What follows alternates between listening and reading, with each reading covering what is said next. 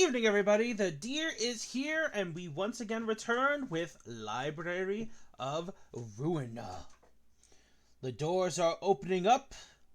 All the librarians are being supplied with coffee and snacks, their key pages, and their decks as we prepare to take on the hardest part of Starve the City. I look forward to sharing this experience with you guys once again. Oh boy! While Library of Ruin is not as tough as Lobotomy Core, it's still tough. It's definitely still really, really tough. Like, holy crap. Hi, Starla. Welcome to the stream, my friend. And welcome everybody else to the stream of Library of Ruina.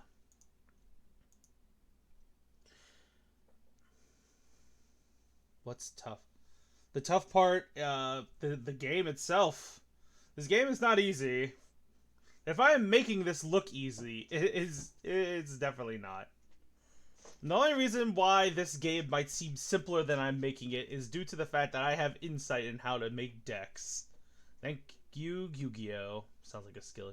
You know what? Your face is a skill issue. How about that, Mr. Pokey? How about that?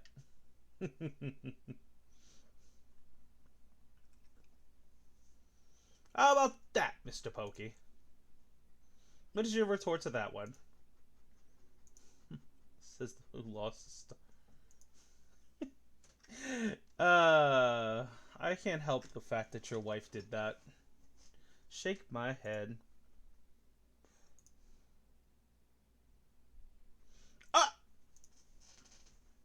That's my job. That's my job, madam. I boop all of you guys right after Starla boops all of you. Because, no fair, she beat me to the punch. What the frick?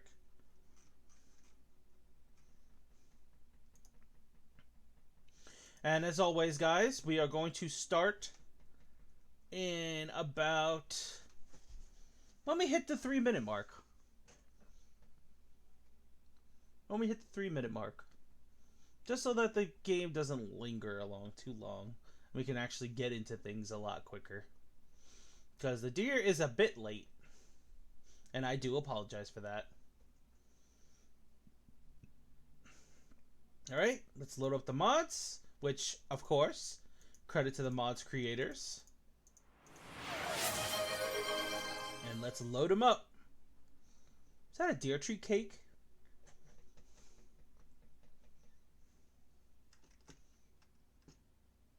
Are the attacks still mute? I didn't hear anything.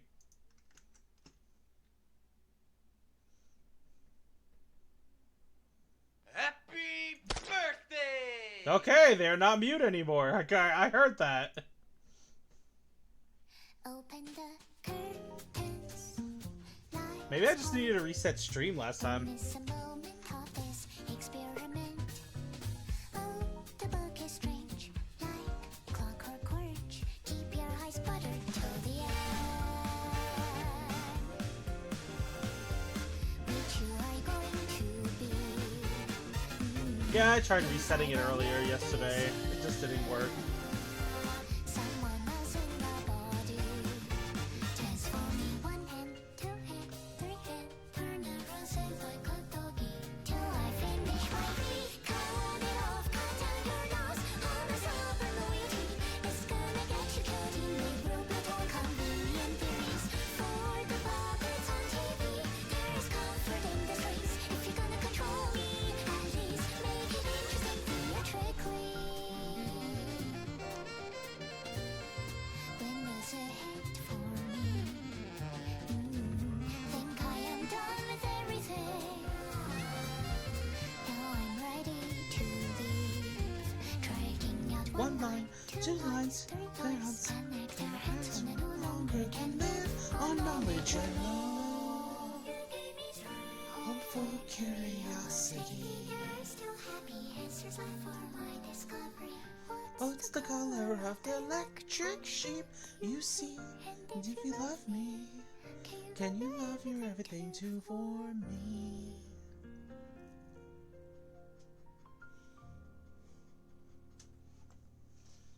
Library of Ruina. Alright, let's get to it. And oh boy, here we go.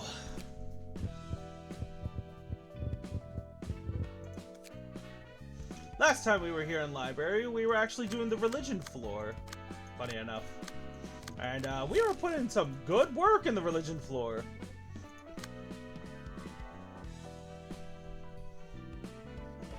Mr. Pokey, I need to give you a better deck. It's about time you have something better.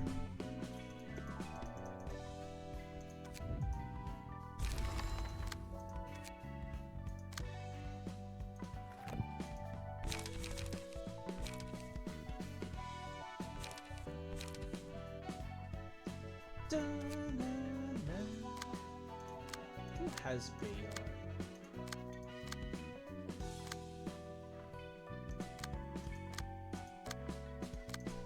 Give that to Pokey. So the deck you had was back when we were using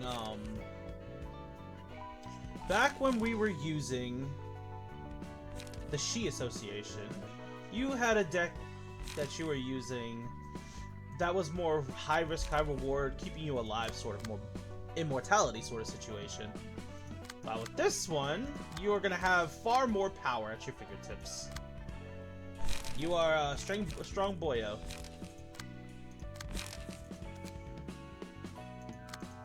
Okay, we have a cutscene.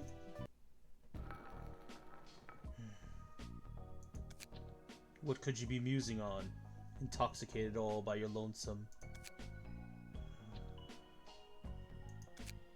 You don't seem to be in the mood for conversation. I don't really feel like treating you nicely. Are you upset about your alone time being interfered?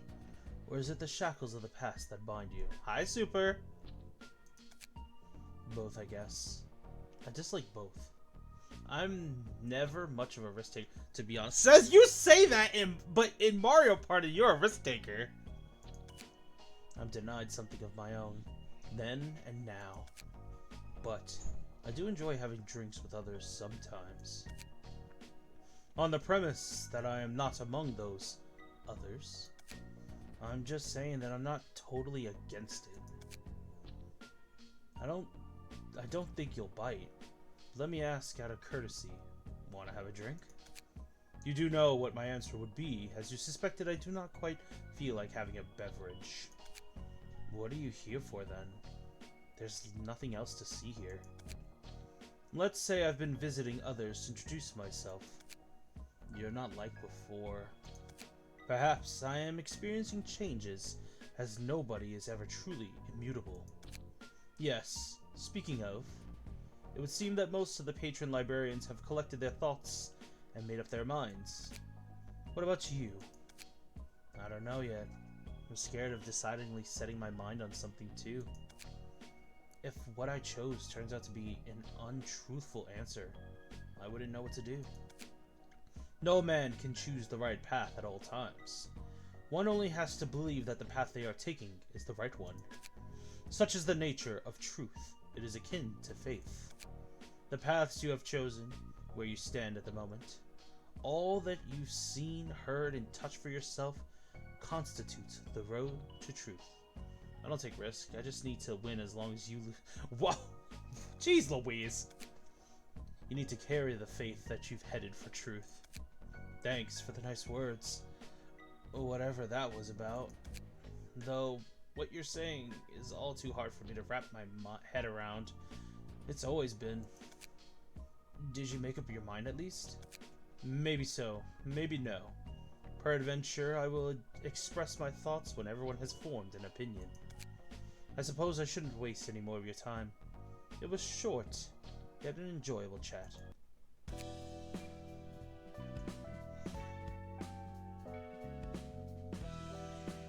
Okay, let's see, what do we have here? Okay. Ghost Yaku. I need to update her page as well. But before we do all that...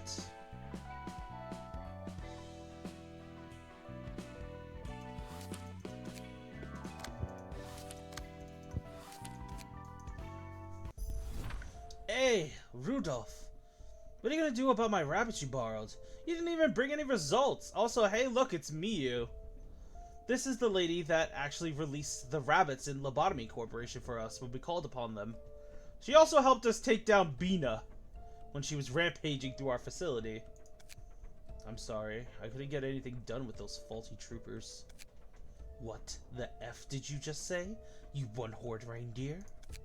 Oh, I'm sorry, your weak-ass rabbits were too feeble to get anything done. My money's on you, Bunny. Go snap his other antler like a twig. Shut up and sit down before I kick all of your arses. What's up, Granny? Being serious all of a sudden.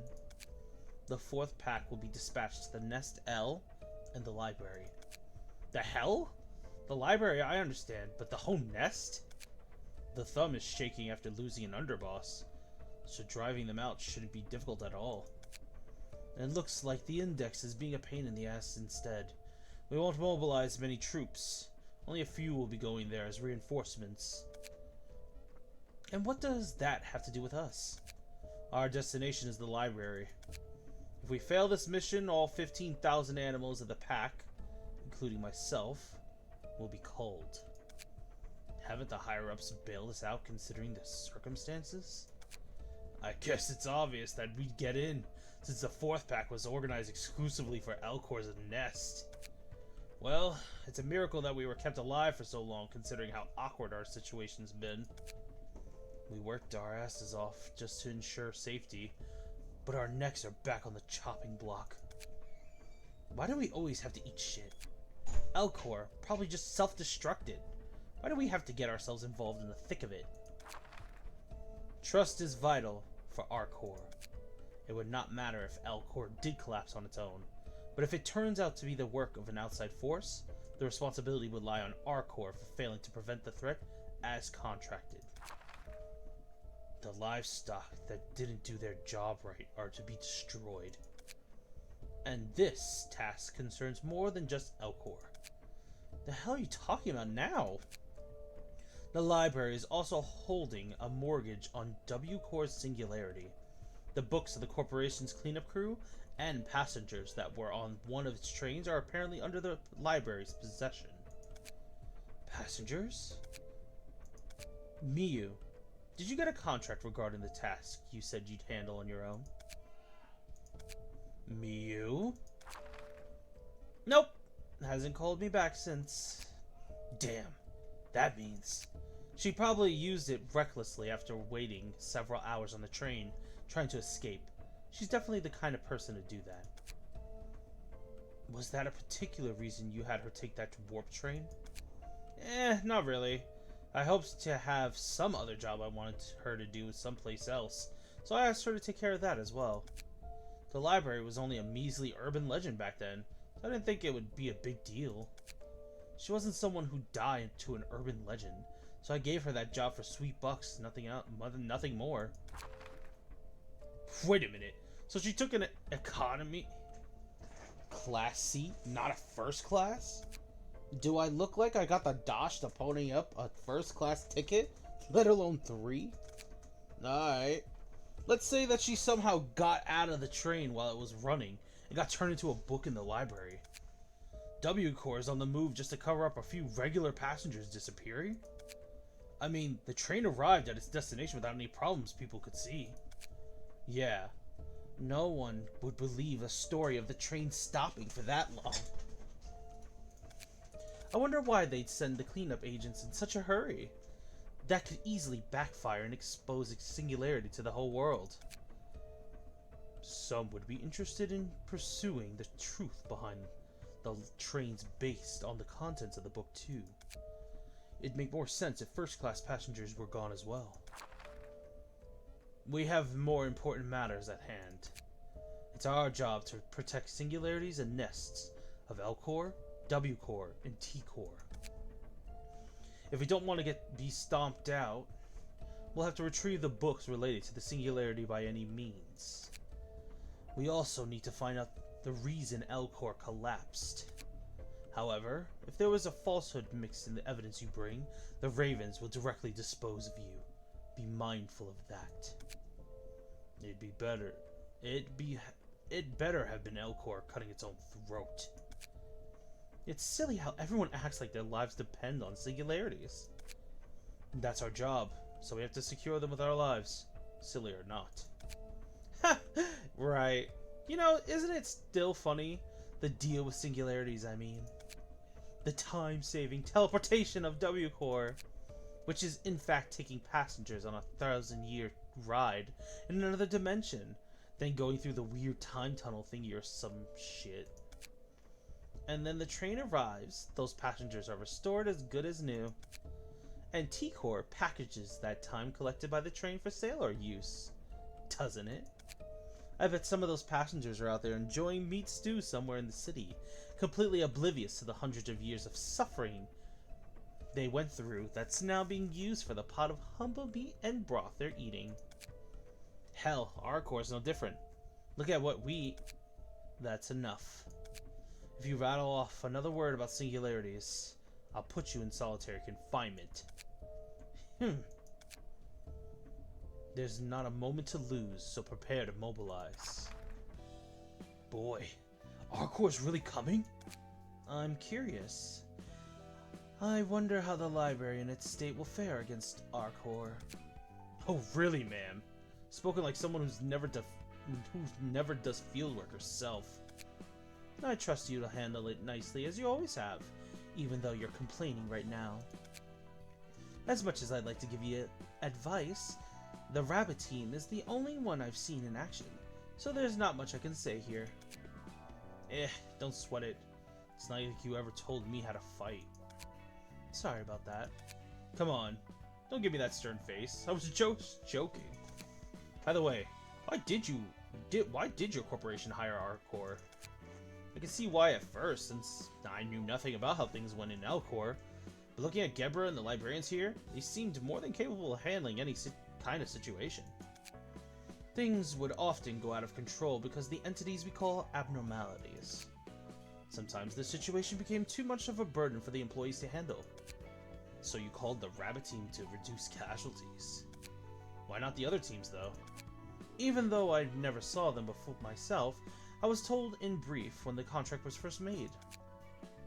The rhinos wield significant combat prowess, but they are easily agitated and can cause collateral damage to the point of reducing the facility to rubble. That guy sure looked tough and dependable. What did they tell you about the reindeer? I was told that they use psychological attacks. While the machines would have been relatively safe from them, they still had a risk of causing irreversible damage to the manager. In a nutshell, the rabbits were the only team suitable for that facility. Huh. That's right. Of course, the rabbits did make matters worse sometimes. Oh my gosh, I agree. Sometimes the rabbits would be of no help to us. Back in Lobotomy Core, they just appear, shoot the abnormality like nothing there, and he just nuke them. While also taking our energy. Just shake my head. But all in all, they were quite useful. The air feels heavy. This atmosphere makes me feel as though we're in the ruins. A star of the city is not much different from the ruins in terms of danger. Aren't you guys excited to graze some fresh grass? Miu, please keep your mouth shut for 5 minutes. Greetings, dear guests. I am Angela, the director and librarian of my role's namesake. Greetings, I'm Nikolai, leader of the 4th pack of Arcor. Been a while, Angela. I'll drop the formality since the contract's over. It's good to see a familiar face. You broke Elcor, didn't ya? What makes you think that, I wonder? I figured your rotten mind would do something huge someday the first time I met you. You can't fool my gut feeling. Thanks to you, we're all about to be destroyed. You're still rambling stupid nonsense, unable to read the mood. If you're so curious, you can read a book to find out. Oh, in case you don't know what a book is, it's a little bundle of pages made of paper that you can hold in your hand and read.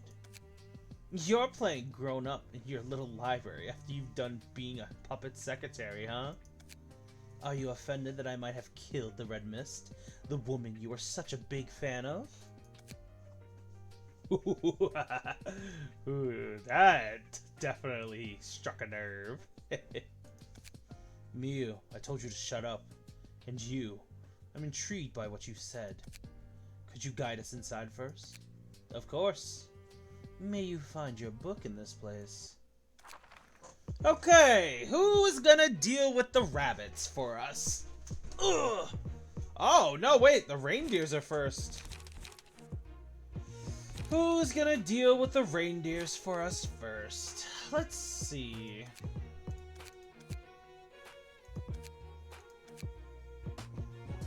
Send in the Boogie and Pokey's floor.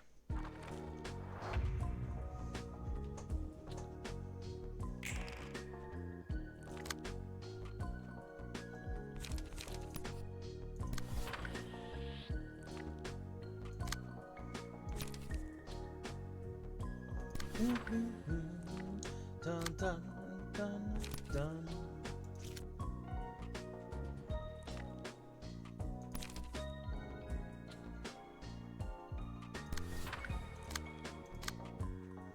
Dun dun dun. Dun dun dun dun.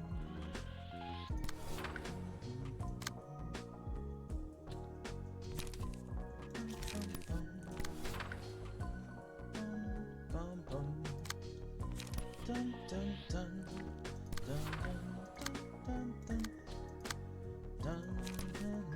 dun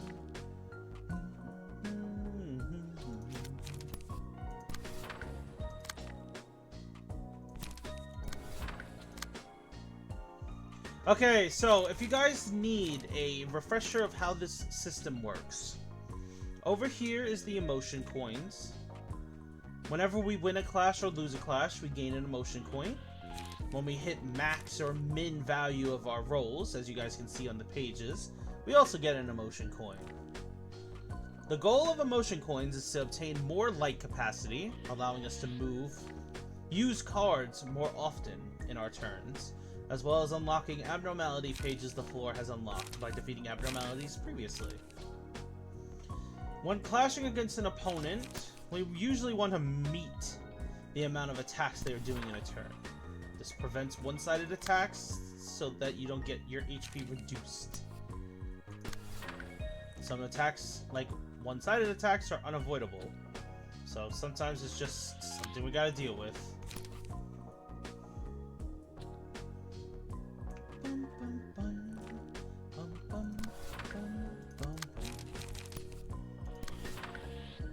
And action! Damn, 14. We actually almost clashed. Oh my gosh, ow!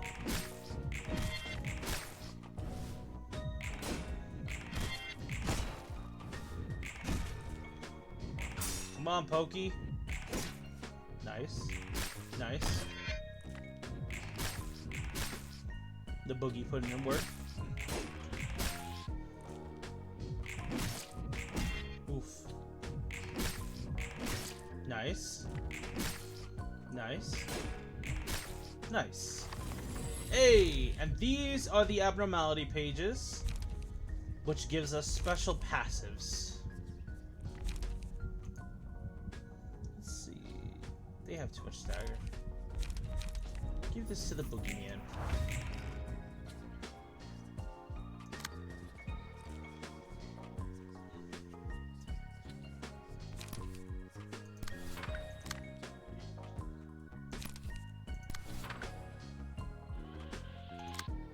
Dun, dun, dun, dun, dun, dun. Bum, bum, bum. Bum, bum, bum, bum, bum. Bum, bum, bum. Bum, bum, bum, bum, bum. Bum, bum, bum, bum. Bum, bum, bum, bum, bum.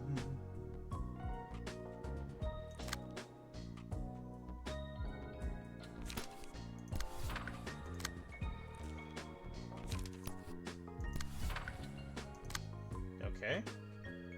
Oh, concentration. Oh boy.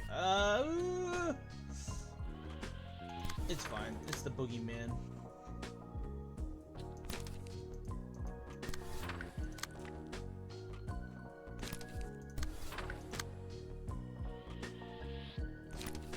And action! Ow.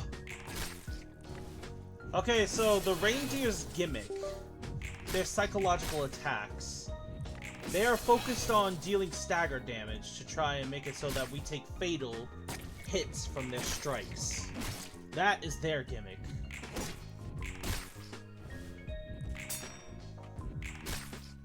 Nice. Nice. Nice.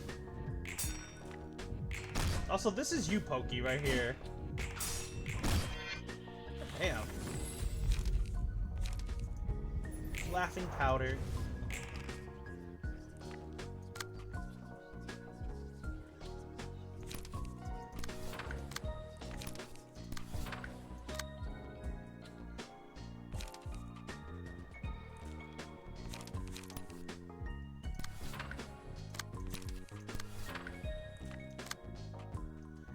Bum bum bum bum.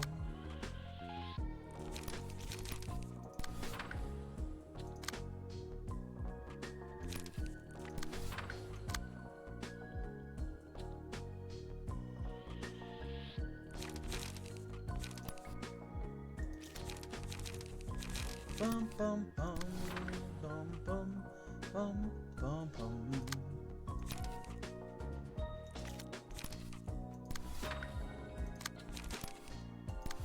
And what are my powers again? Okay, so your current techniques are lance based.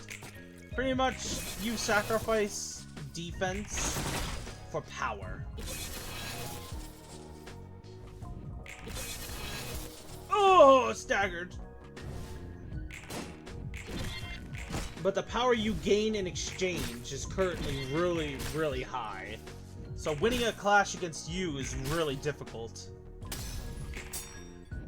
Especially when your blade is awoken that way. You get +1 on all coins.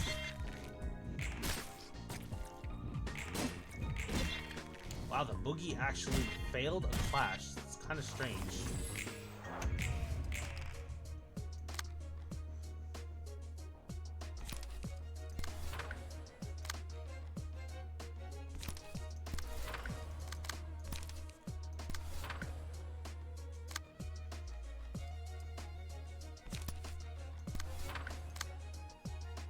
Bama, bama, bama, bama.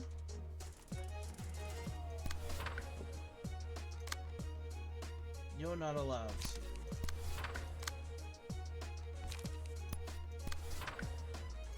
Dun, dun, dun, dun, dun, dun. Draw 3 pages. Action! Nope. Nope. Oof. The great swing.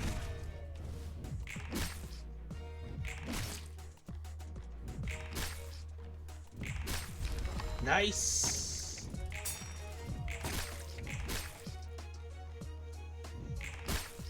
Nice.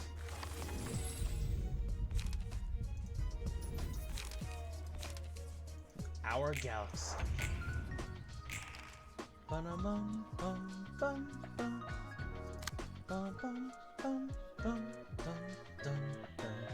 Bum, bum, bum, bum. Bum, bum, bum, bum, bum.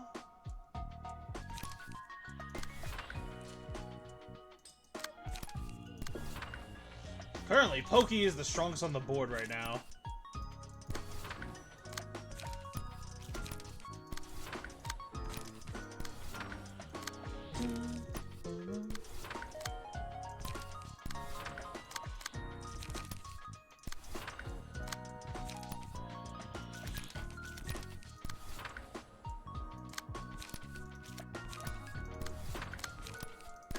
And action! What do you mean by missed so much? This is actually the first battle of the night. Silly Dridge. Surprise attack. Ah! I mean, my VODs are on YouTube if you ever wanted to watch them. To see what you missed, silly.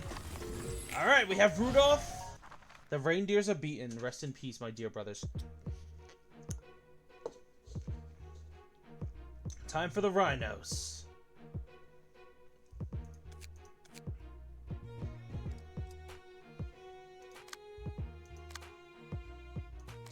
I understand. It's okay. Pat, pat. Time for Super's floor to put in some work. The Arcor's rhinos.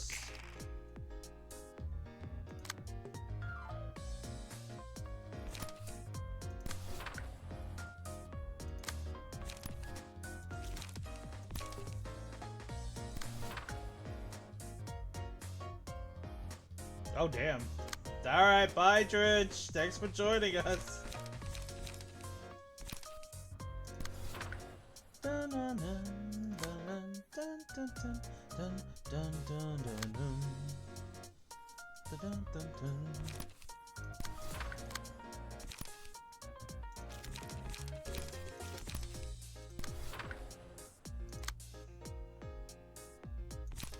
Poor Dridge. Bum bum bum bum bum bum bum bum bum bum bum. Oh damn!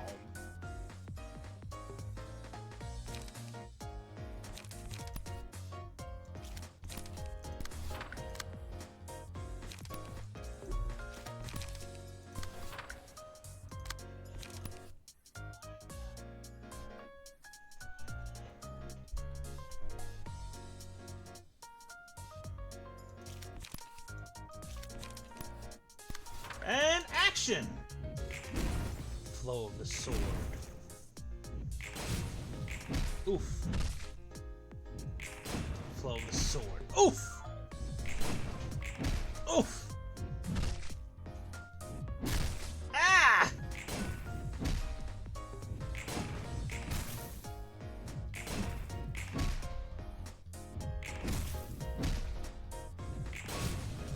Oh my gosh. Ow!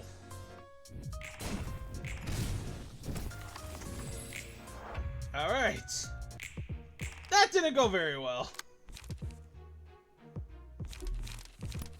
Because holy crap, that hurts a lot.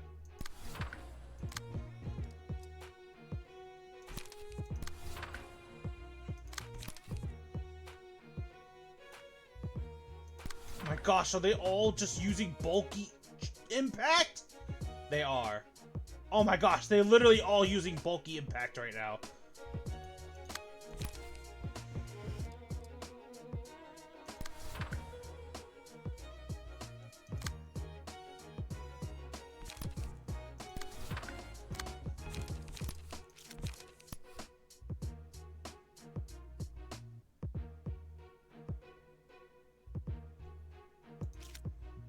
Shoot, what do I do?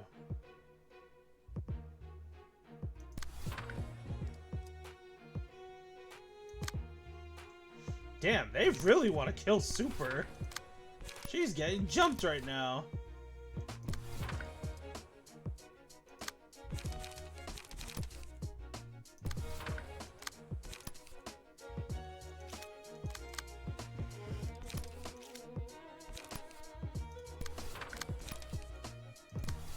And action. Burn.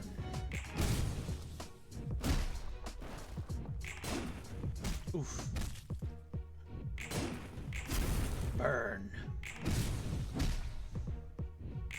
Flow of the sword. Nope. Emotional turmoil. Oh no, turbulence. Ow!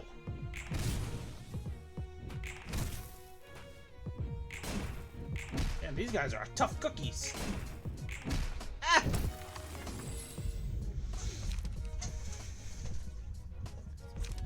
Matchlight.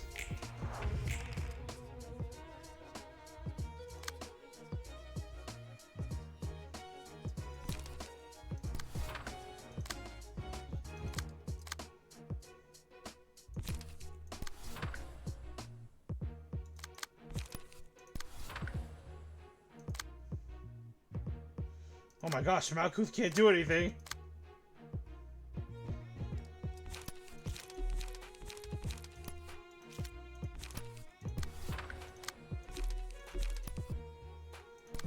Oh my gosh.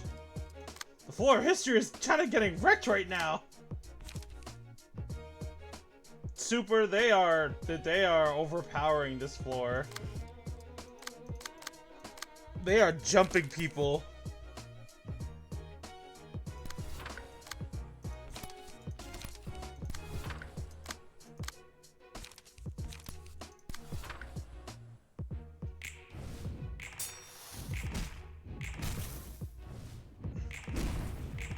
Oof. Oof. Oof. Oof.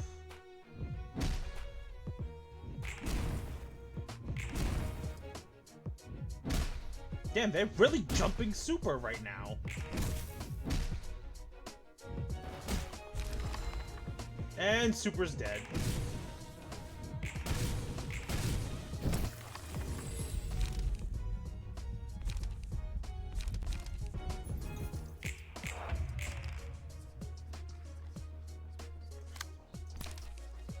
They really jumped super!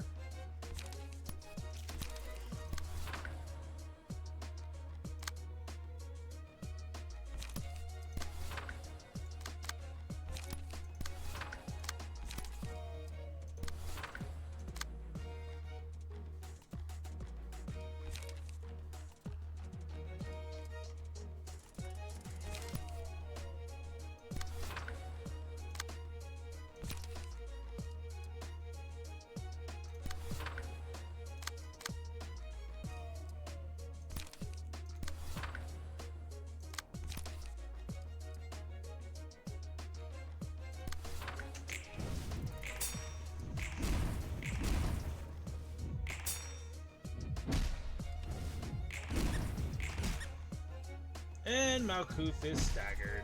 And so is Philip. Oh! I didn't think the floor of history would struggle like this.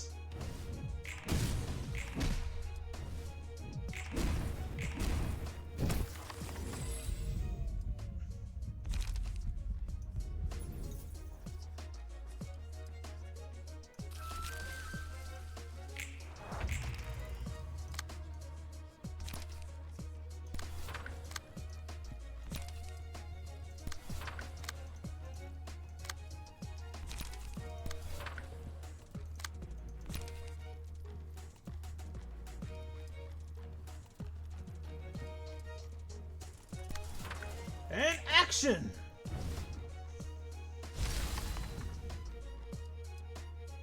Burned. My gosh. Holy crap. They killed 2 of you guys already.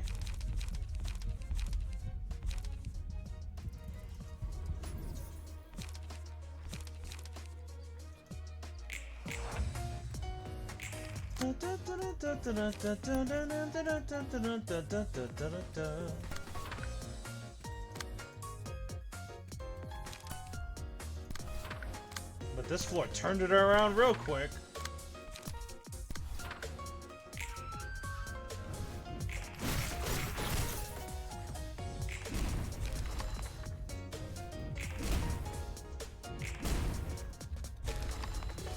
Dun, dun, dun, dun, dun, dun, dun, dun, dun. All right, you guys, the history floor actually was able to win that. Holy crap, though. There's only 3 of you left.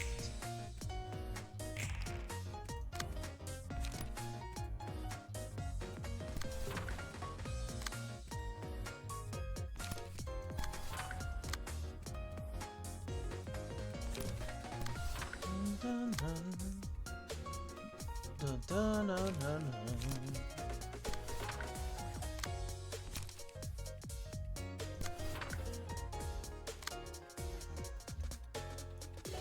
Bum bum bum bum bum bum bum bum bum bum bum bum bum bum bum bum bum bum bum.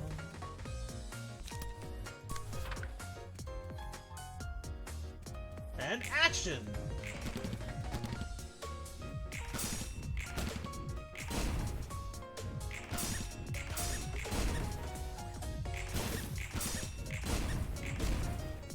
Nice. Nice. What? Oh!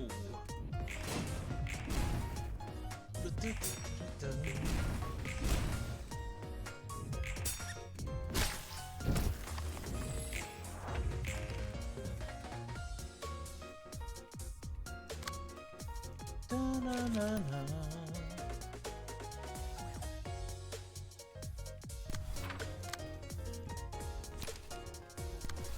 Bum, bum.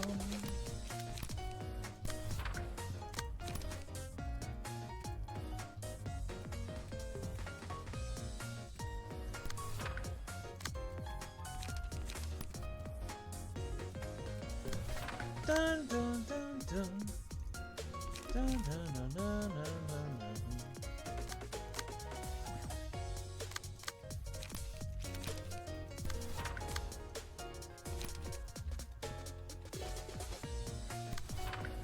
And action!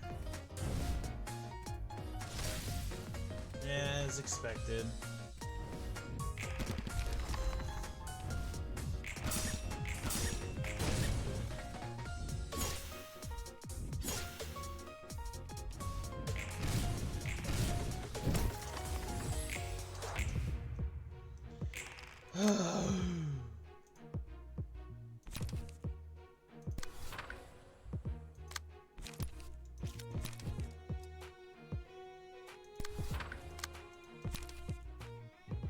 Welcome back, baby Pokey.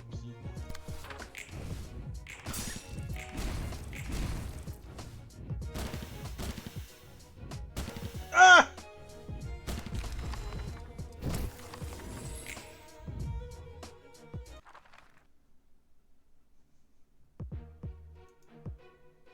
All right, it's up to the art floor now.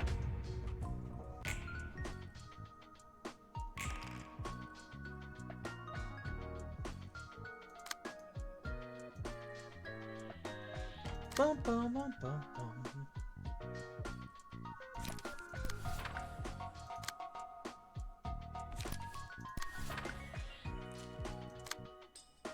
Everyone on the floor of history is dead, unfortunately.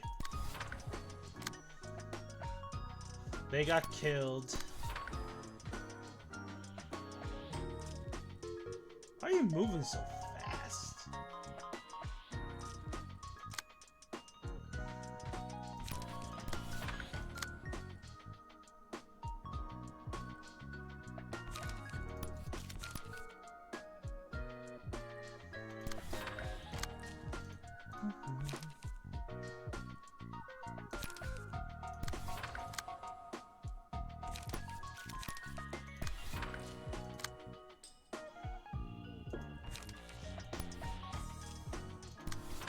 Ba-dum-bum, bum, bum, ba-dum-bum, bum.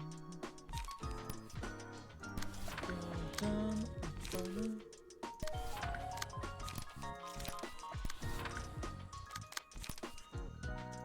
and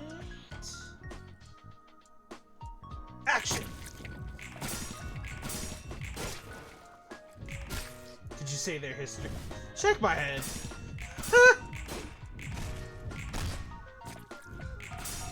The history floor, at the very least, gave it their all.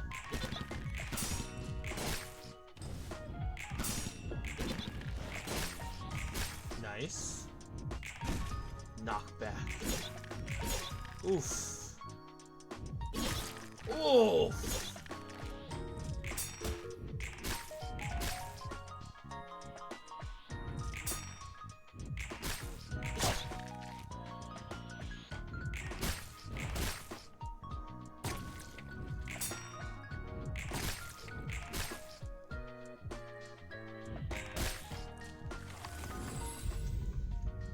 The ever-repeating performance.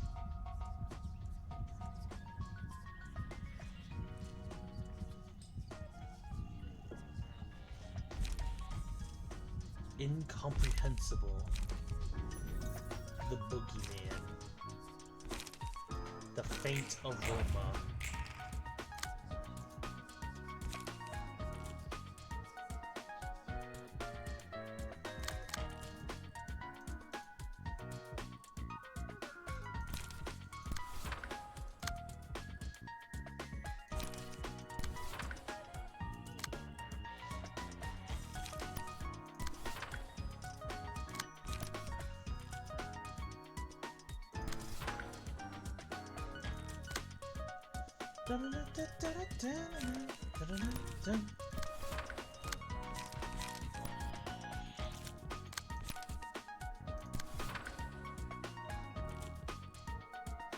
Bum bum bum bum bum bum bum bum bum bum bum bum bum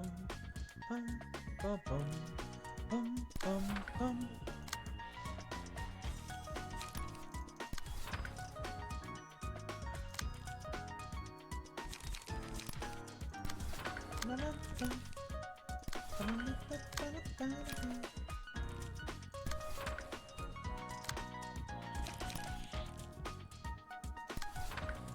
Mass individual attack.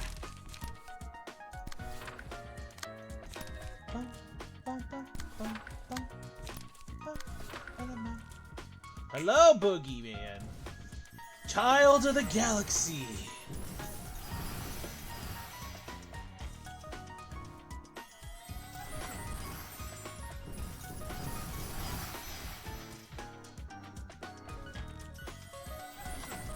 Oh my gosh, the enemies rolled so high.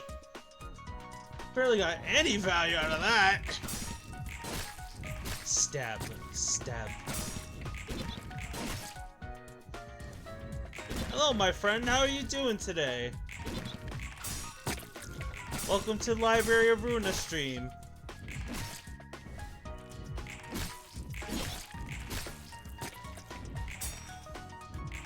Stab him. You came just in time to see yourself fighting, the bunnies from Arcor. The ones that we summoned from Lobotomy Core.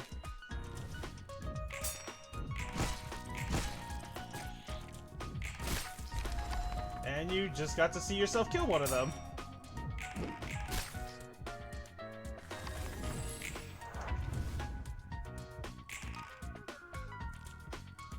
Damn, these guys are tough. Like, dude, die.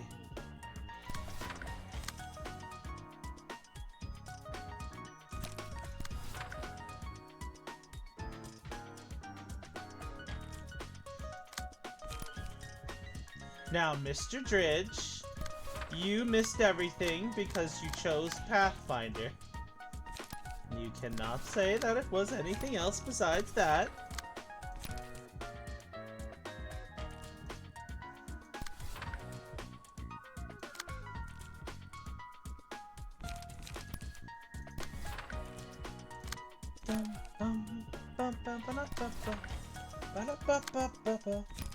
Normally this, oh wait, no, library's on Wednesday. What am I talking about? I'm dumb. My bad, Dridge. I'm sorry. The deer made mistake. I'm silly. It's like Pathfinder's on Friday. What am I talking about? Pat. Bum, bum, bum, bum, bum, bum, bum, bum. Only one person swinging at that guy? And action! Ah!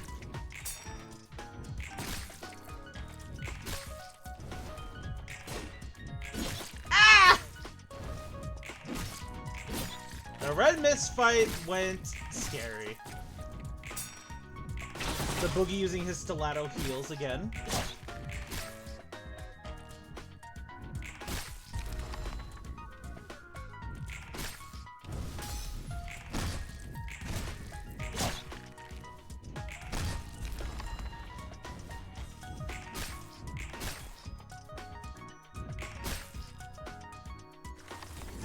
Why did Automon block that?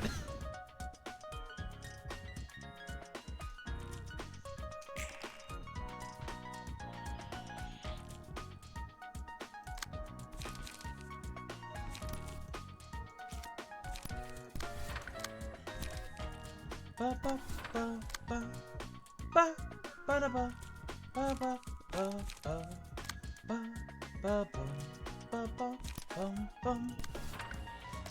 As expected from the boogeyman.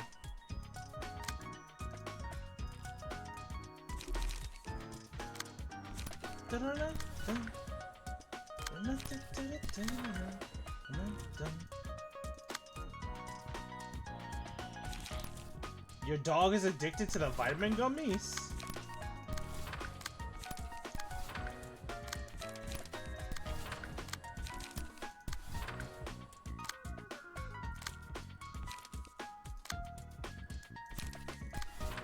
And action! Faint aroma!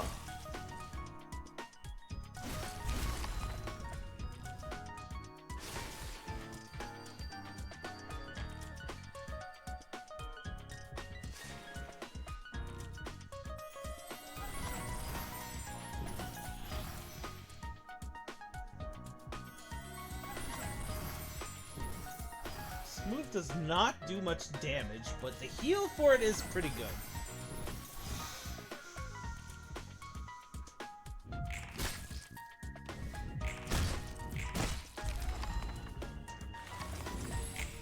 GG's.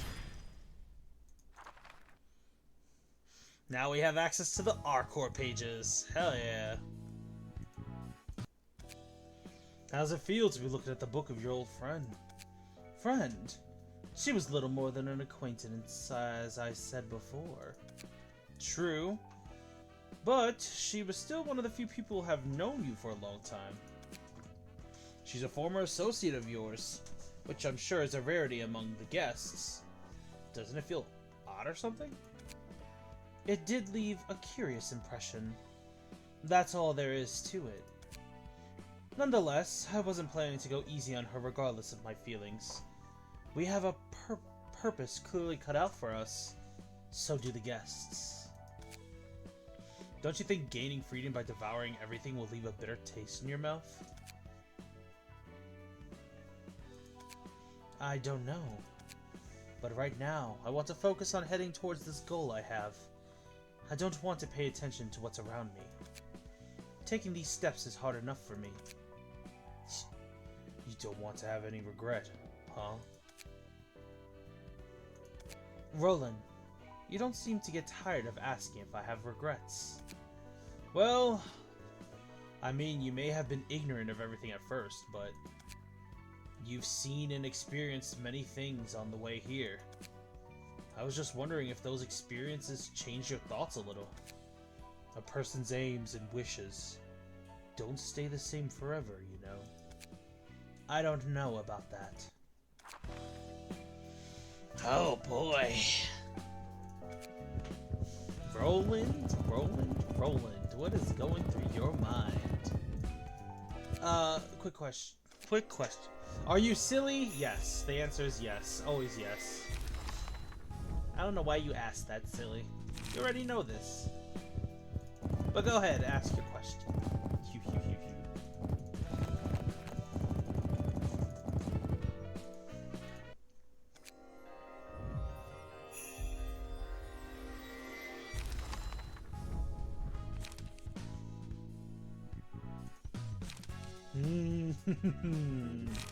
And finally, Gebra can be at near full power!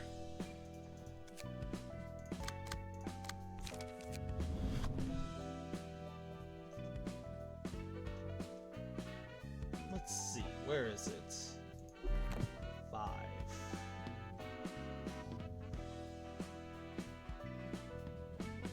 Yeah, I boop you all too. I'm with Starla.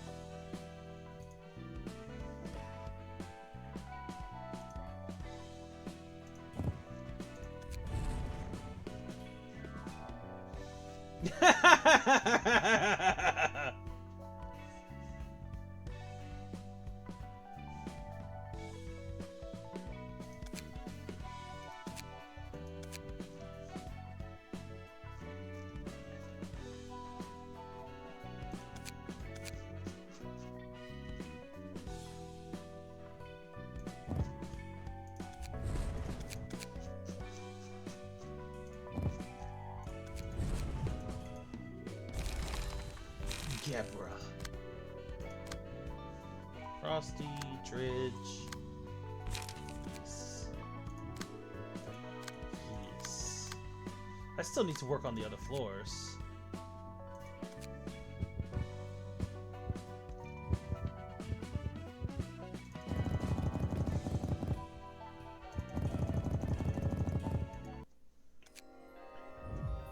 But now we have rhinos, rabbits, and reindeers.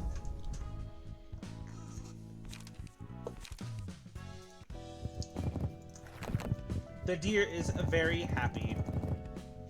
Also, we can now use guns without having to worry about wasting ammo. Because the rabbits actually have a special passive to where they don't exhaust the pages.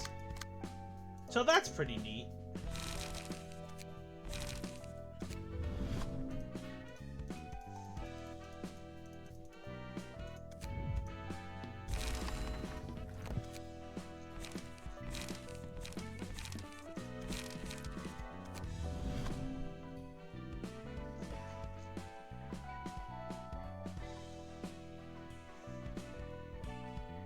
Yeah, I know, right? Like, jeez. It'd be nice to have that on our corny clip, to be frank.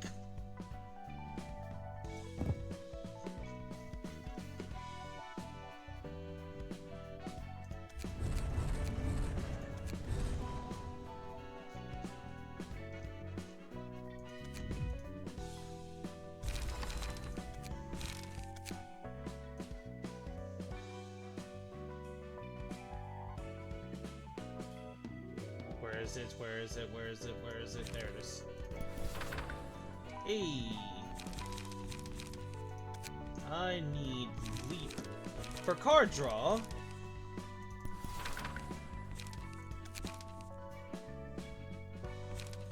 Energy...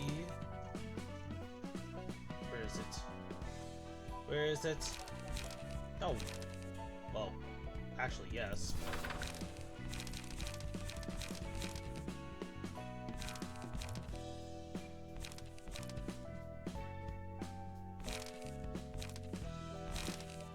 Oh no, we do want that. Okay. Pinpoint shot? Yeah, we don't really care about that.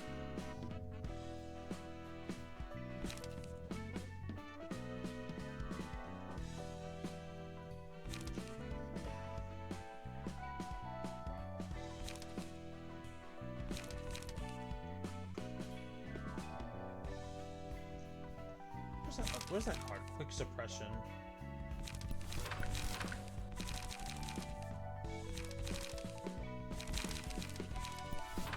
Use that. Quick suppression, concentrated fire, concentrated fire. Pinpoint shot, sure, fine, why not? No reason not to. Actually, nah. Nah. We're gonna go with concentrated fire again. Gain 5 charge, gain 5 charge, gain 2 charge. Draw power. Frosty with the Mafia. Let's actually give him Kalo's thing too.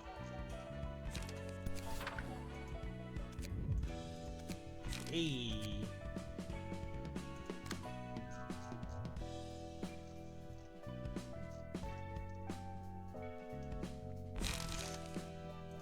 Is that a finger? Yes, we've went against the thumb already. Okay, as a review, we have faced off against the thumb. We have faced off against the proxies of the index. We have faced off against the blue reverberation and his smoke minions, given to him by the Church of Gears. We have faced the Lou Association, sections 1 and 2. We have faced the Kane office. We just faced our core, we faced the Red Mist, and now we are facing the last 4 here. Continuing off of the story of the Index, we follow the character Yawn, who attempted to rebel against the Index's way of doing things. He wanted to rebel against the prescripts dictating his life, and attempted to bring some good into the world by getting rid of the proxies that were bringing harm to others. However, the proxies knew all along he was attempting to betray them. Revealing they knew his prescripts they were being given were fake and putting their lives at risk. They revealed that the prescripts they received before Yon decided to deceive them were fake, told to them by the prescripts themselves, and now the prescripts have invited Yon to a very special place. Let us see where the story continues.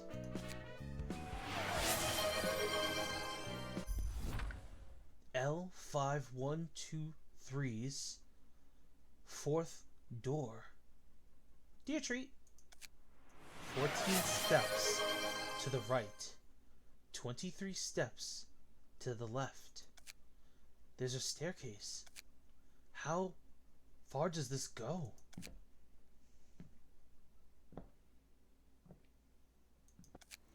The sound. It's getting louder. And I see a dim light. Is it really okay to head inside? I guess I have no choice. What's this? What are these huge machinations supposed to be? Welcome, welcome! It must have been an exhausting journey here. Come on in and make yourself at home. Who are you? I'm the Weaver working here. It's so nice to see a guest after a long time. Come on now. Don't be shy and step right in. My packages are late, which are not surprising because... I'm sorry, Boogeyman. I hope they come soon. A Weaver? Yep, that's what I am. You were invited by the prescript, right? How did you... The likes of you couldn't even dream of finding this place without the guidance of the prescript. It only invites people here on a very extraordinary occasion. So consider yourself honored. Does this place have to do something to do with the prescripts? Yes, oh yes. It has plenty to do with them. This is the birthplace of prescripts. Prescripts are born? Your face tells me that you must have a lot you'd like to hear. Then that's great. I was really bored too, actually. You should take a seat first here. This will be a long story. Here's your chair. Sorry I have no tea. It's hard to come by warm water down here. Oh, where are my manners? What's your name? Are you a proxy? Or are you a messenger? My name's Moray. Hold on. Could you please slow down? First off, I'm Yon Vismoke. I'm a messenger. I'm only started working less than a month ago. Yon! So you were a messenger? Yes. I've been delivering prescripts full of absurd and brutal orders. Oh, I understand. Prescripts are cruel indeed. And naughty too. Which gets some people killed. I had to hear so many resentful remarks and screams from people who received their prescripts. Okay, as a reminder for anybody who wasn't here previously, the Index is a syndicate in the city. One of the 5 most powerful syndicates that rule the backstreaks, that the Wings do not bother with.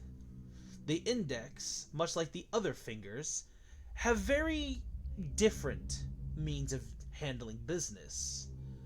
For the Index, there is no protection money. They do not care for earthly desires.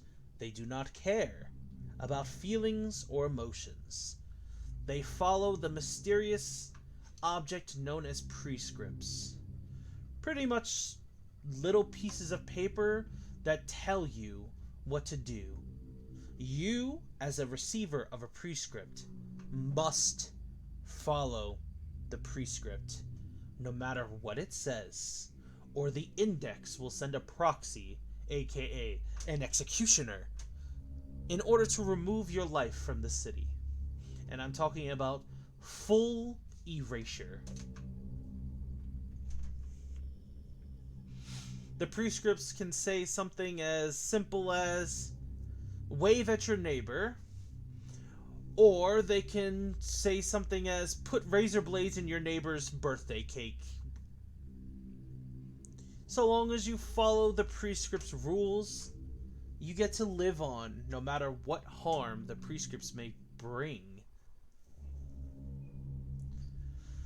The prescripts, however, are a mystery to the city, and are their birthplace, this location we're currently located at, is the reason behind them. What fuels the prescripts. For some reason, the prescripts seem to have some divine ability to always work in the Index's favor. And here we can learn as to why. Is it an omnipotent god? Is it a being with clairvoyance beyond measure? That's what we're here to find out. And Jan is in the place to learn. Okay. Proceeding on. Are you the one who wrote those ridiculous prescripts? Yeesh, so scary. Don't scowl at me so dreadfully now. To answer your question first. No, I'm not responsible for the contents of the prescripts. My occupation is to manage these spinning wheels and loom. Huh? Then, how are prescripts born? Shh. Can you hear the sound? Can you feel the tremor climbing up your feet and touching your bosom? I can feel a tiny quake, yes, but what about it? It's just a small vibration. Wrong! This isn't a simple tremor. You're feeling the heartbeat of the city. It vibrates at random frequencies. Those vibrations move this pendulum over here, and I spin the wheels to make threads. Oh, why hear me describe it when you can see it in action? Here, why don't you come closer and take a look? A new prescript is about to be born. The pendulum swings above the threads I spin, inscribing meaning on them. Meaning? All I see are random patterns. It can seem hazy at first. This is the language of the city, after all. You obviously won't recognize it. Oh no. The language of the city. Were there more languages left to be found? It's a different kind from the language people use. Oh, it certainly is. The thing is, I have no idea what it means either. But we'll soon be able to find out. There are 57 spinning wheels here. The threads spun from those wheels are then put in this loom, and I modestly weave cloth from them. Wait, just a moment now. There it is! Look, a prescript has been created. No way. To Chiao Hyun, when you see a person on a three-way intersection, waving their hand 7 times, follow them to their house. It really is a prescript. Alright! No time to be spacing out. We should send this prescript to a messenger for delivery, right? Start with a stamp, and let's see, the code is N, and next to L, and 920, and 1. There it is! Pipe number N9201 is right here. Now we roll up this prescript and put it in here. The prescript will travel along the pipe all the way to the surface. That's what the prescripts were? This can't be. Who made the spinning wheels? The loom, the pipes then?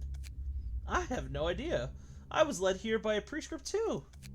Oh, my predecessor was waiting for me when I arrived, but they left after receiving a prescript one day. Have you never questioned the prescripts? Not really? I don't have much else to do anyway. Do you have any idea how many people died because of your stupid randomly generated commands? If this was where all prescripts are made, then you could have at least tweaked them a little so they're not as cruel. I'm doing this because a prescript ordered me to create and send prescripts down here, though.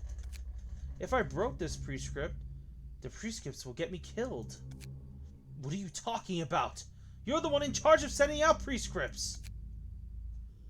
What if there's another weaver like me somewhere in another nest? You don't possibly think that I'm the only one mailing all the prescripts for the city, do you? Someone has to be making the contents of the prescripts, but who could it be? In my opinion, that would be the city itself. The pendulum inscribing patterns on threads swings according to the city's motions, like I just said before. Footsteps of pedestrians walking around the surface, quakes coming from construction sites, impacts created from some clumsy person falling on the floor, echoes of people's screams. Every little event happening in the city becomes a vibration that moves the pendulum. Even the sound of us talking. At the end of the day, us city folk can never be free from the city. Every deed committed by denizens of the city is ultimately the city's deed. We're representing its will in a sense. All the cruel things we've been committing were out of the city's volition? Why did the city have to be that way? Because the people are. The city was built by people, and their cruel nature had to naturally reflect on their creation. We were born that way. This is a mess. People built the city, and now the city's controlling the people? Does the order really matter much? I think the point is this, that whatever we do, we're essentially a part of the city. All you do is weave cloth in this peaceful bunker. You probably have no idea what kind of brutal outcomes that piece of cloth you make can bring. That's why you can talk about this with such a carefree attitude. You're right. That's beyond me. I only do what I was ordered to do. Do I really have to care about that, though? According to the city's will, its volition, the city's will matches the will of the people living in it. Did you know? There are beings born out of the city's folks' wants. Humans want to walk the path that's given to them. They are afraid to face the consequences of their actions and take responsibility for them. They know that they will only end up going the wrong way if they try to make their own decisions. They'd rather rely on something and expect things from it rather than live a life of struggle. Okay, so just so you guys know, the dialogue these characters are saying, the dialogue spoken isn't just meant for this world. In fact, a lot of the dialogue the characters say, this also applies to us in reality too. That's why their dialogue is so emotional and deep. It does speak on a lot of things that even us in real life don't really consider. People without purpose in their lives, desiring and yearning for something to open up a way for them. It could be someone wishing for equality amongst the savagery and voyeurism. Or it could be the vain hopes of those who want the city to thrive forevermore, providing for all of its inhabitants. That's how gods were born. People needed them. They didn't pop into existence because someone told them to. They can't be made up by anyone, nor can they be oppressed. You can't blame anyone for this. So many people, so many residents of the city want them. Thus, they're the fear that will draw near them, the temptation of happiness, the promises and wishes of all people. Are you starting to get why the prescripts came into existence? Hi, Lupin. Welcome to the stream. I said it the other day when I wasn't gonna stream on Wednesday and the Thursday. I said I was going to stream today because I wasn't feeling it at the time. My apologies, my friend, but welcome.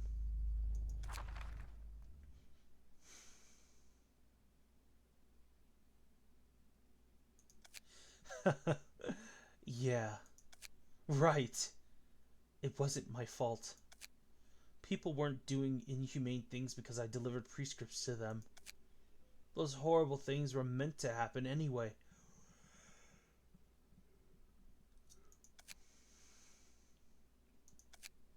You're right. I think I see it now. It's the city. It's because people have always been cruel. Yon is a guy, by the way. Humans are born that way. And they have desperate wishes. It doesn't matter if they were wishes welled up from innocent hearts or ambitions born from greed. This is the result of what everyone wished for. Killing people with my own hands, or taking away invaluable things from others. Shuddering in guilt, listening to those horrid screams, while I tried my best to seem unfazed. They were all useful feelings, eating away at my heart. Exactly. I'm just a tiny part of the world. I can never change the wishes of all people. There's no way I can defy this flow.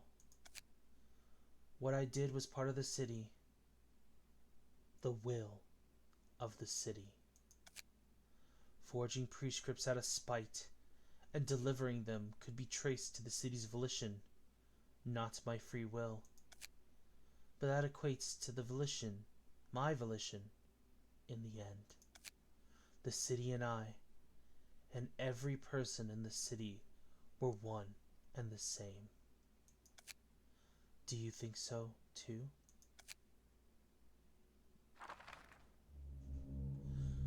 Morai, the city must know where I go next. Huh? Me? Oh, don't you worry. Just a moment, please. No, right here. It's an invitation to the library prepared just for you. As the city wills it. What was he talking to? Or was he talking to me all along? Well, regardless.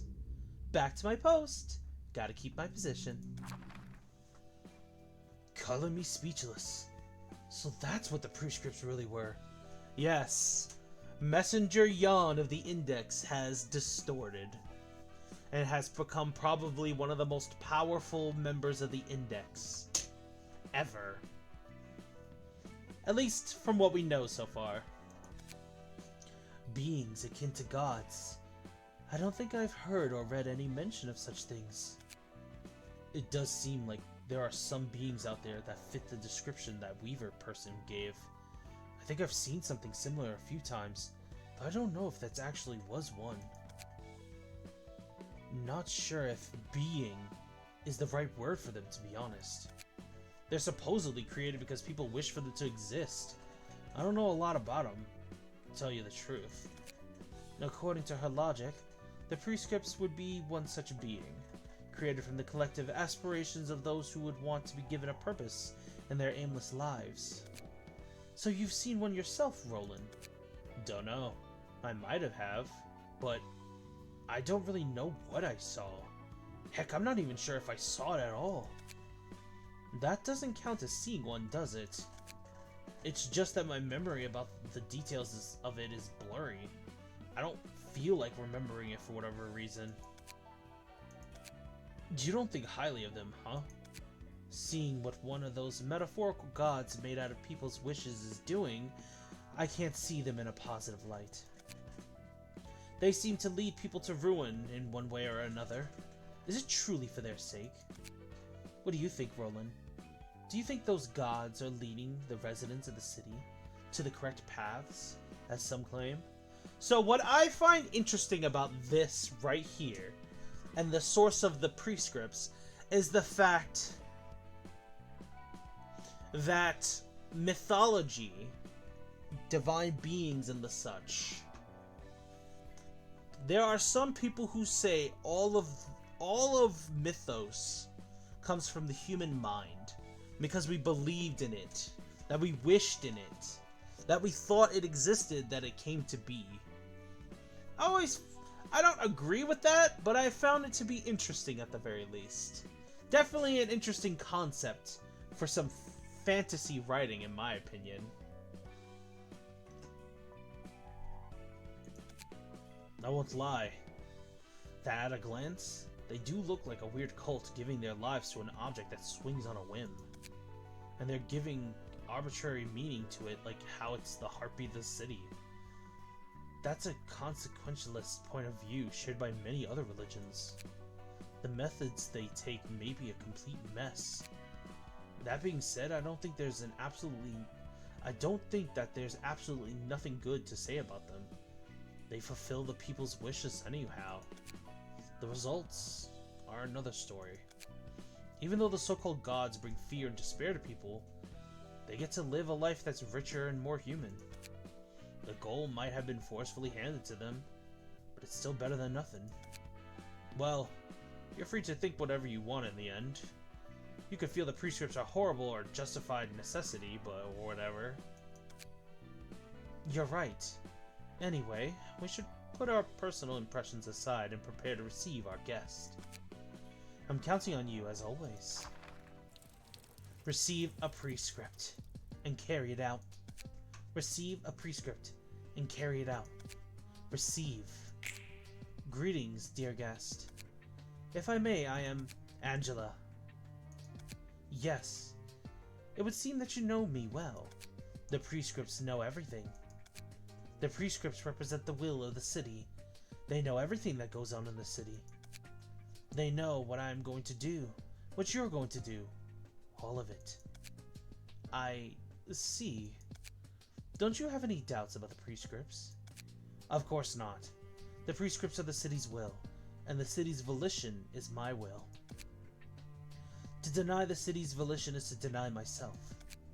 By accepting that as a truth, you're acknowledging that you have no free will of your own. Don't you feel that is unfair? We no longer have to be driven by despair, by the repercussions of our choices. We don't have to be worn down from the pain, standing in a field of thorns on our 2 feet. By filling up the parts that can't be achieved alone, our lives as humans can become much more lavish. I have the talent to walk the path in front of me, if nothing else. Even if I don't have much happiness, I know where to go in the immediate future, and that's enough for me. It's fortunate to hear that you're satisfied with it. May you find your book in this place. Okay! Time for a boss battle! Are you guys ready? Because we're about to have another Millie song!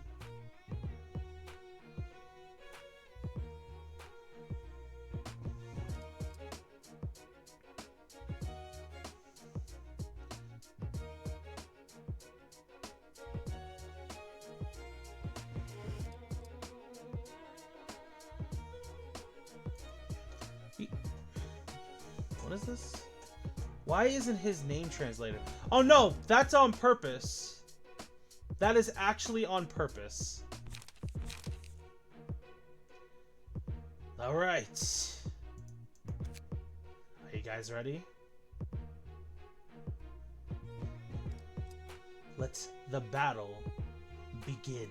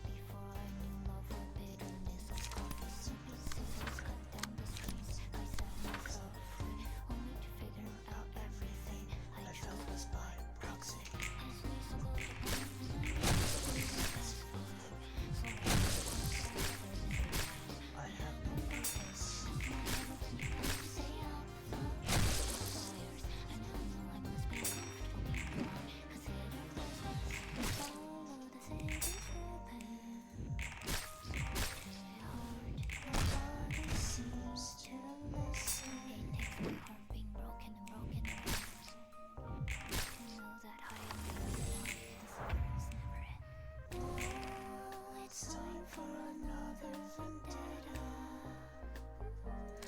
Going through the shells, picking out my pride and persona. Children of the city sees only the neon stars reflected upon the murky gutter sky. Now ask me why I desperately wish to be noticed by the city's eye. Oh god. Okay.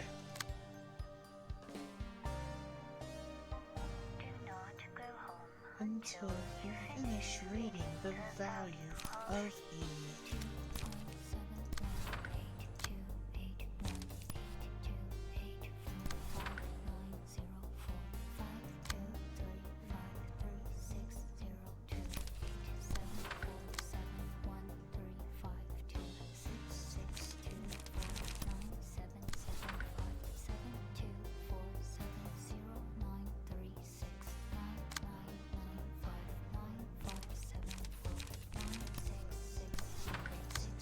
7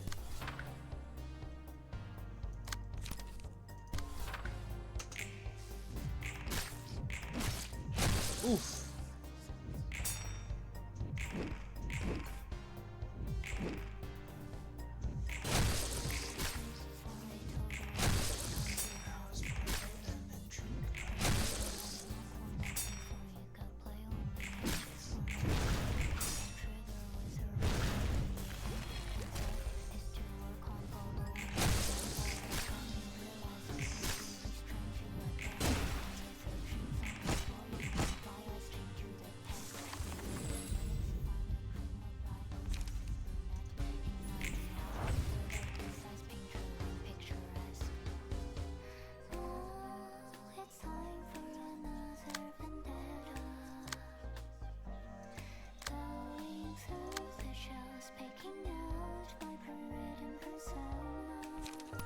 Damn, they really don't like this guy in particular.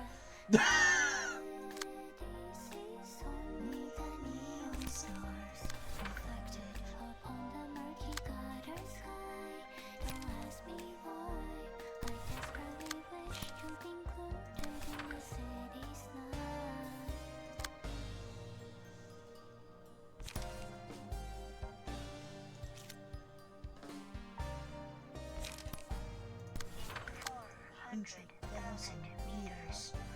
Turn right.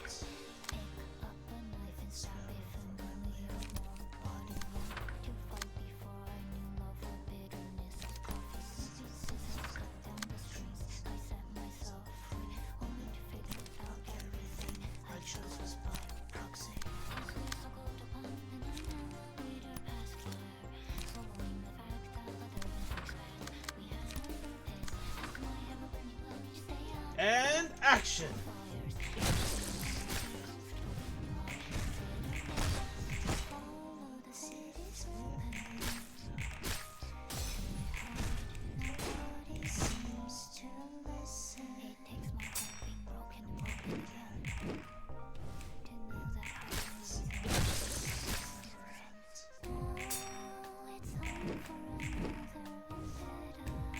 Oof!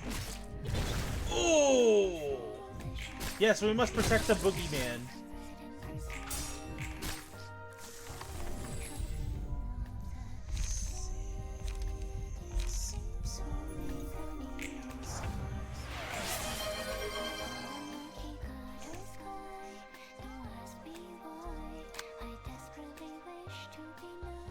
By the city light.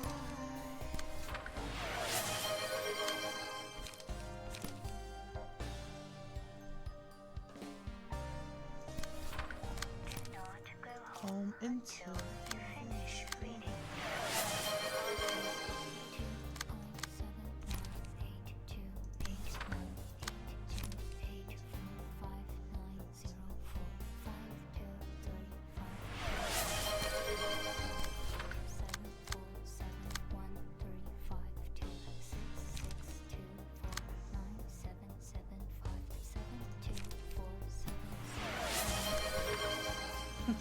You stocking up?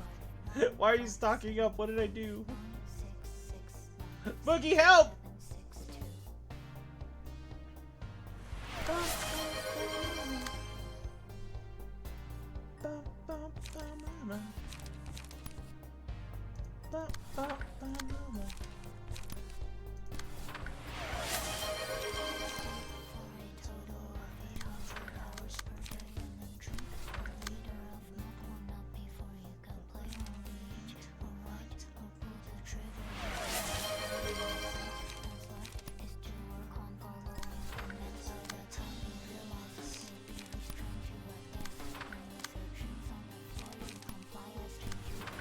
And action!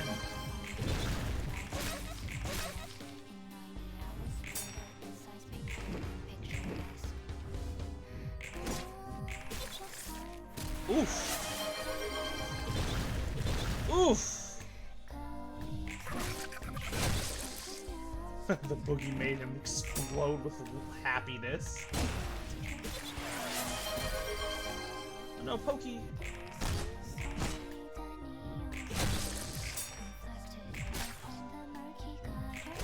Oof. Oof. Go Pokey. Sustains all enemies take in the librarian. Ooh, I like that. 400,000 meters. Turn right. Pick up the knife and stab it through the needle. Love with bitterness of coffee. Snippy scissors cut down this piece. I set myself free. Only to figure out everything I chose was by. Yummy. Ice cream. I actually want ice cream right now. Anyone have a good flavor to recommend right now?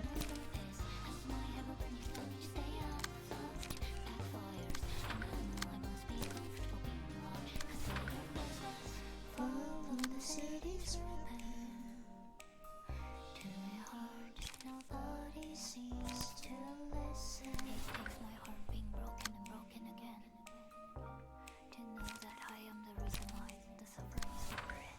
Now it's time for another vendetta. Going through the shells, making out my forbidden persona. Children of the city sees only the neon stars reflected upon the murky gutters high. Now ask me why I desperately wish to be noticed by the city's lights. And action! Ooh, that does sound nice. Hey! Nice. Oof.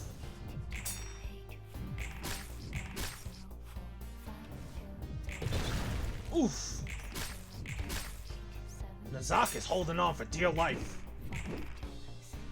It's a good thing I gave that to Pokey. Nice.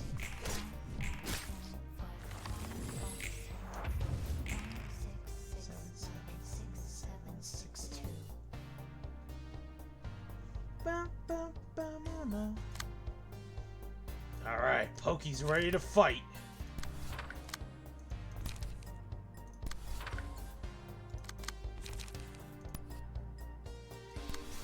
For a total of 800 hours per day, and then drink a liter of milk. Warm up before you can play or reach or right or pull the trigger with your right hand. Only thing that's left is to work on following commands by the time you realize you'll be restrained to a death. And with your dreams on the floor, you comply as trained to the task. In 30 minutes, on the cream of life, a massive brunette.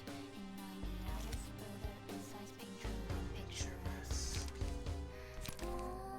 Now it's time for another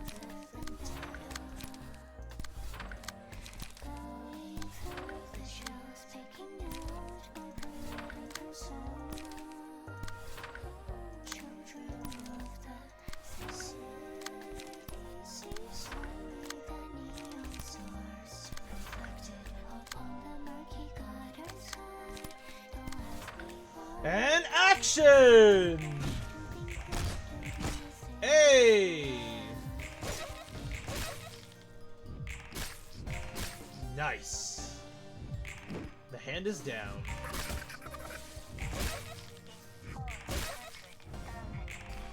Ooh, cookie crumbs.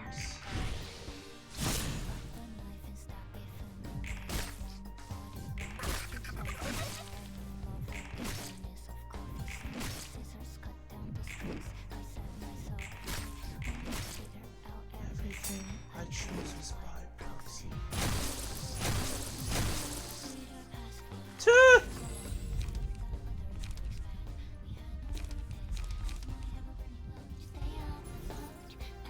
Give the boogie more power!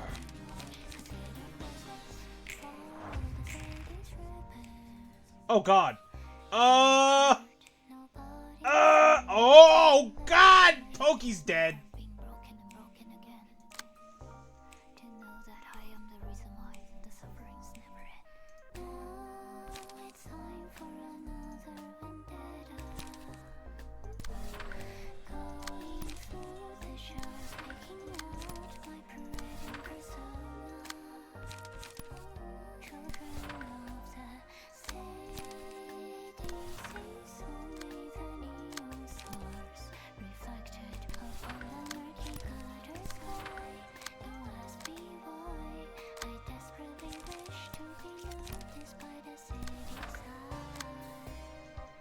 Yep, Pokey's dead. Damn.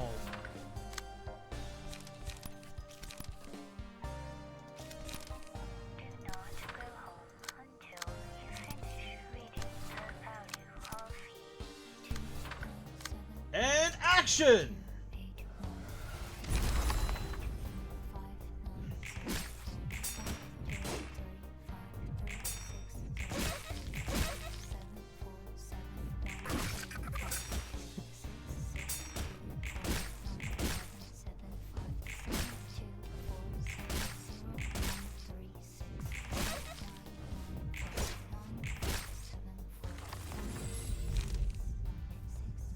Six two.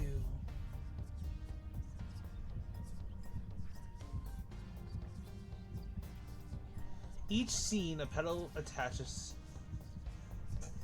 to a random enemy. After the character with the pedal takes 4 hits in a single turn, all characters take 3 to 7 stagger damage, and the librarian becomes untargetable for the next scene. The finale. All enemies. These are just not that great.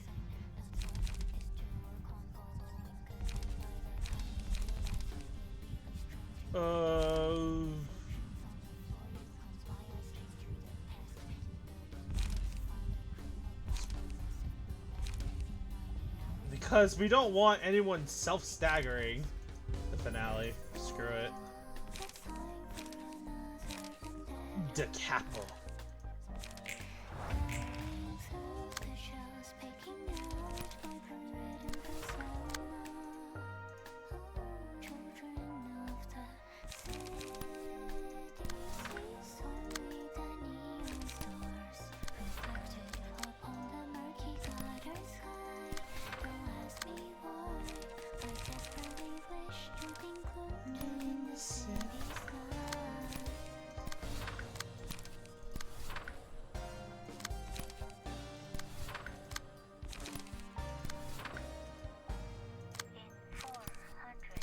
And action!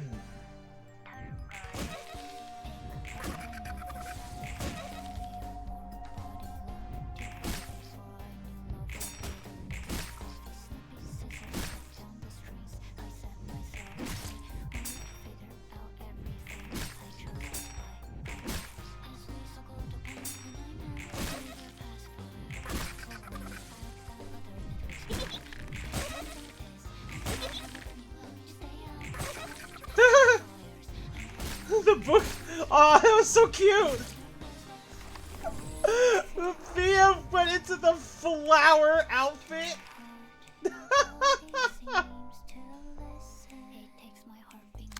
Oh, that was actually adorable. He went into the flower outfit.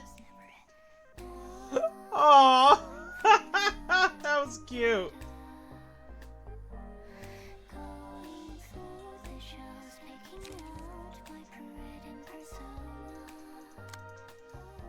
children of the city sees only the neon stars reflected upon the murky gutter sky. Now ask me why I desperately wish to be noticed by the city's eye.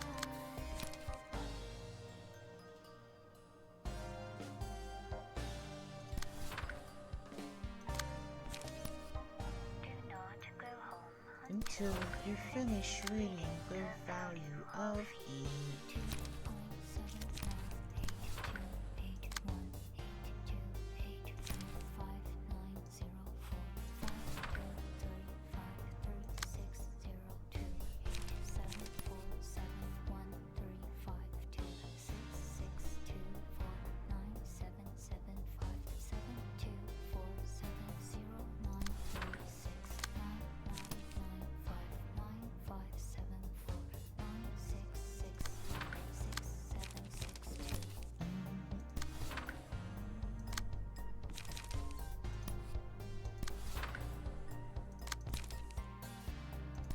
And action! And we lost another. And Nazak is dead.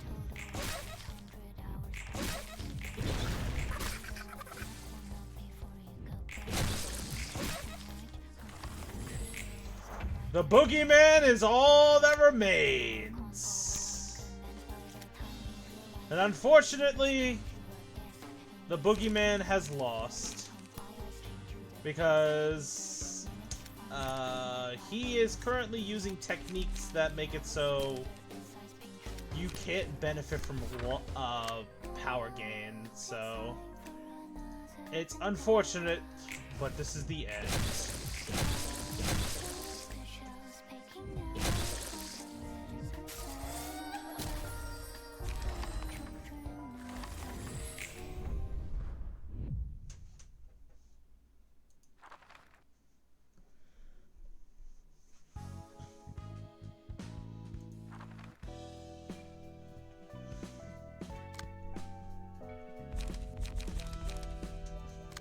Let me at him. Alright, give me 1 second. I will actually use the language floor for this one. Smoke blow.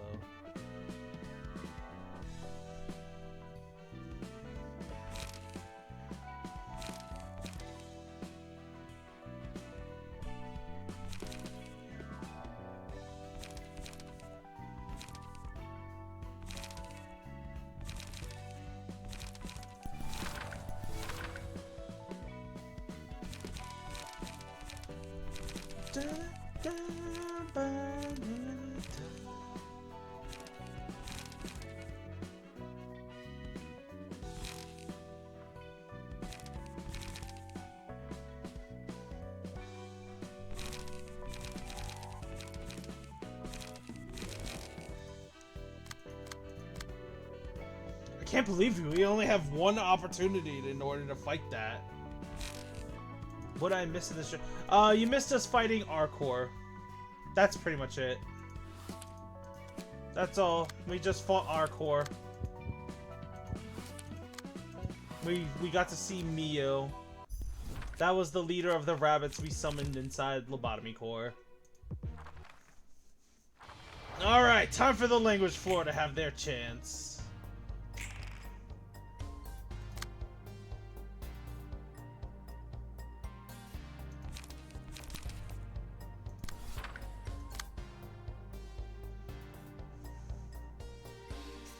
for a total of 800 hours per day, and then drink a liter of milk. Warm up before you go play. Only eat or write or pull the trigger with your right hand. Only thing that's left is to work on following commands. By the time you realize it will be restrained to at best, and with your dreams on the floor, you comply or straight to the past. You go the minutes, find a cream of life, a massive brunette in 90 hours, so that this has been truly picturesque.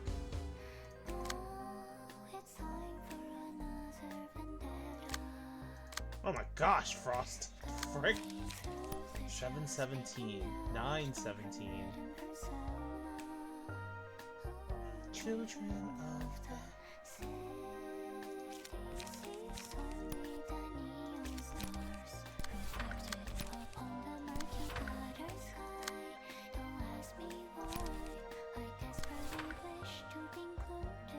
city's light. 7.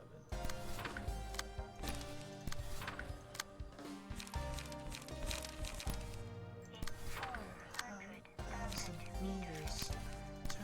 And action! Ooh, coffee.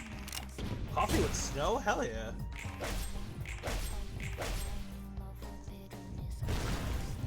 Oh! Ooh. Ooh. Ooh.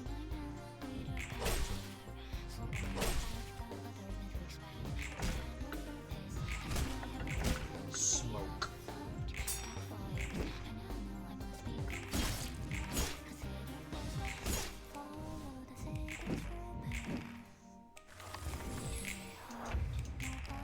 Seems to listen. It takes my heart being broken and broken again to know that I am the reason why the suffering's never end. Now it's time for another vendetta. Going through the shadows, making out my parade in persona. Children of the city, sees only the neon stars reflected upon the murky gutter side. Don't ask me why, I desperately wish to be noticed by the city side.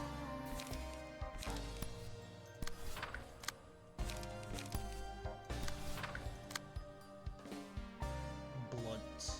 Do not go home until you finish reading the value of heat.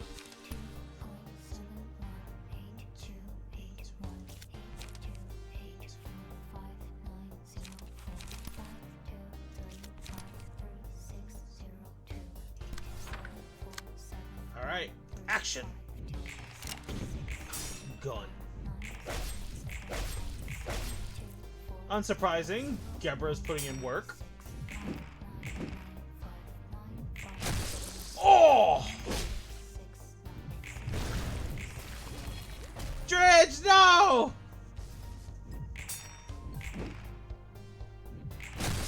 Oh, Frosty, come on. Oh! Gebra!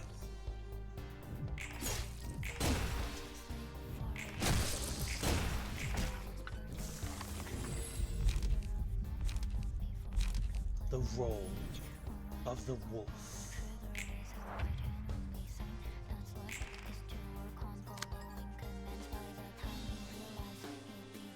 Okay, nah, we need that to get off of Gebra because Gebra needs her power.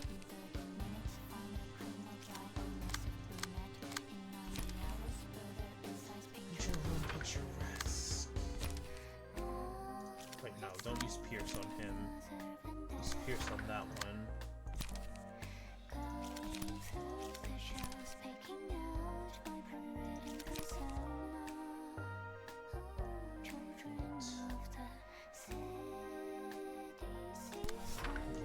Alright.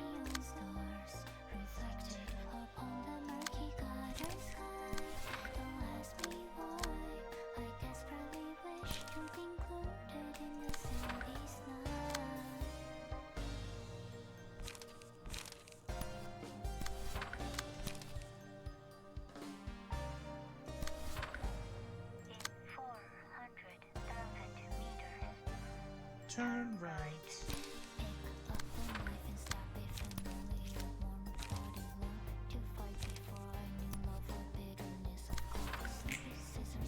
Shock round. Frost ammo. Ow. Woo! Gebra's putting in work!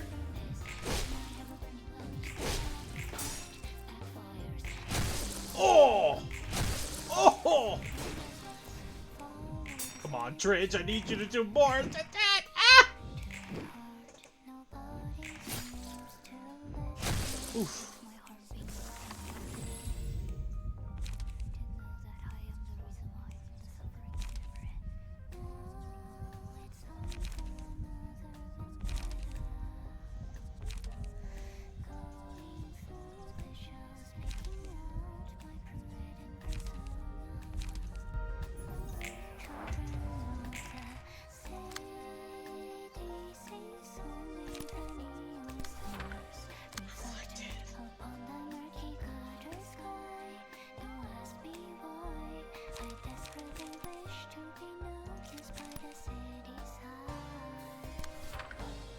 Whoa, hold up.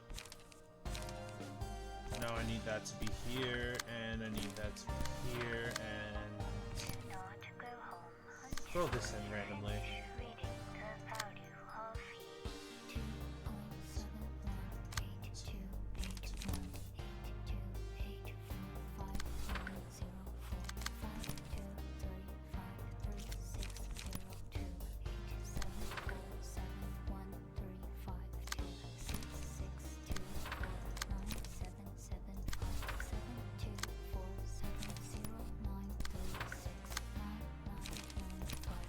Class and respect. Overcome crisis.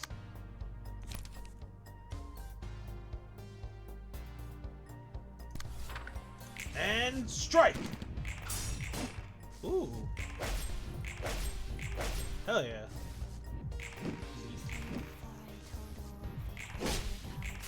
Oof! Red will gold. Focus spirit. Class of respect.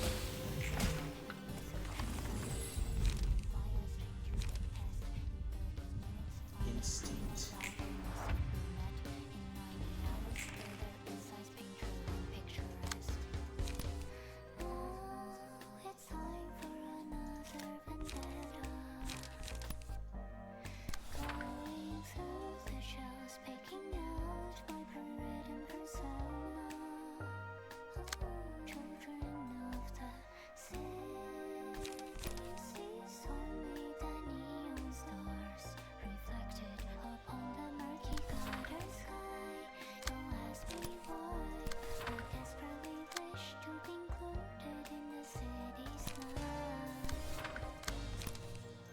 E.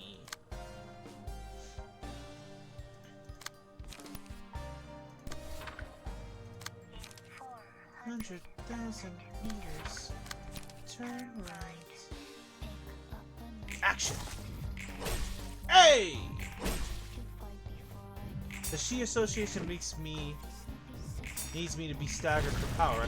No, the Shi Association is dedicated to the lower your HP is, the stronger you become. At least in theory. Your cards gain special abilities the lower your HP is.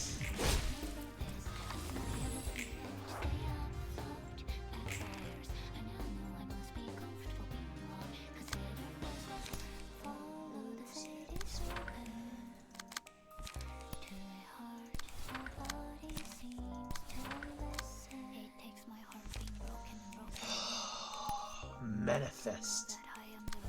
Ego.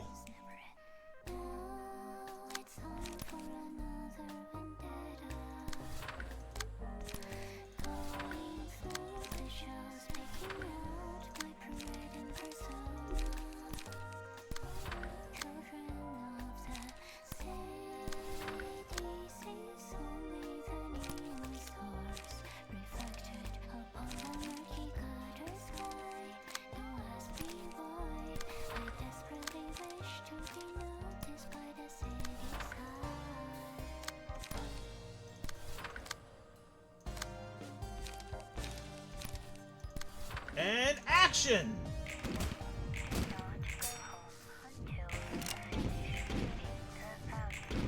Nice.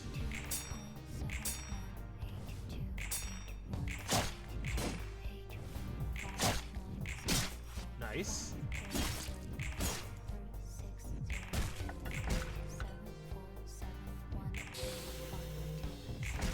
Nice.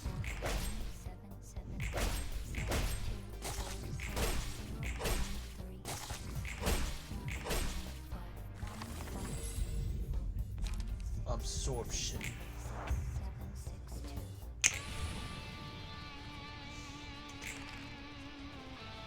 Nice ego music.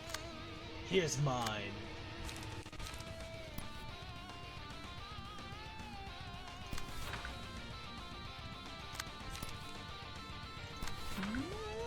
Oh no.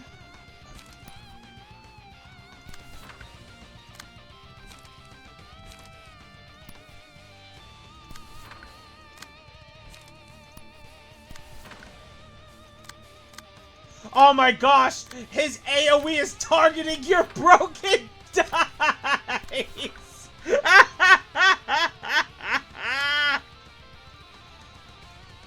Oh my gosh!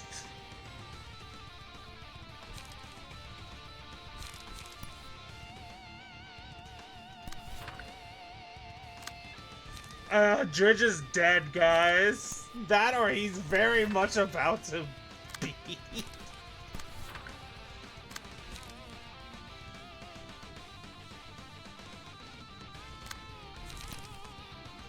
And there's nothing Dridge can actually do. It's crazy. Oh my gosh. And action!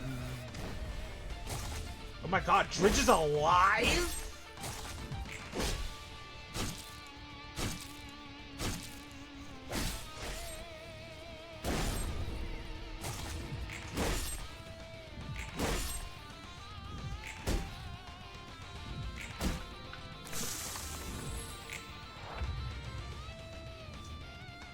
Dridge is alive with 10 HP.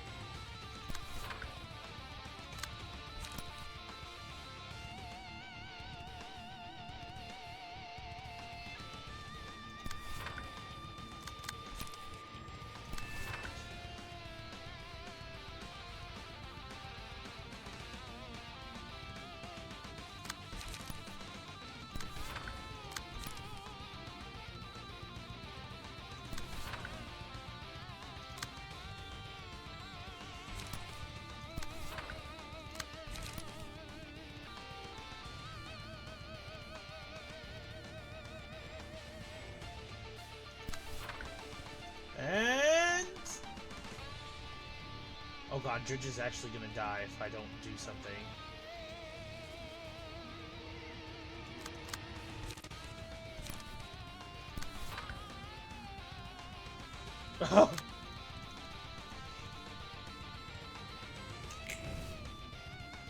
The deer is curious by what you mean, Boogie.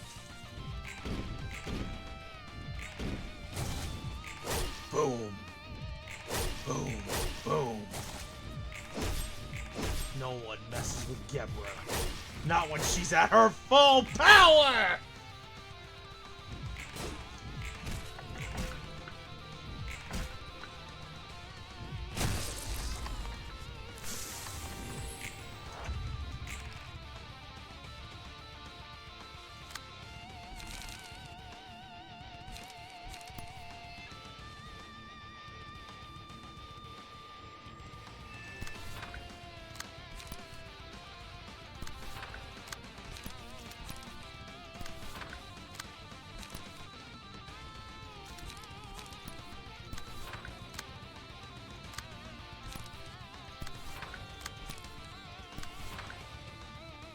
Oh my gosh, Dridge!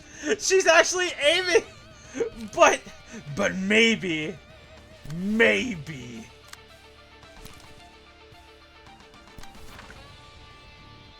He's aiming for your actual dice. Why does Dridge have a broken dice? Okay, so Eugen's page, when the Shi Association came to fight us, they were incredibly tired due to the Blue Reverberation's antics. So in doing so, because we defeated an enemy that was exhausted and obtained their power because they were in that state, we have their exhausted state whenever you use this page. And thus, that's why Dridge has a broken dice. Because he's using Eugen's page. Ink. Over. And Dridge actually won the clash. That's crazy. GG's. Yawn. Distorted Yawn is beaten.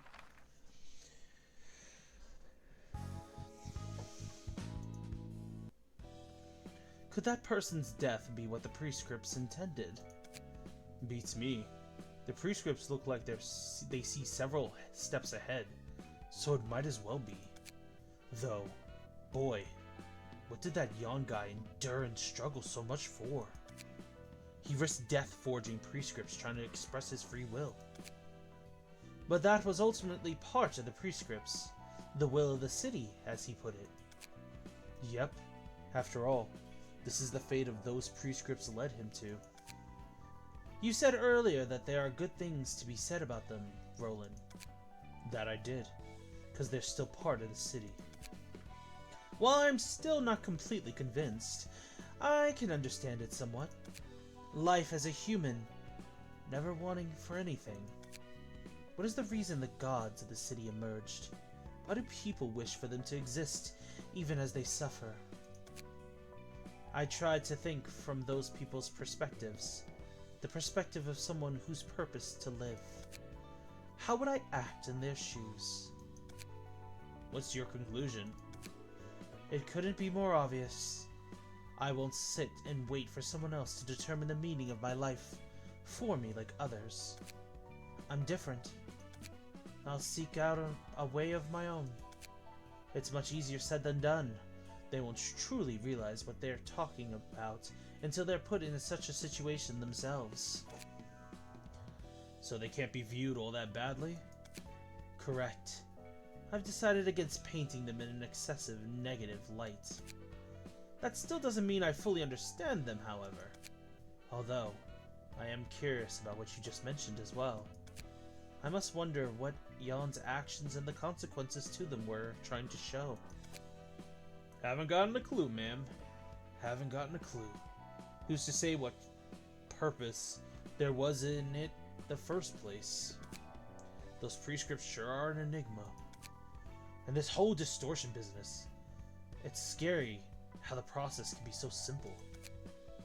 That demonstration made it clearer.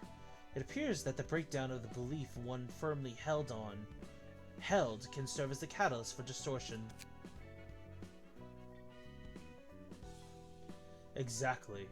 That's the scary part. It's what happens all the time in the city. Though someone did explain to me why people aren't distorting left and right pretty clearly. Either way, this left a bitter taste in my mouth. Just like the other time. Distorted Yawn.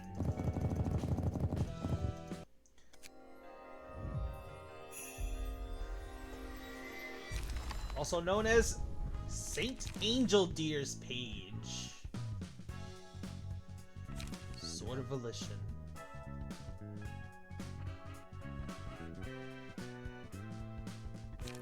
You did very well. You did very well. Pat, pat. The will of the city. Blind faith. I actually do not remember what it translates to. I looked it up a long time ago, and it's just... I can't remember for the life of me. Someone get Burb!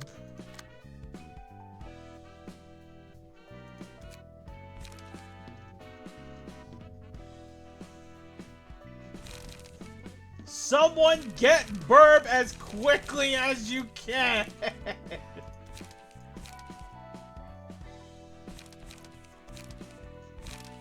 That's not what I was trying to grab. Dang, I'm distracted. The fight Burb was waiting for is here! Blue Star.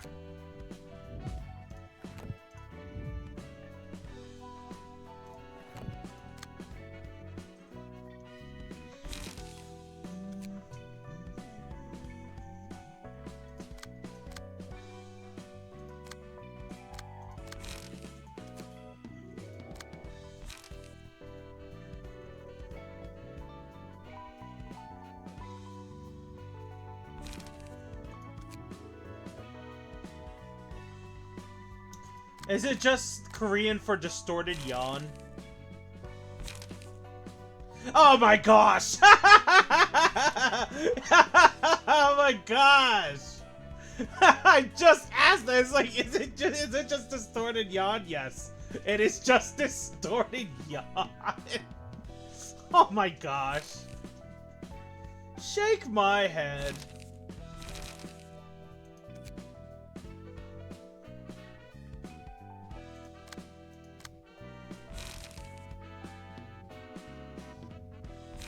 Well, I have to drop this now. Because now we have Angel Deer's actual page.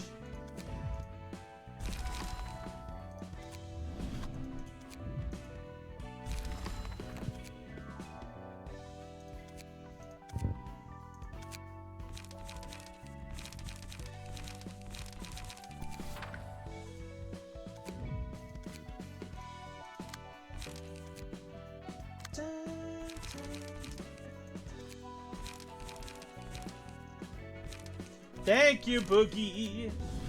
Let's see here. The messenger. Distorted yawn.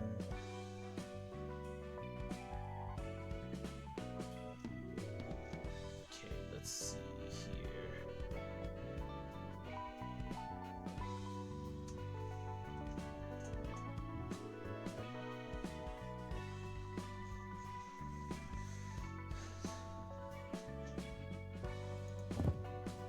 Locked potential.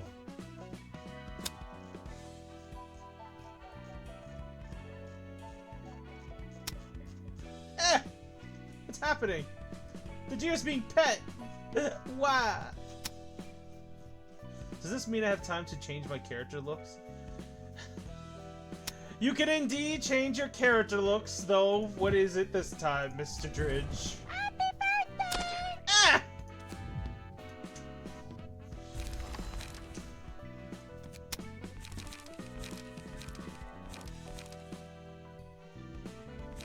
What would you require this time, Mr. Dridge? Lock. Faithful. Rent. Sword of Volition.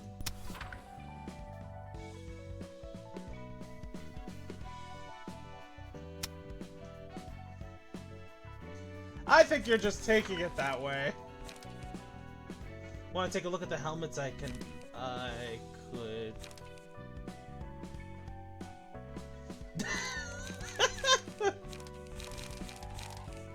I'm just poking fun at him. He's not picky. Hugh. There's Burb! Yeah! Hi, Burb!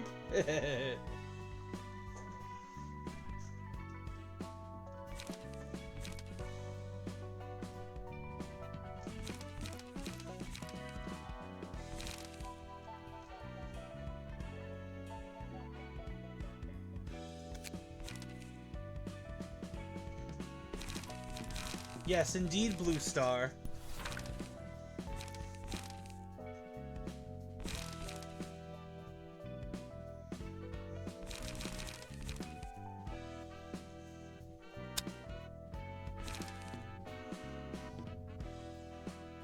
Oh, it's bad.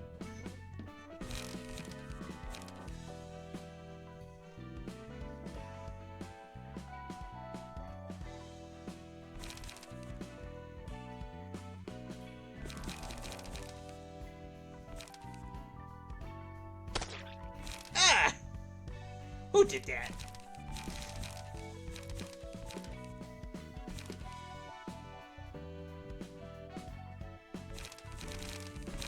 Lock. I'm not gonna use that.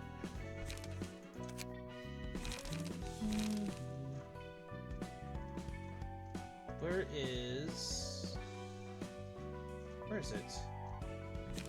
Oh, it's in here. Okay, 1 second. Will the prescript, will the city, baneful brand.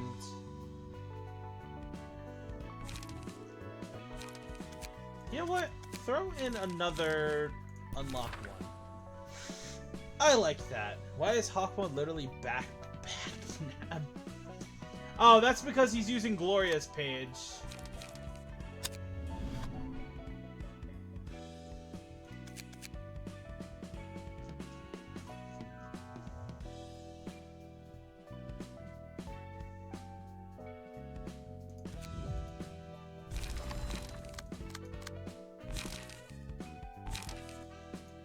Okay, and now to Dridge. See, there's a lot of headwear here. Helmets. The only helmets we really have are like this sort of thing. They're all the helmets that are available to us are what is available to the enemies.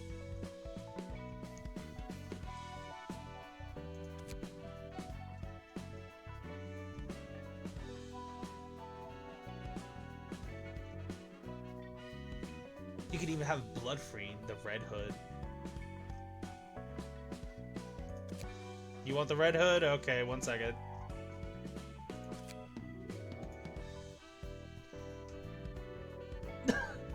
It looks so weird!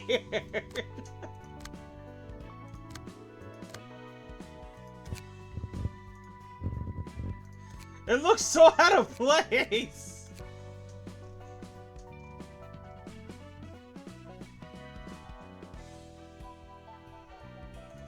Ah, but Dredge wanted it, right, everybody?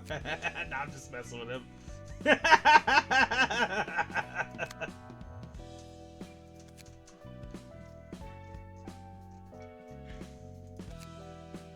Would you like bamboo-hatted Kim's straw hat?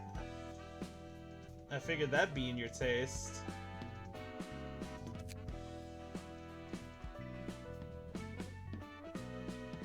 Okay, cool. Put a helmet on.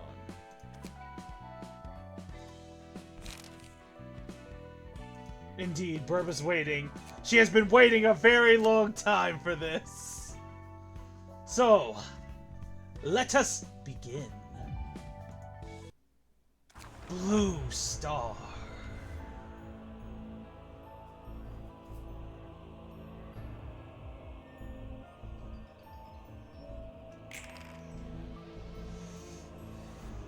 Alright, so the battle against Blue Star is simple.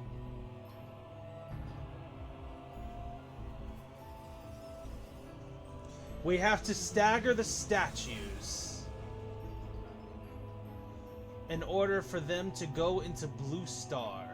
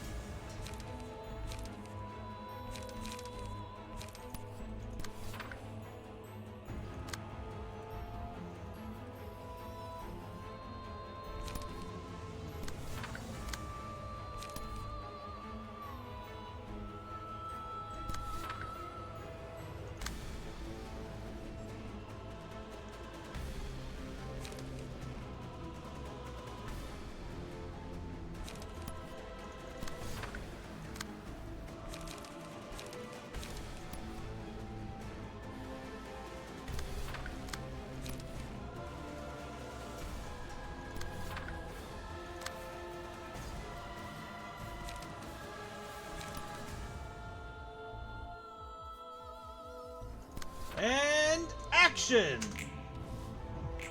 Oof.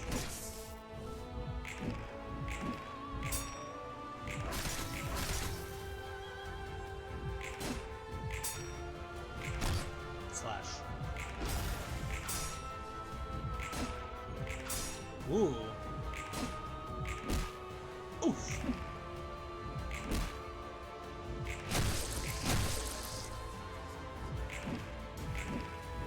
Nice. Nice. Attention and focus.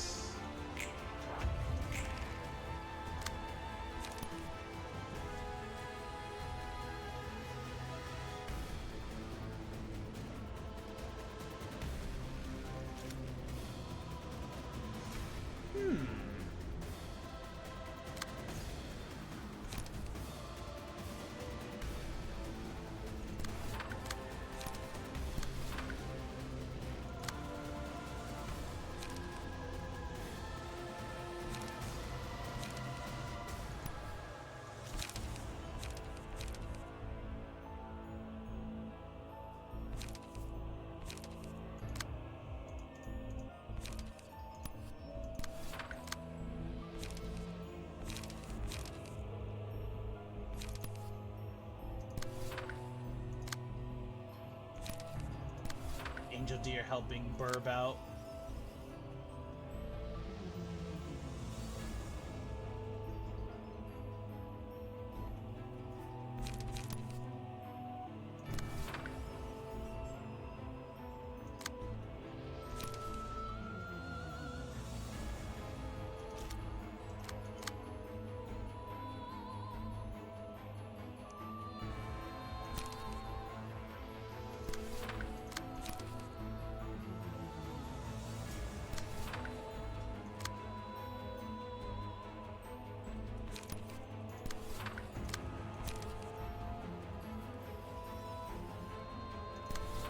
And action!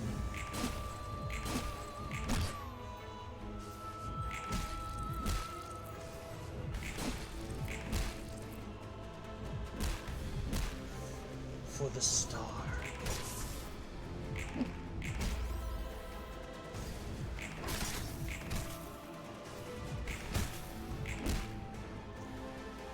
To be honest, my hair looks wrong too. Unfortunately, the hair that you wanted from Lobotomy Core is not in this game. I tried to get the hair that you wanted, Boogie, but... Uh-oh.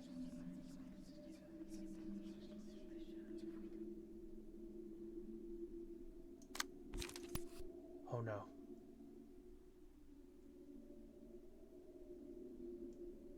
The blue star is active. Oh no! Ah! No! Go back to being inactive! Oh God!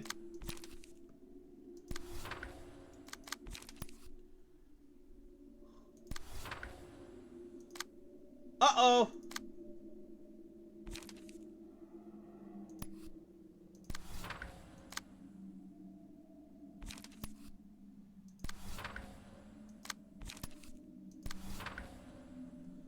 And action. Oh no, Angel Deer.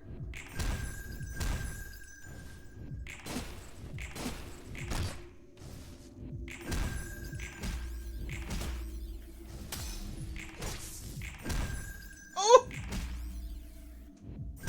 no, my boy. No, Hawkman, don't you dare stagger. Oh God. If anyone staggers, we just instantly die.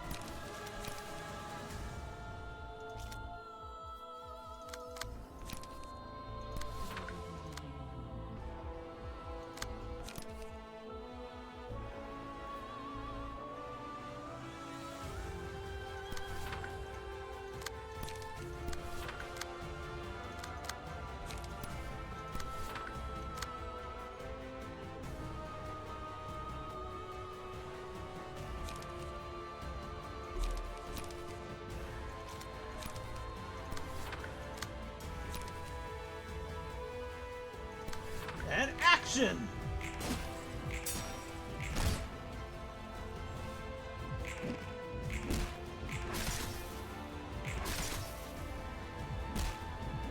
Bird, please! Oh, I'm so scared right now.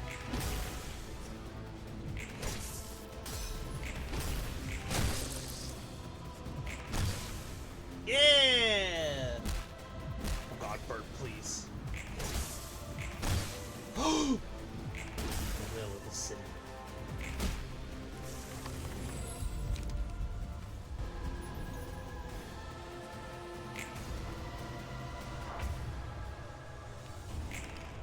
Oh, I'm so scared.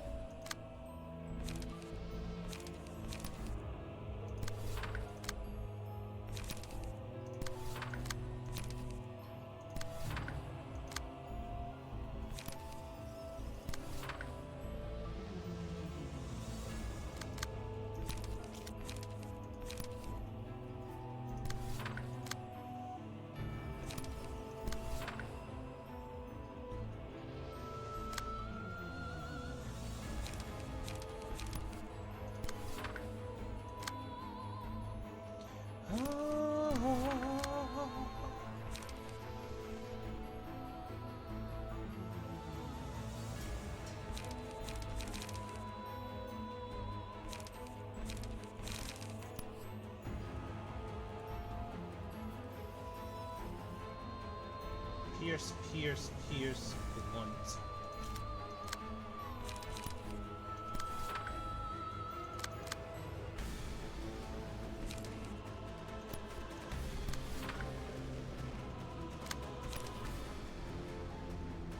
And action!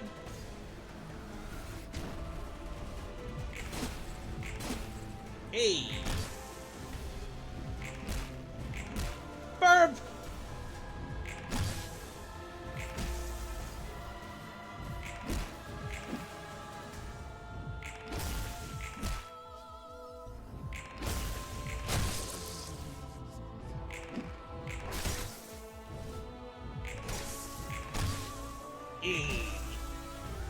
We need to get 5 more statues to stagger.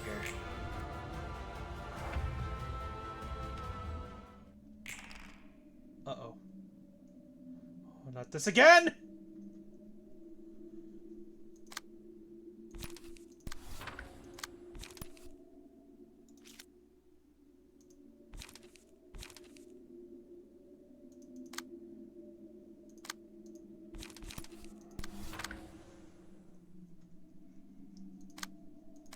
Oh no, because of a bad draw, Burb might be dead.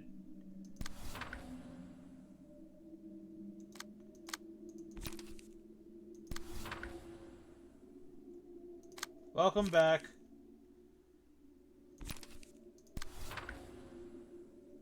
No, she might be good. She might be good. It's fine. It's fine. Everything's fine.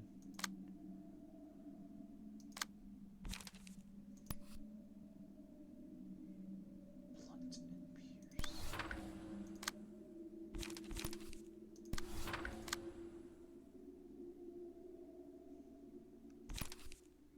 Slash and blunt.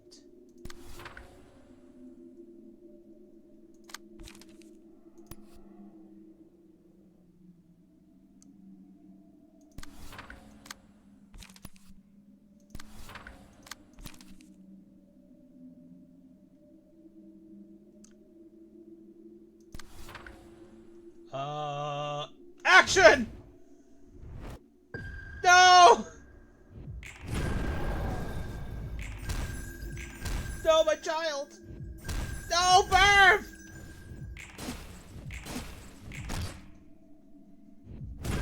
Ah! No, Burb!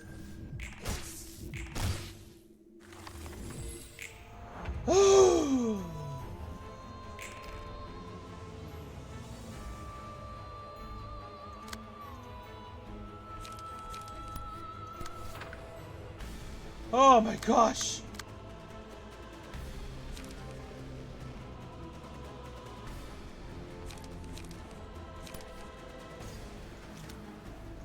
Oh, this is bad!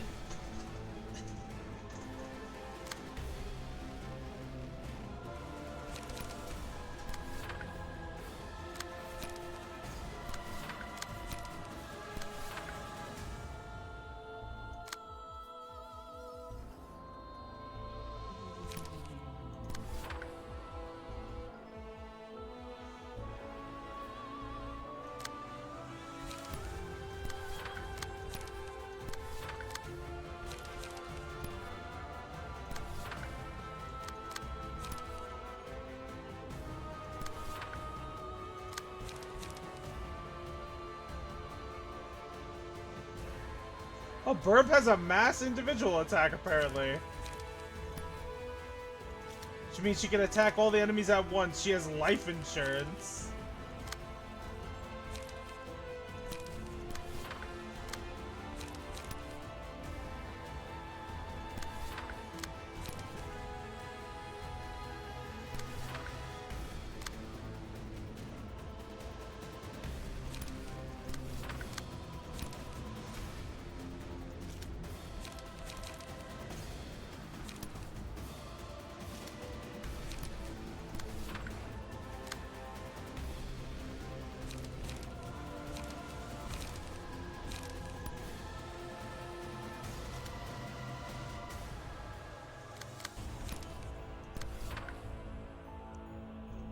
And action!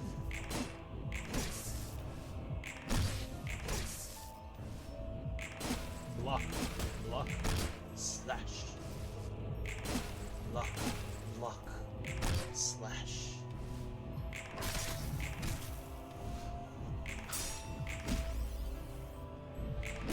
No! Angel Deer!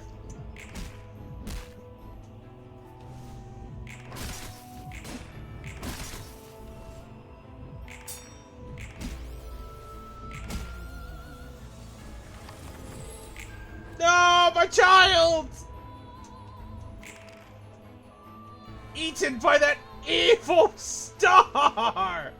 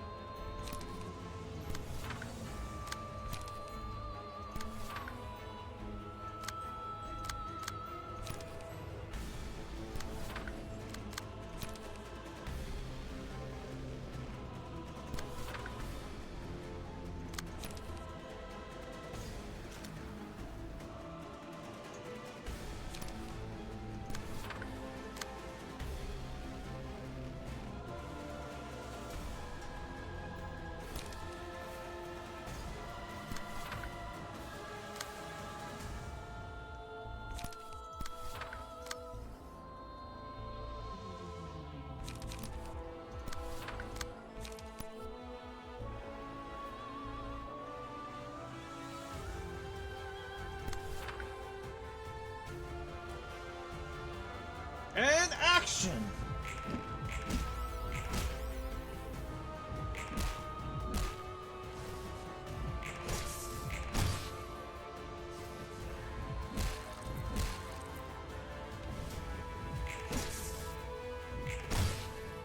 Alright, staggered.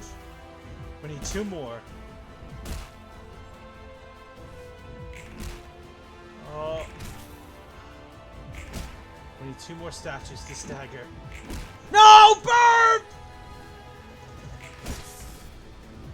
We need 1 more statue to stagger. Oh no, we did it! Yes! Burb dying actually helped us kill off Blue Star. It died from pure happiness of being reunited to Burb.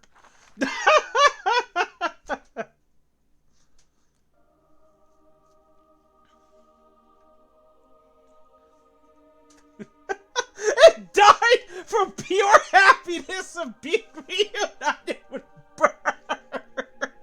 What the frick type of relationship do you have with this abnormality, Burb?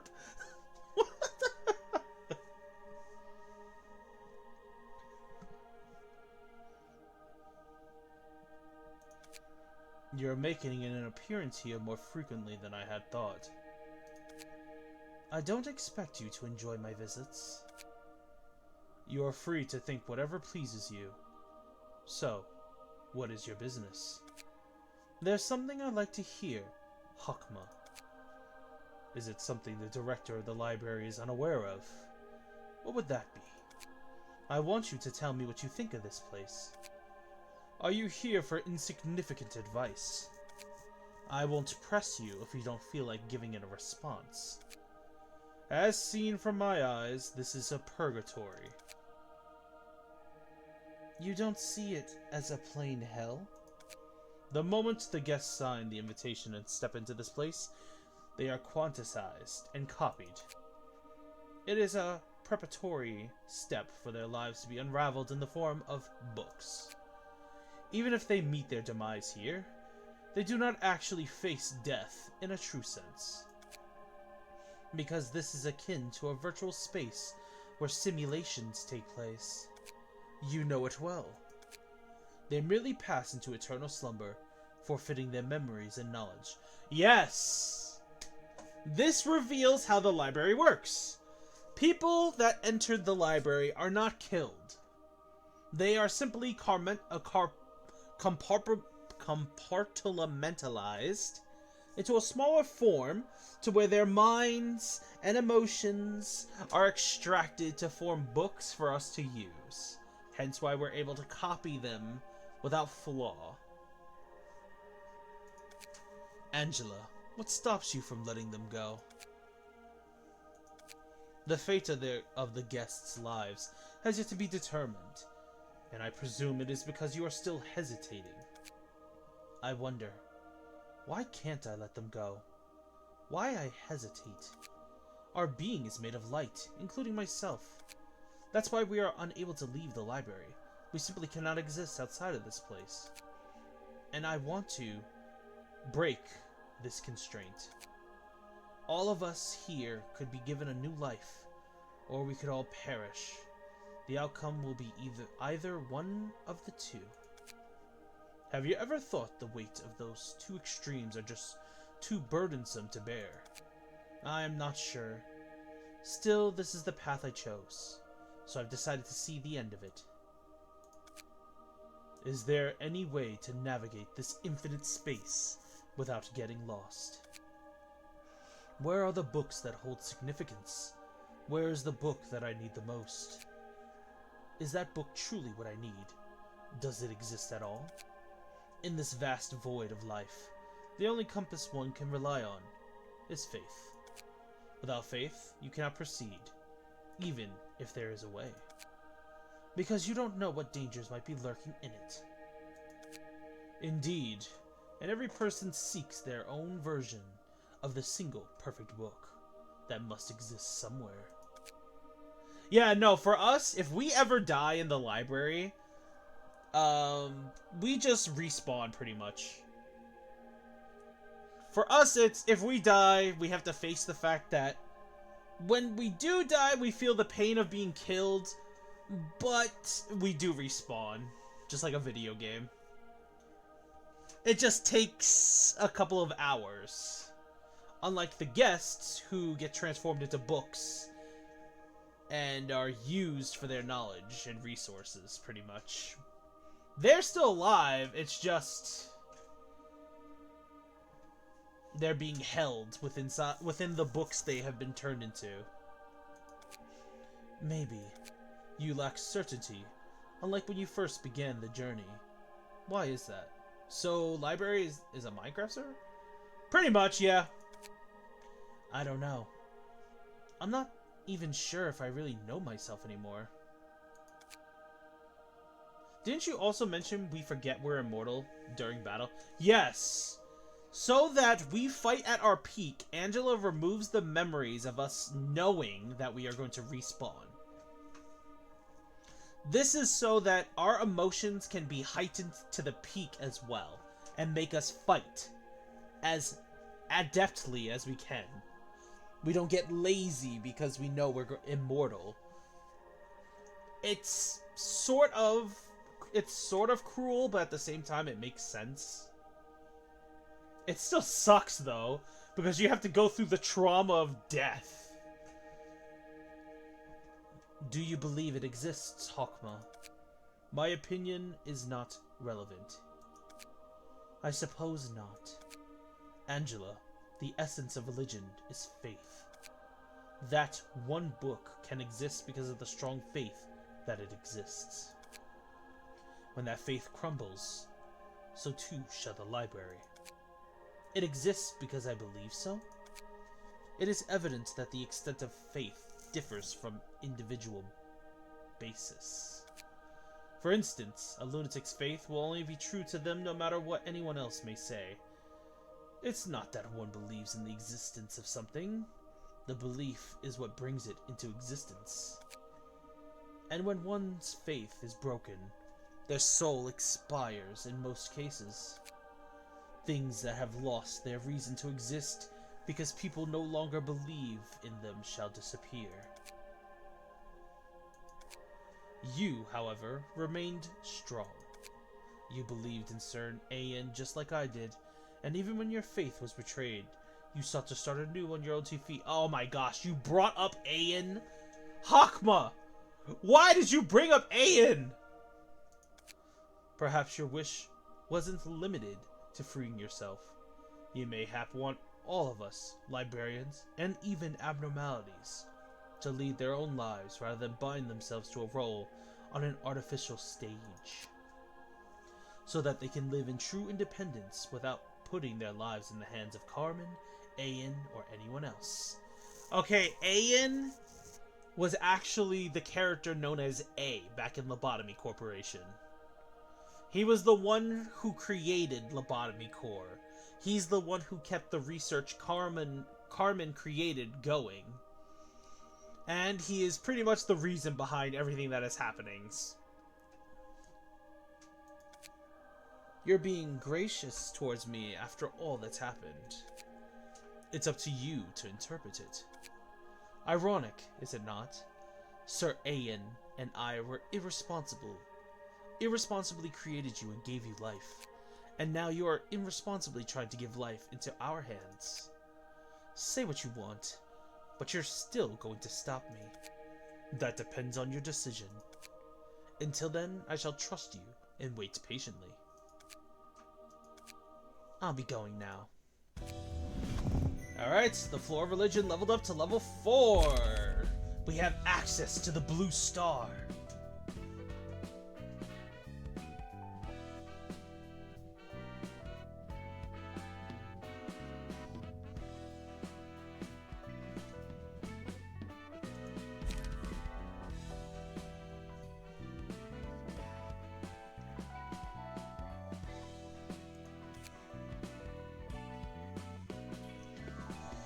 Okay, let's see here.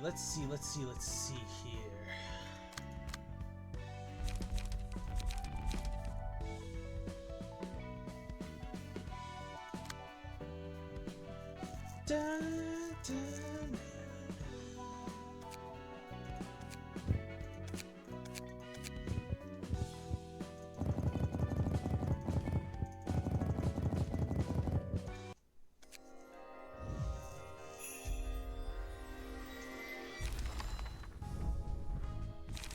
Pinpoint shot, burning flash.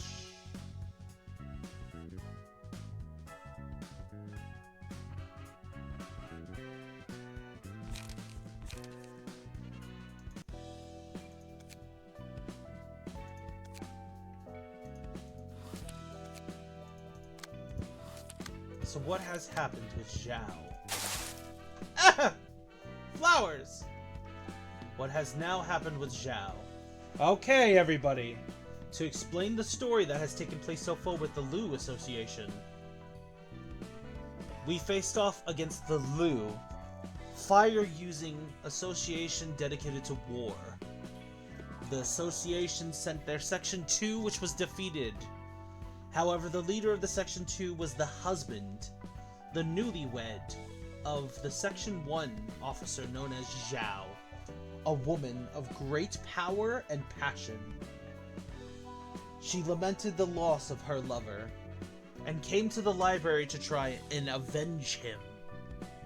In her fiery passion, she was unable to succeed in her mission, and she lost many friends along the way. The final episode is here now, to show us what has been happening with Zhao and her friend that still survive. Fine. I don't need to hear another word from you. If you're so fearful of death, leave me and escape by yourself. I wouldn't have brought you with me if I were such a coward fearing for my life. There has to be a reason, some reason you've done this then. If your reasoning is unsatisfactory, know that there will be consequences to your actions. Director, your battle will be nothing more than a messy scrap if you try to keep up in your current state, ma'am. You have to have realized it yourself. Out of my way! Step aside. I am as composed as I can be. You can't even best your own subordinate right now, Director. There's nothing composed about charging blindly into the fray and brandishing your sword like a madwoman. They're foes that we must destroy anyway. In fact, I would argue that it's better this way, as I can firmly grasp my blade with an undaunted heart, unshaken by fear. Even if they were opponents that warrant such a fight, wielding your blade while you've lost yourself will only yield a pointless and juvenile revenge. They say anger is needed in order to face the enemy, but an excess of that emotion will ultimately hurt yourself. Fury shouldn't be the only motivation to bestir oneself. I thought you knew this well, Director. You're the one who taught me that. I'll spill my own blood if I can't see where the edge of my sword is pointed after all. I have no resolve to show those who have taken what is mine. They had the nerve to make an offer where we must put our lives on the line to earn it back. Such absurdity. Now tell me why I should treat them with any courtesy. Even then, that's not how Lowell would have reacted. So please, Zhao, gather your senses. Miris, I am aware. I know the library didn't snatch Lowell in Section 2 away from us. I am well aware that they took a fair offer and made a bet, and paid the rightful price for losing it. But what can I do when I simply cannot bring myself to accept that? Was it truly done of their own volition? Can anyone say with the utmost certainty that no coercion was involved in their decision? Whenever my mind was plagued with such thoughts, I couldn't make rational judgment. Is it because Chun and the other fixers are dead? Is that why you're acting like this? You would be right. At first I thought I only had to care about my own safety.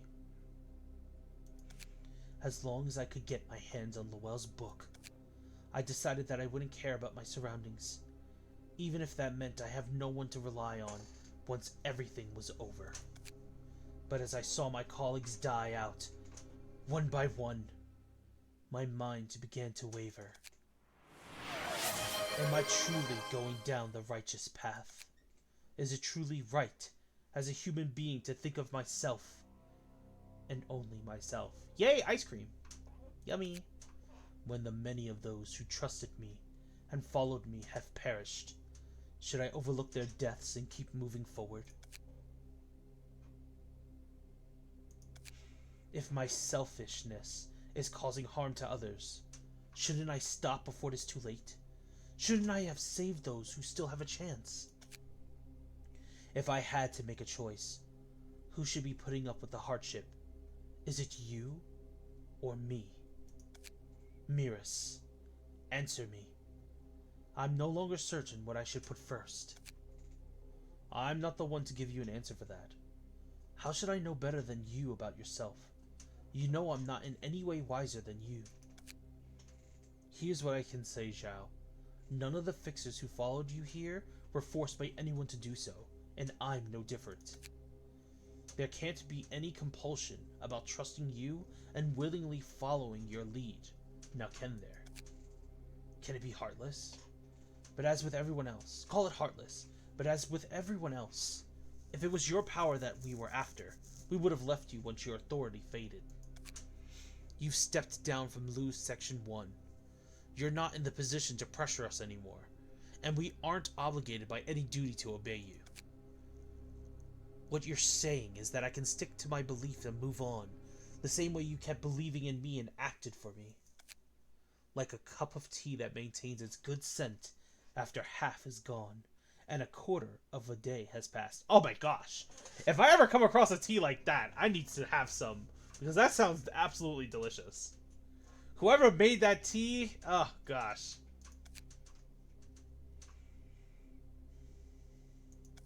Zhao? Don't you hear a sound? A warm and charming voice. Almost as if it were out of this world. What are you talking about? I don't hear anything other than our own voices. What? You're wrong. No, maybe there is a truth to what you said.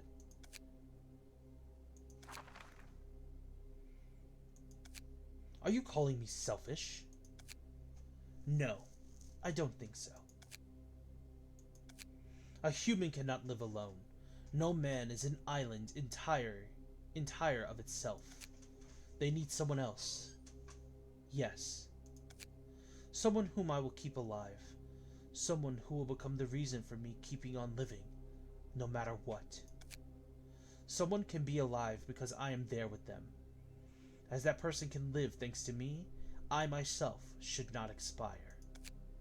A way to protect you all and myself at the same time. I shouldn't die. By cherishing myself, I am cherishing the people around me. That's certainly something to consider. Therefore, what you're saying isn't right. I won't be deceived by your temptation. Yes. I suppose this is what you meant when you said a selfish mind shouldn't be viewed negatively.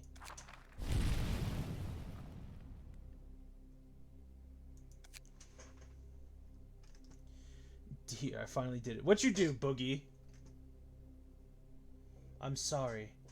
I have let my own emotions overwhelm me and failed to lead you rightly. This will be the last time I apologize to you and everyone else. Miris, I'm still in the dark, and I cannot see ahead.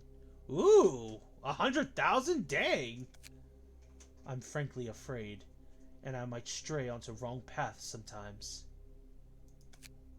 However, I trust myself to return to the proper way as I stoutly press on. Word. Just because I cannot see the way ahead, does not mean that a way doesn't exist. Did she manifest ego just now? That certainly resembles ego, although it was incomplete like Philip's. And she was mumbling to herself, but it sounded like she was talking to someone. The voice we couldn't hear, but Zhao could. Kinda like abnormalities. What do you mean by that? I can hear some sort of voices whenever I borrow strength from the abnormalities here. The other librarians can't hear what I hear. The voice is only audible to one person. Sometimes a voice filled with rage rings through my head, and other times I hear a sorrowful wail. And my mind gets sorta shaken by those voices somehow. Listening to it sometimes makes me feel something is boiling up inside of me, or cooling my head down all of a sudden. I think the voice Xiao heard is different from the ones you and Geber hear. In what way? The voices you hear will only say whatever they want to say, one-sidedly. I'm sure there are exceptions, but most will probably behave that way. On the other hand, Zhao was talking with a voice. She was in conversations with whispers that seemed to want something to happen to her. I'm not so sure. We don't have solid evidence to prove that the voice was different just yet. Anyway, we've got to receive her before anything. The problem is, how we're gonna deal with the figurative beast of a person. Alright, time to fight Zhao once again. But something is different. Something is awakening.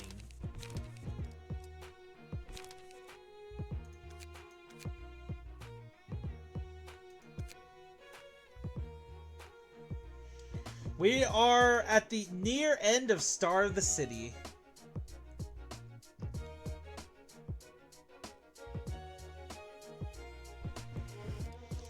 Alright, let's begin.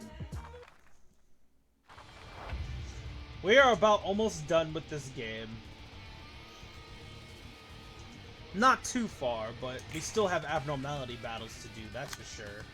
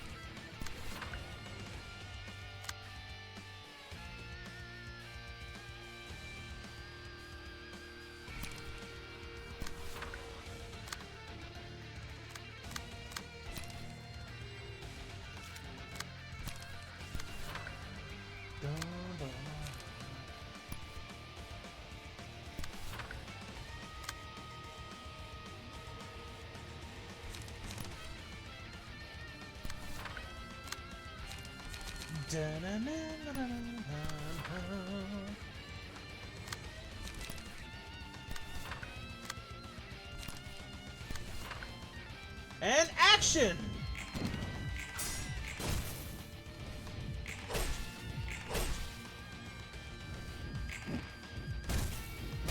Ah, fire! Nice. Smoke.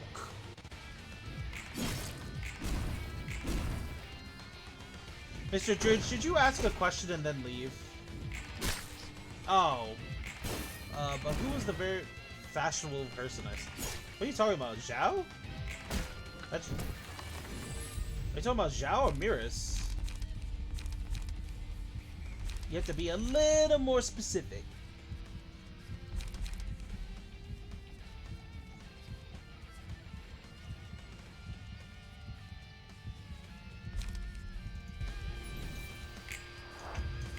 You're not answering the question!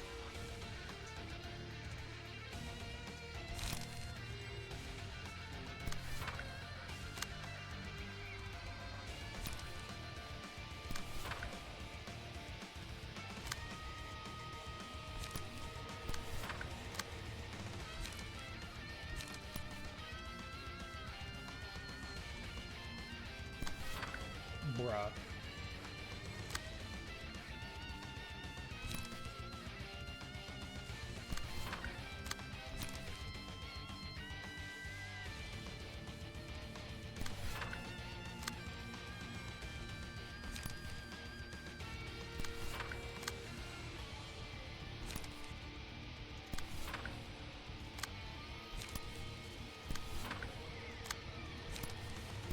And action!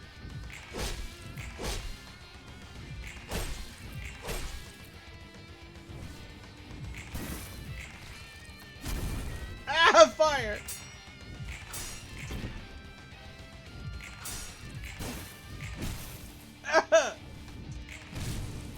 Well, if you don't know, I don't know how to answer your question, Dridge. Jeez Louise. Ah! Damn it, all the counters. Yeah, he rolled a 24 because his card has a 24 on it.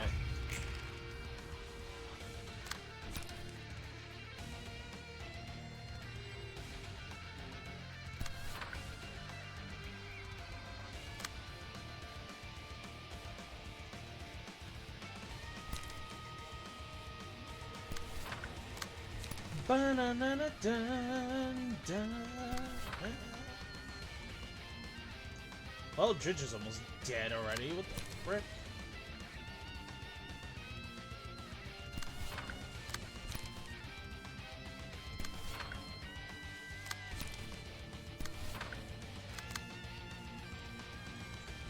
Why does everyone go for Dridge's unblockable, broken dice?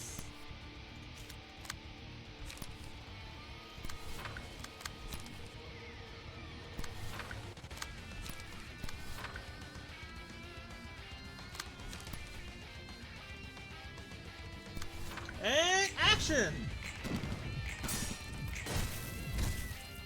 Burning gun. Ow. What? You beat out Gebra? How?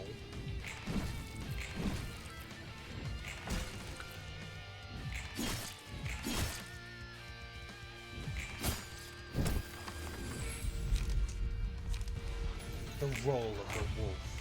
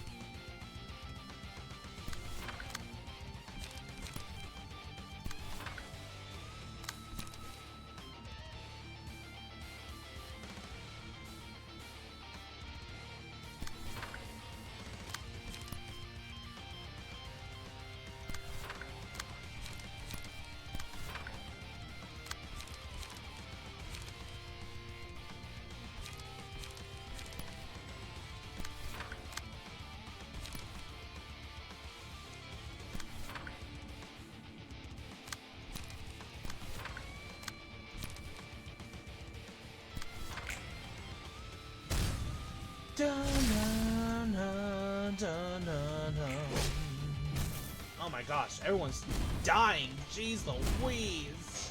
No, Frosty, come on, man.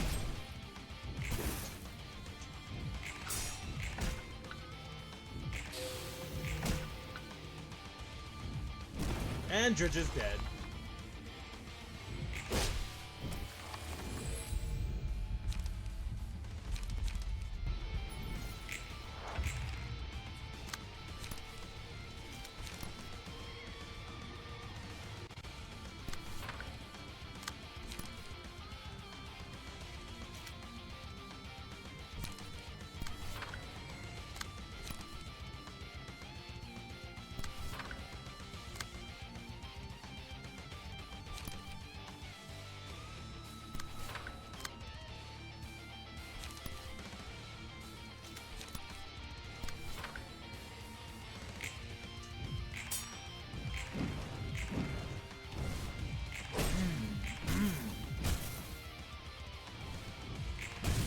Bro, come on! What the hell, Gebra?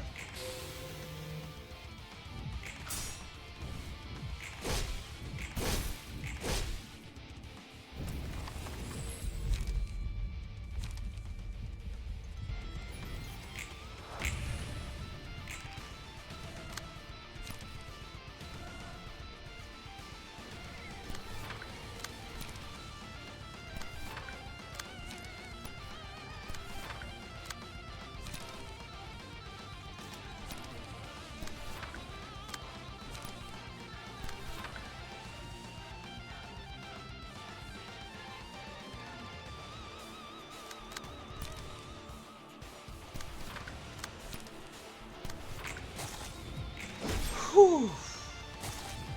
Whew. Whew.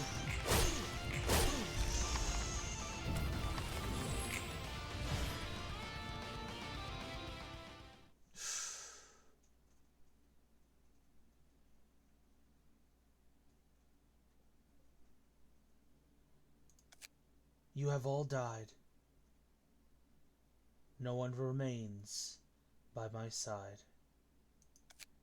And here, you fought with me to the end, and perished.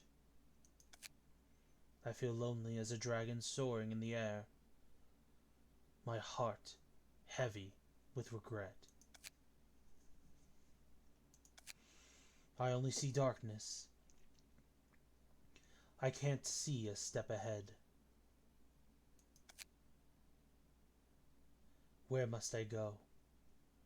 Where does the courage to put one's foot forward come from? What did you believe in so firmly until your last moments? Was it in hopes that we will emerge victorious, a strong leader, or the goal of earning the books? I sadly won't be able to hear your answers now. However, as the breath of life momentarily rests inside us before it scatters to return to its source.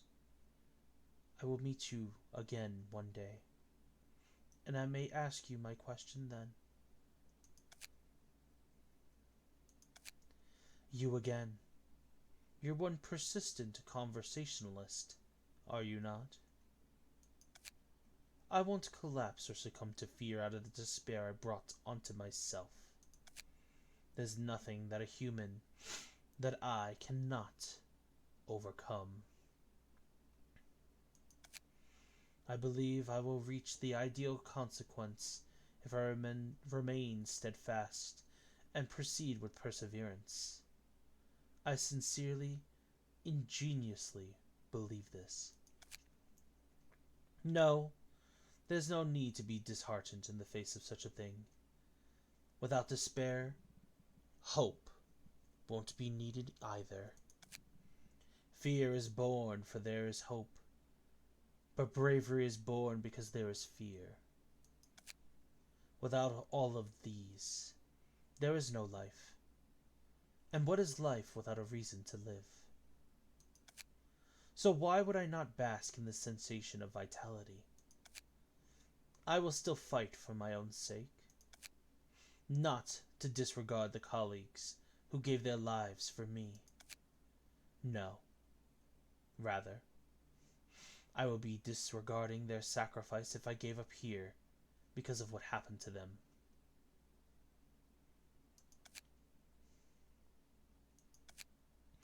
I don't see myself ever agreeing with your words. A lone tree cannot form a forest on its own, you say. An interesting tale.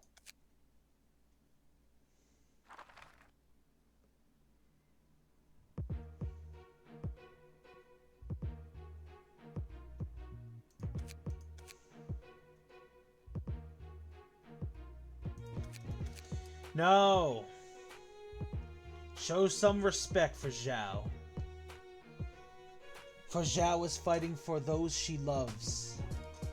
She's fighting for those who sacrifice themselves for her. For those she cherishes above all else. She is not going to accept defeat, nor is she going to relish in despair. She is the only character not to do so. So respect Zhao and praise her, for she is the only character to truly achieve ego.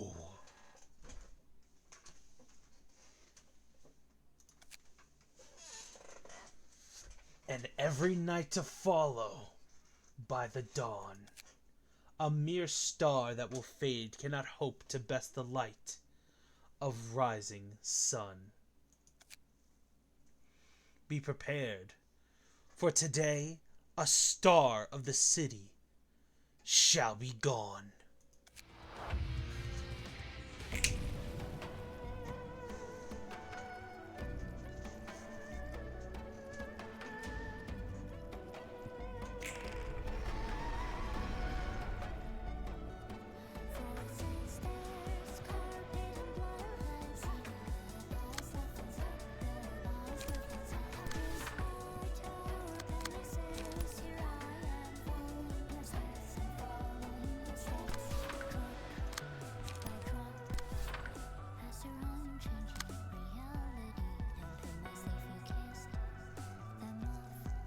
To the flames of my handkerchief, I am fire. But doesn't dare to care for me, and my full of memories, full of memories.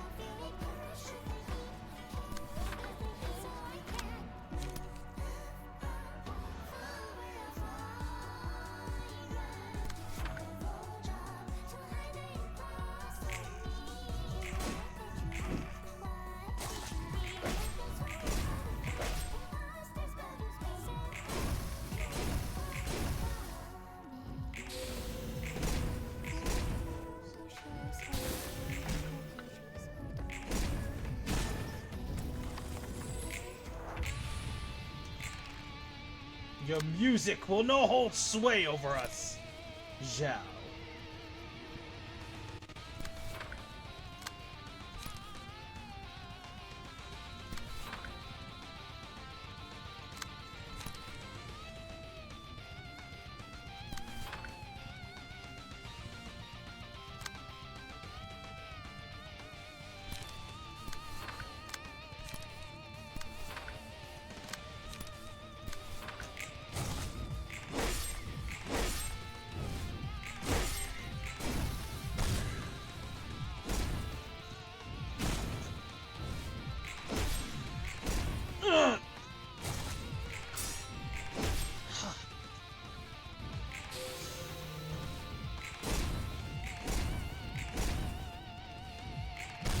Oof.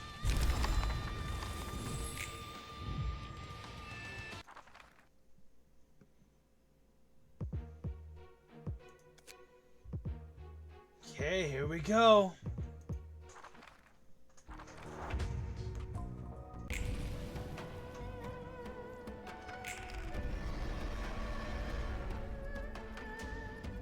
Oh god, Pokey spawned without a page! Uh-oh!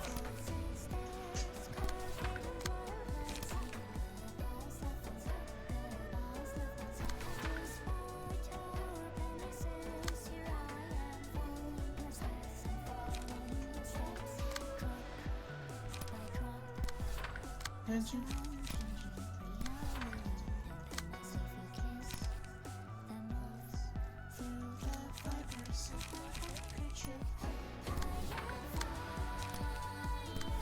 for those who dare to care for me, and I feel the memories.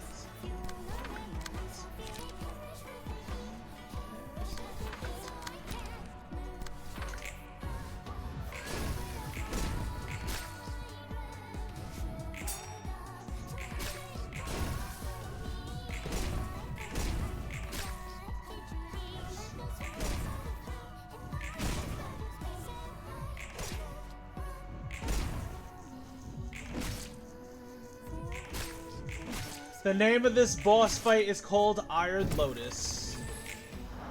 And it is one of my favorite songs from Library. And I'm glad you like it.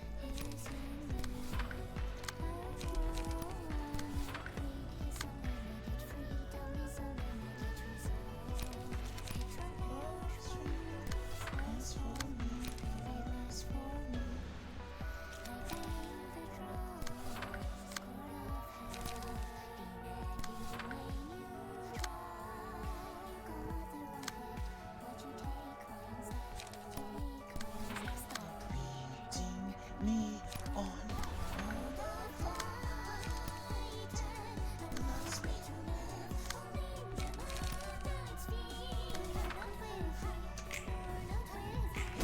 Ah!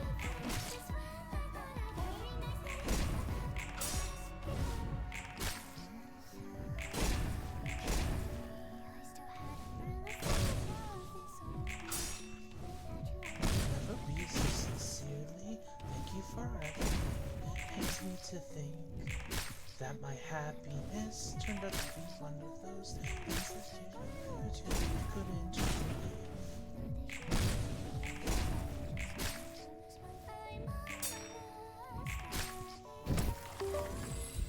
I am fine.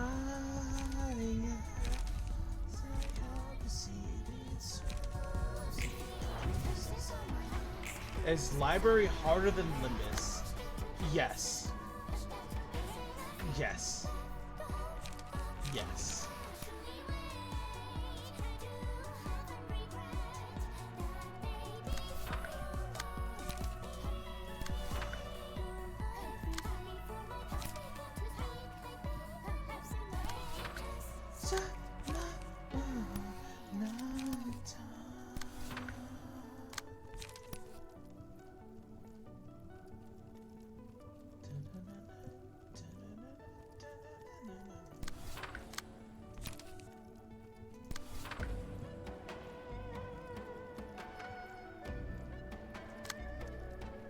I guess.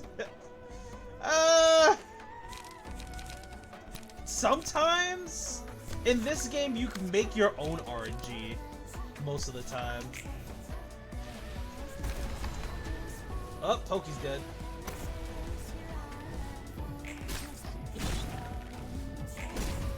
Oh!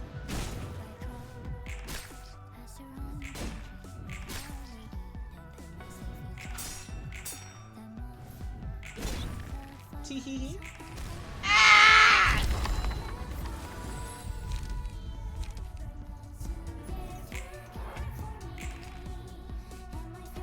So much fire!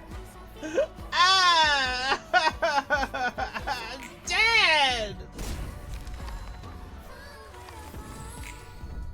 The freaking power of ego is crazy! Ah!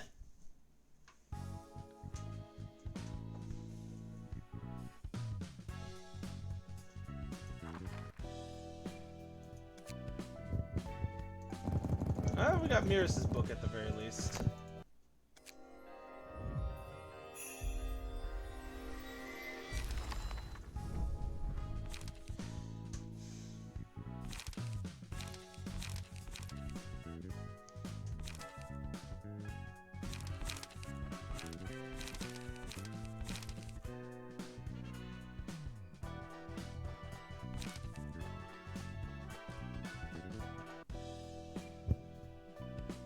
Oof.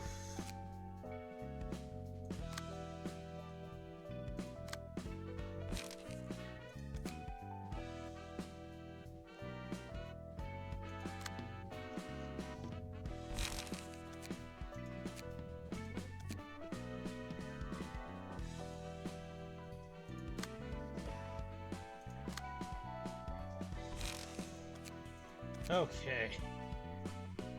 First off, ow.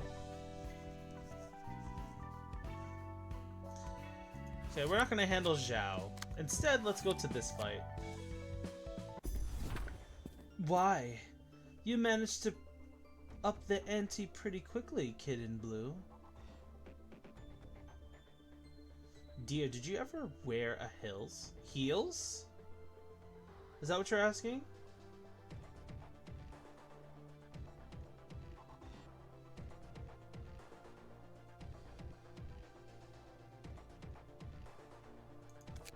It's all thanks to your advice, my dear mentor. Without your help, I couldn't have come this far, or joined hands with this wonderful crew of allies. I have never worn heels before, but some of my boots are have a long heel to them sometimes, because of the snow out here being crazy. Come on, you're flattering me. You're not the type to say such things. Wouldn't you like to join us? Sorry, but I'm just not cut out for music. That's a pity. I'd really love to return the favor somehow. You were the only one who showed me the light when I was lost, dear mentor. Honestly, I thought you were a little more than some deranged maniac until you came to me. My, you've got no brakes on your mouth. So, how are things going for you? This right here is Ayori. She is known as the Purple Tear. No one knows which wing she works with. However, this woman here is the mentor to Argalia, to Gebra, to Roland, and many other characters that are now high-ranking fixers in the city. The Puppeteer, Blood Red Knight, Delia Deloup, Yesterday's Promise, the leader of the Church of Gears, the 8 O'Clock Circus, the Musicians of Bremen, the Crying Children, and one of the 8 chefs. I've gathered the members so sweetly, and we've nourished the library just as you advised. You were so quick about it. It's almost obese at this point. I'm so excited, you see. I can finally be myself soon enough. I was lonely, to tell you the truth. So painfully lonely. The loneliness born from the belief that we could never understand each other. The two of you suffered terrible things at such a young age, so the bond between you both must have been even more special. You're right. I hadn't thought the only reason I lived was because my sister was alive. Because Angelica hadn't died yet. But even after Angelica left me, I was terribly lonely. Yet I wanted to live. I just couldn't give up my life with my own hands by any means. Then I had a realization. I was just suspending the inevitable. That I had merely put the meaning of my life of Angelica and run from it. The performance that will soon echo through the city will be my journey to seek the meaning of to live and be proof of my life. All of us will be freed from loneliness. It's a farewell to this gloomy and solitary city. Like the pianist, all of us can become one and perform together. That's touching. A dirge for Angelica. Yes, you said the power of distortion would be needed if I wanted to spread the beautiful melody Angelica showed me through every corner of the city. Thanks to that advice, I managed to form a wonderful crew. Take a look at the members of the ensemble, dear mentor. They can't be compared to the humans corroded by the city. They were abandoned, scorned, struggled in anguish and sorrow after what they cherished was taken from them. But they didn't give up. They clawed their way out of the deep, dark abyss and found their truest forms. True strength can only be pulled out of filthy, fathomless pits of despair. Nothing could rival such beauty, don't you agree? With a crew like this, I'll be able to inscribe that tune into every part of the city once again.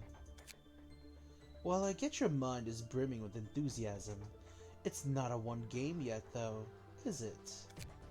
You still have to take the library's light in your own hands. Ah, you're right. I was elated like a little child for a moment, even though it's still not in my grasp just yet. That light, I could almost touch it, but not quite snatch it.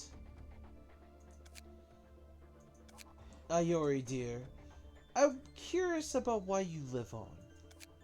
Hadn't you lost all meaning to your life ages ago? I'm pretty sure you're lonelier than most. Yet you still refuse to join us. That's harsh, kid. I do have at least one reason to live, you know. I wonder if it's true that you know everything, dear mentor.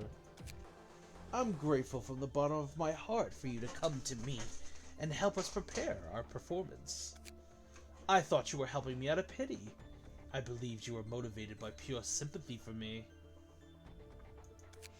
But the person in our hearts is bawling at us, telling us that is not true. The person in your heart? Yep, she speaks to me in such a wondrous and clear voice. A voice I'd never even ever heard in this world. The library is in the background. This is it right here. This is the library. It looks like the tree of knowledge. Now, Ayori, could she be speaking the truth? Then, what's the true motive behind my dear teacher's assistance? Dunno. My guess is as good as yours. Maybe looking at you reminded me of my son. What? Ah, Yori, you're such a tearjerker.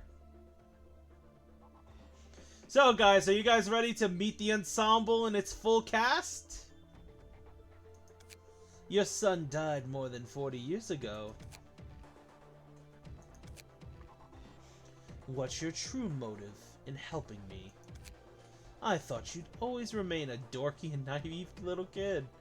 Looks like you've grown smarter after making friends and stuff, huh? I just needed to give you a helping hand so I could reach a place I wanted to go. A place you want to go, is it? Where could you be wanting to go so desperately to treat me with such kindness? You have the ability to jump between dimensions. You should be able to go anywhere you know anything with ease. Kid, this power isn't as easily abusable as you might think. Enough of this fluff. I don't want you living anymore, Ayuri. You knew I was going to do this, didn't you? What is my all-knowing mentor going to do now, I wonder? For your information, even you will have a hard time escaping the thick layer of barriers I've set up. The pipe organ. Also, Dridge, the answer is yes. That brain of yours, will put to work, was far inferior to my thought gears. The harp. Super. How about I break her arms and legs before she can think about running away? The viola. You've lost something precious to you. Surely you can understand us. The cello.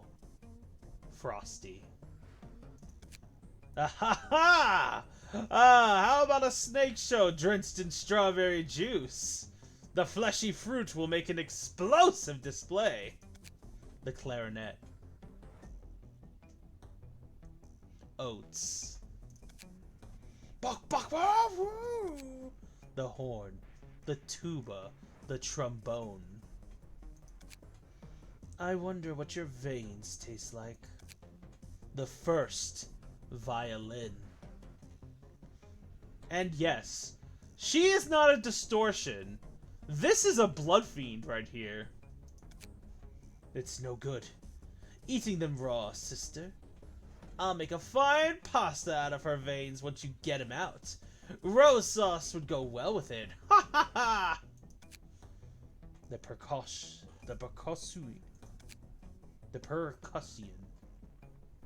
Leave some flesh and bones for me. My puppetry isn't done yet. And the second violin. Ayuri, we don't need you anymore. That's funny. Well, it might have been but a brief moment to you guys, but for me, it was a long and valuable time. Please don't talk nonsense all of a sudden.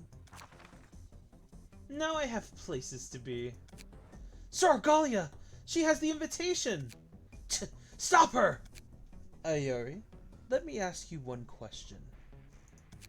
Angela, you have a guest waiting at the door. Can you sincerely not hear her mesmerizing voice? That's why he's been recruiting distortions. I'm starting to see why he's been up to his crazy antics now. What's with that face? Anything bothering you? They said they're after the library's light. That means their aim overlaps with ours. I guess so. Are you scared that they'd steal it from you? No. You and the other librarians are handling receptions well enough. I have much faith in you. Though, I would be lying if I said I had no fear. You can just say that you don't trust us enough. That's not it. Something's different. Your attitude being one of those differences. You were full of pride when Arcor challenged us. Heck, you were confident pretty much all the time. You're right. I wonder why. Most of the guests we've greeted so far had a vague purpose. They only sought to earn the books and get back. Not to have the books themselves either. Most were planning to give them to their superiors, such as the leader of the syndicate or the higher-ups of the association. Of course, all of it was done on the premise that it'd ultimately bring happiness to themselves. But the ensemble is different. They have a clear objective, and their goal is the same thing I seek. There's a considerable contrast between those who act in interests of others and those who act strictly for themselves. I never had to worry about it being taken in the past, but the situation has changed now, hasn't it? So, what I'm getting is that they scare you because their goal is taking the thing you gathered, and not because they might be too strong? Yes. Now theft has become a concern of mine thanks to them. Phew, that was a close call. Age hasn't stopped my heart from still being so excitable. That aside, this place handles transportation pretty gently, unlike how I do it. Greetings, dear guests. Everyone and their mothers heard about you and your library by now, so let's skip the introductions. Since you probably saw what was going on out there, you have a basic idea of how things went, yeah? You're rather knowledgeable. Looking at the state of the library, guess I didn't have to worry so much. And you seem to be making steady progress towards becoming a human too.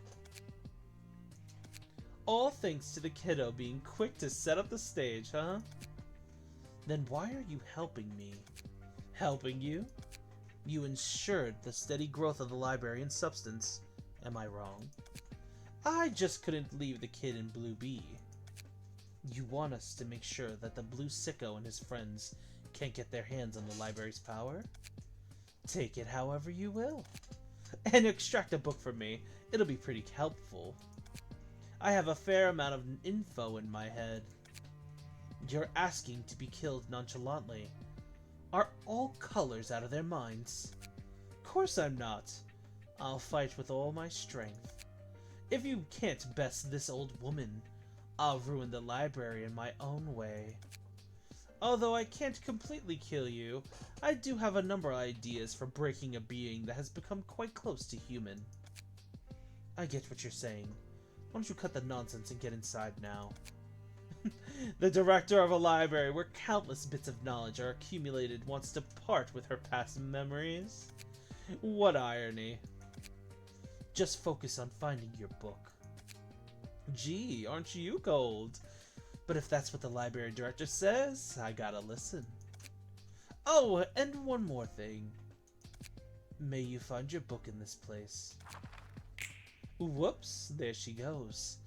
I wanted to hear more about the kid here. He seemed pretty unstable back then. Still, I guess he also played a part in helping the library expand so much. Huh? Alright, let's see how great this library place is, shall we? Floor of Language! We need you on the front. Take care of the purple tier.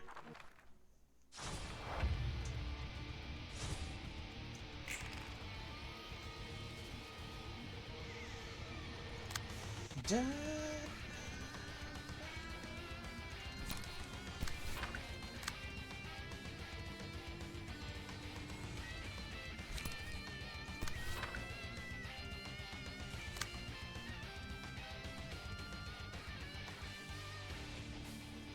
Bina is still available.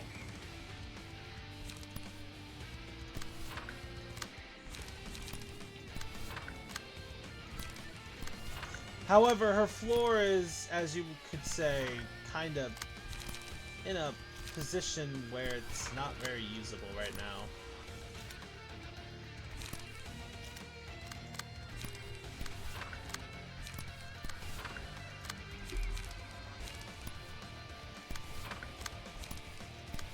Action! She's beating out Gebra.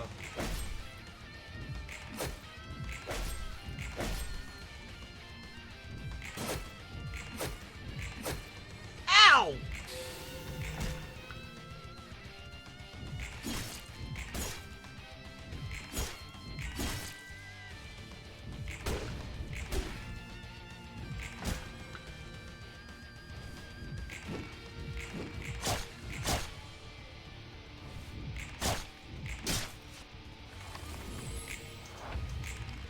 Alright, Gebra can't move and Frosty can't move.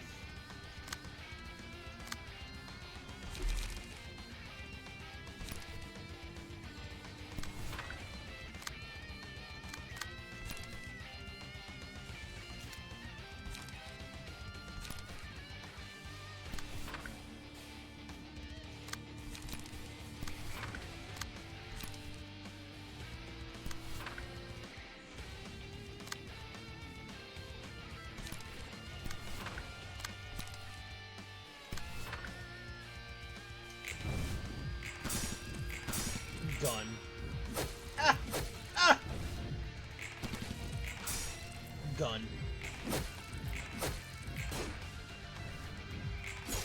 Nice. Nice. Claws of savagery.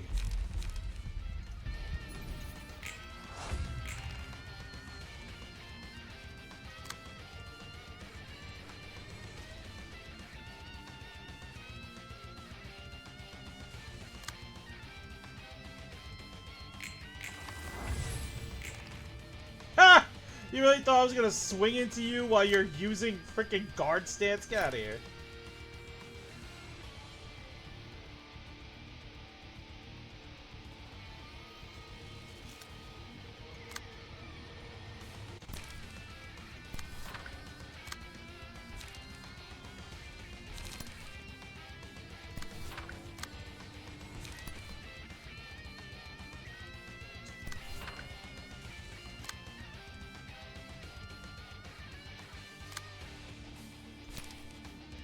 Okay, guys, we're gonna go for the gamble!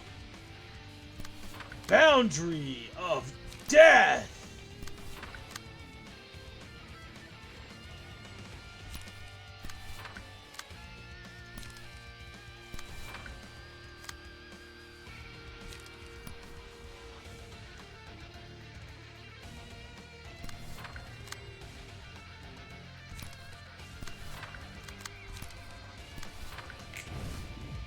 Gun. Gun. Ah! 25! You're telling me she's beating out Gebra? That's crazy. Oh, nope, you failed. Dredge failed! Oh, someone's dead. Bruh.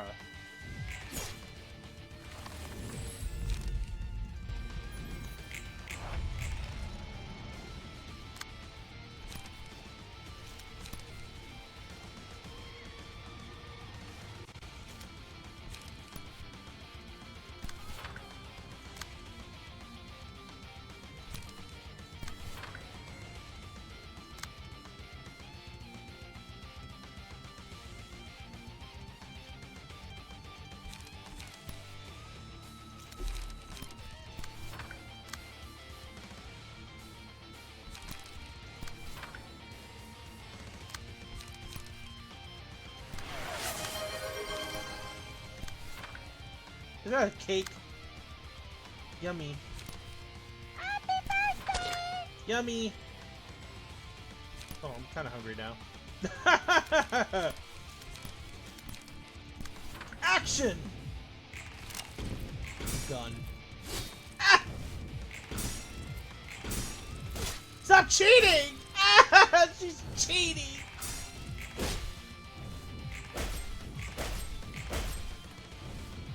By the way, that's not a joke. She is actually cheating.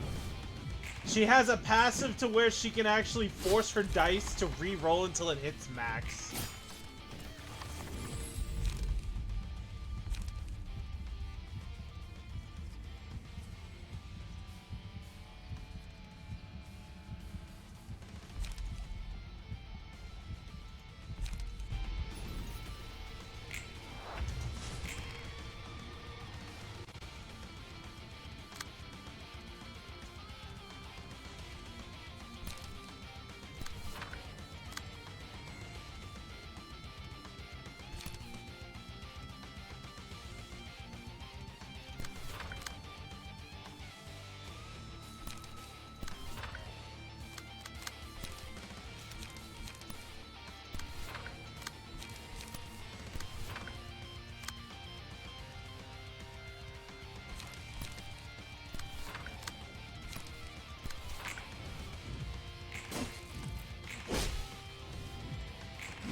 Oh my gosh, ow!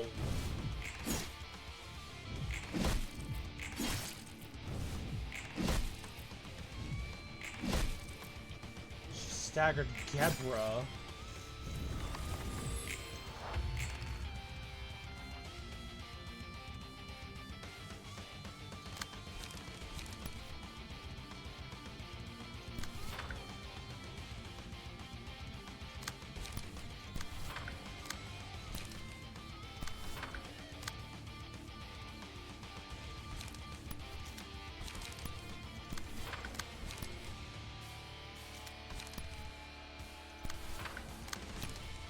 Time to gamble! Focus fire. Ooh! Boundary of death! Ah! Damn it! Ah! Dredge, no! Class and respect, baby. Nope. Gebra, no!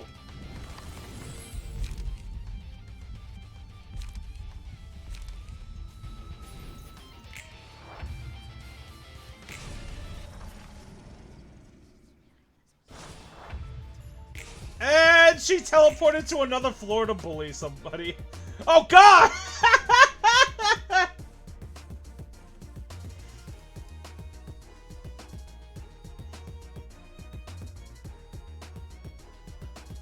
She teleported to another floor to bully them here. She's bullying Ghost's floor. No one has any patience here.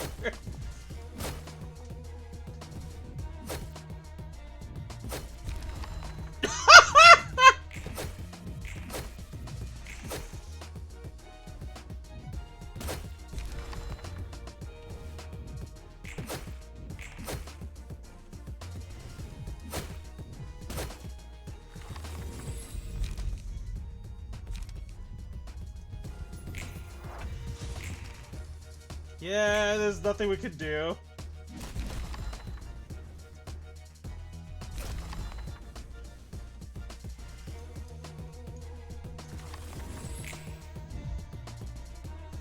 Oh my god! She took up one of our floors!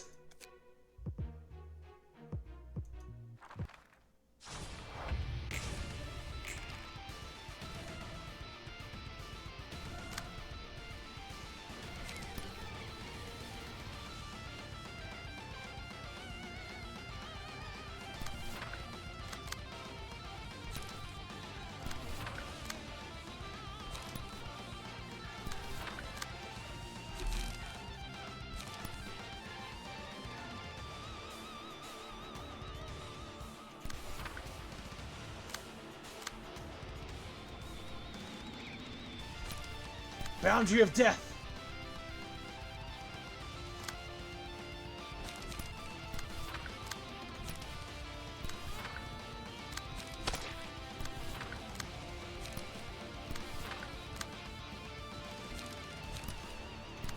And action!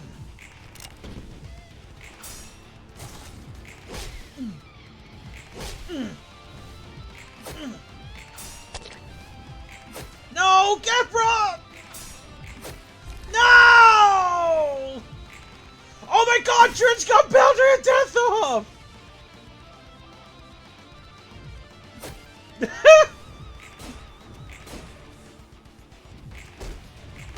Unfortunately, Gebra is gone, so we're kinda in a very tight spot now.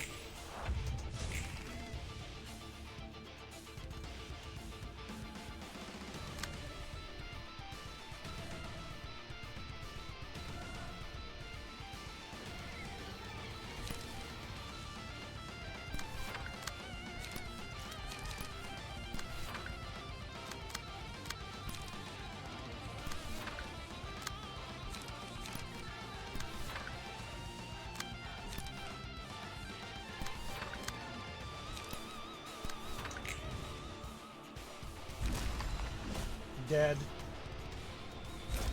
Dead.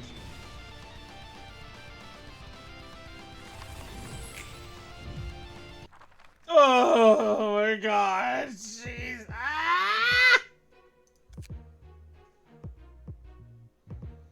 Bina. I've seen you a few times before, so indeed I know of you as well.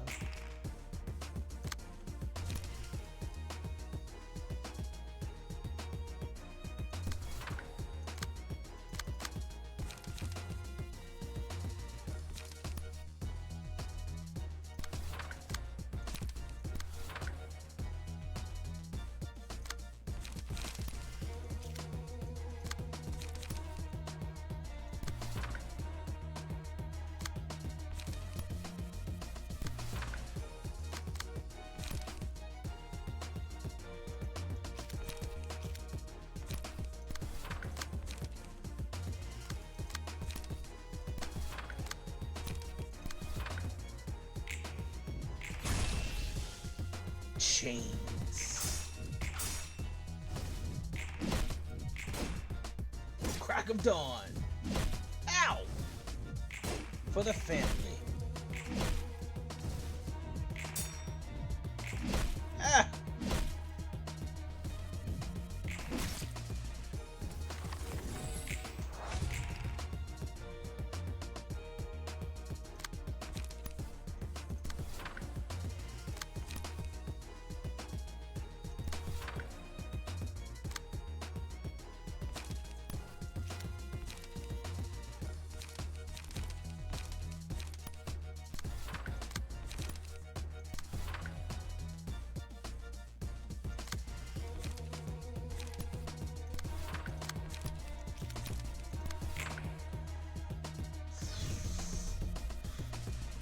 Shockwave.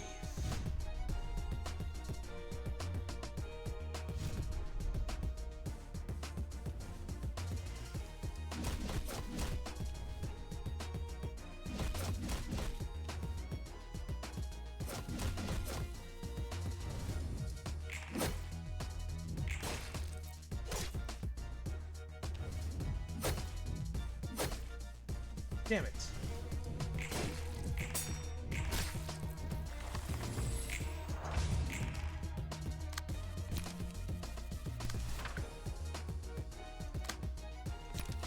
For the family.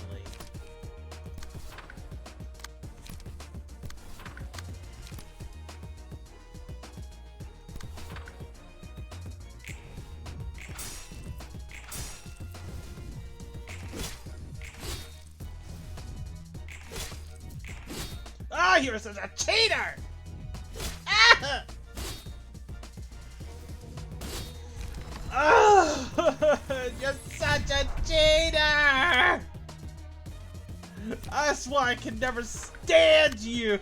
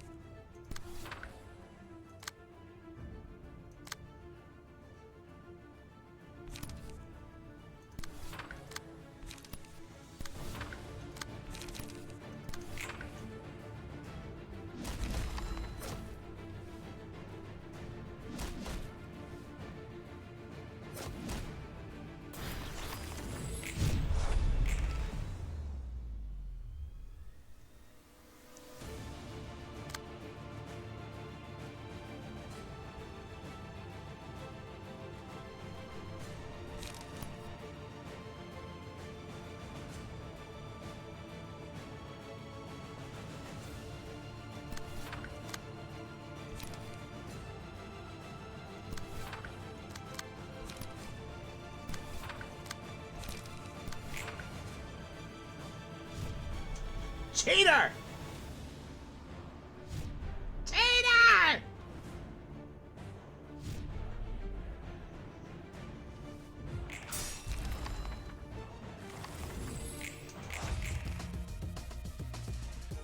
There's literally nothing I can do.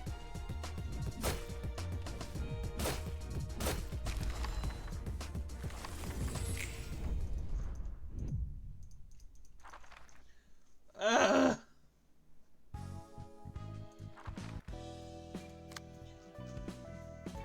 Bina, my queen.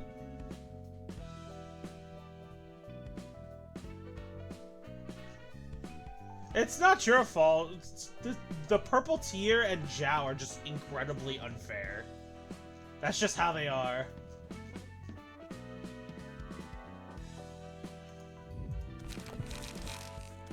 What I could do is I could do this. Get rid of that. Get rid of that.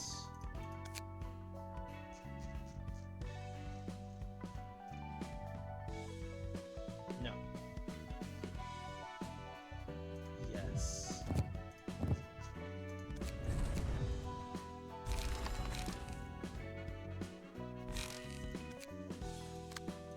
Bina, I could do the same.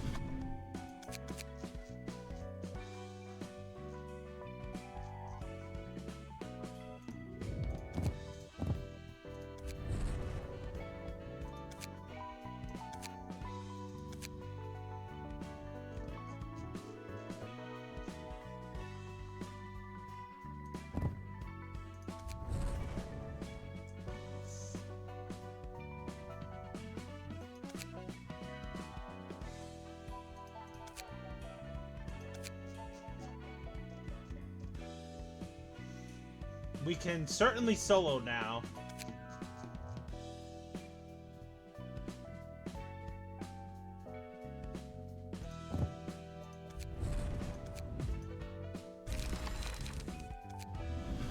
Wait, no. Change this. Oop. Change this to this one. And change, and then add this.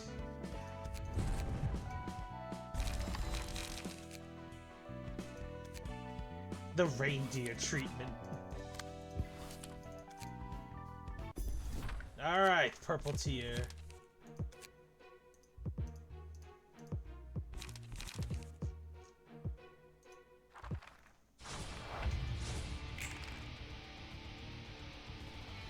I mean, if you don't want to take your turn immediately, I mean, I'm fine with that.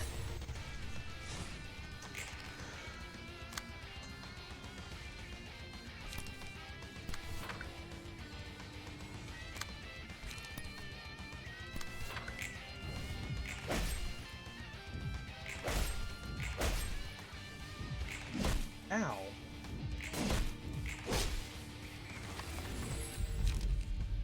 The role of a wolf.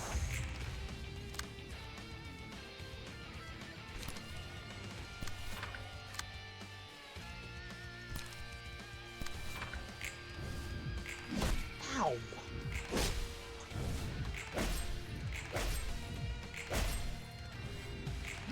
Ow.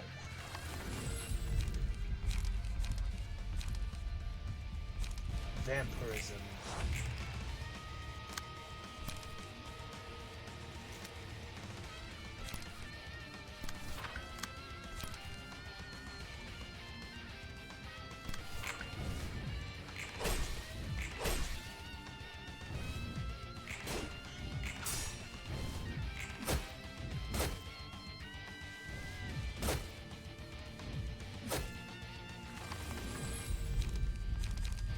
Absorption.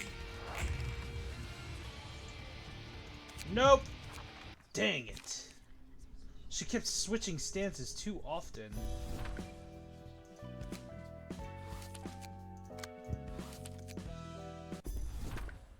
She kept switching stances so often. Like, why?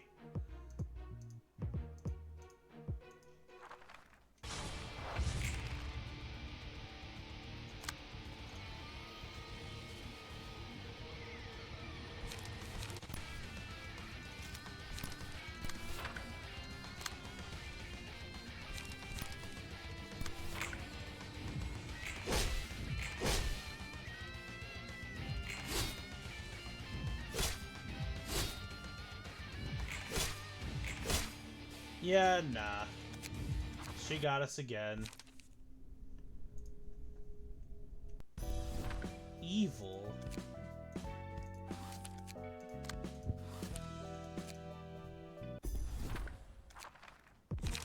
Let me try with Bina.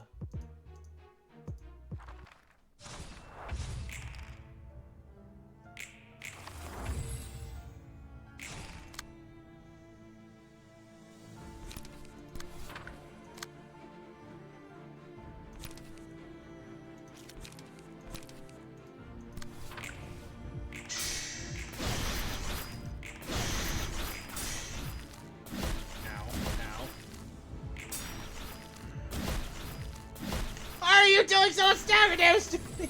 Ow!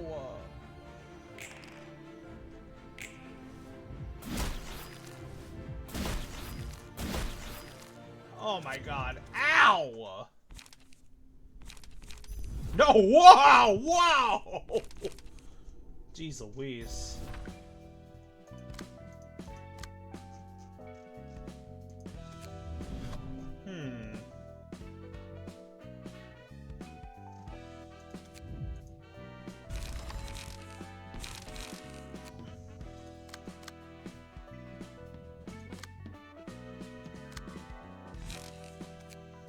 See, if we didn't have...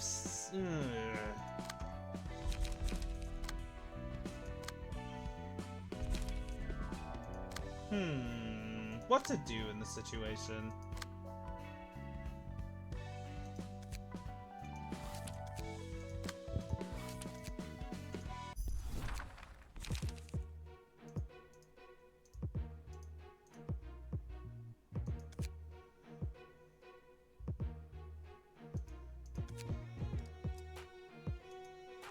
You know what? Try this.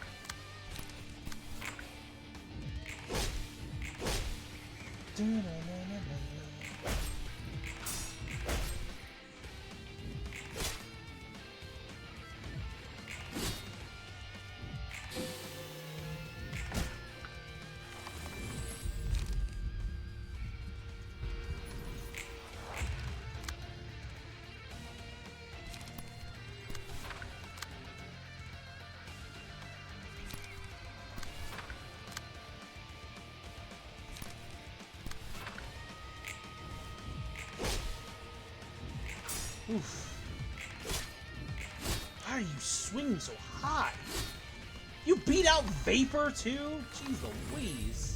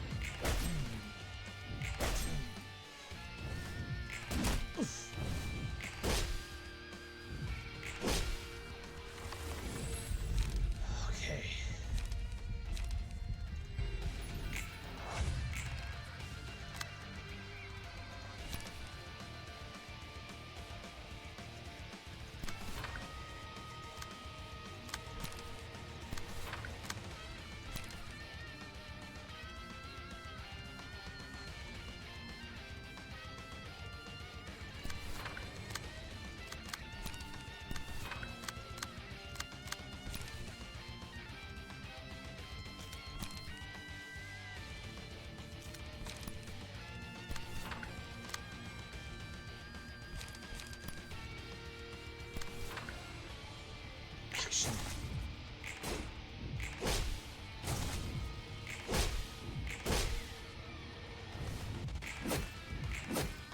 Gabra? Gabra?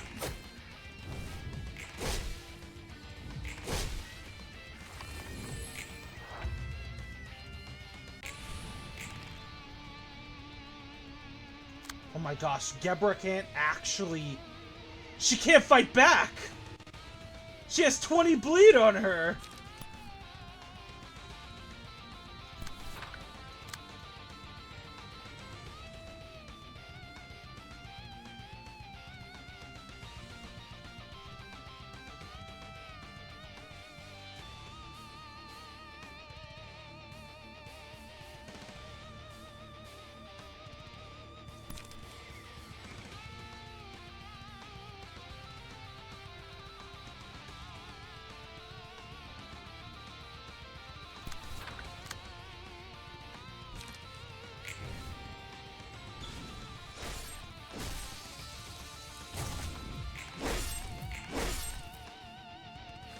Oh my gosh, her healing!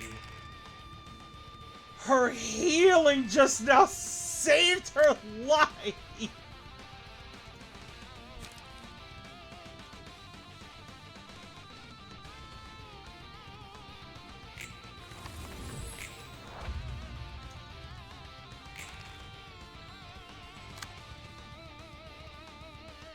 Alright, we got a fat reset.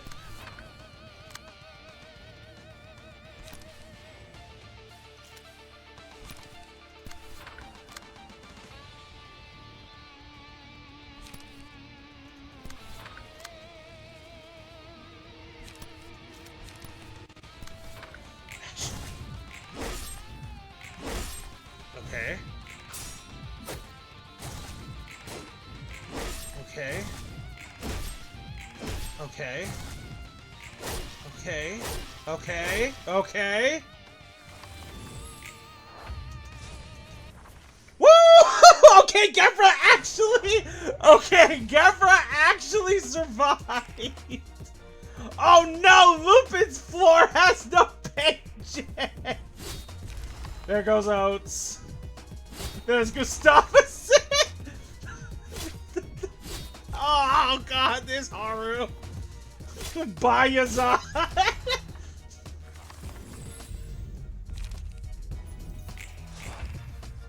It was moved to other floors.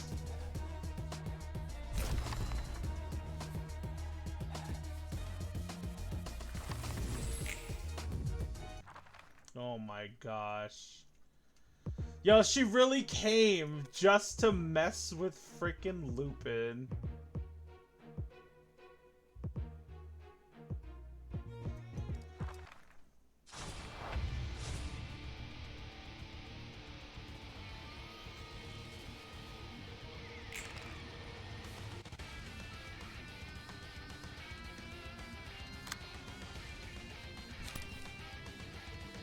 She really came to that floor just to mess with Lupin. That is so funny.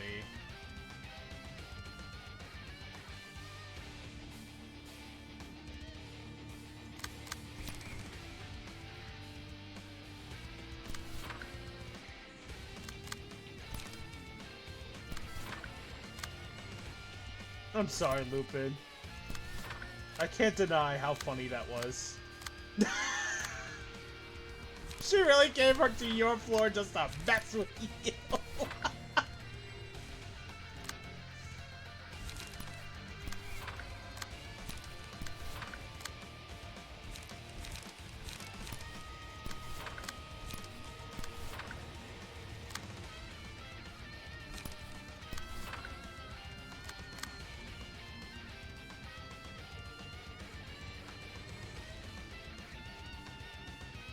What the frick? She's getting a +5 in power right now? What? No! Get out of here.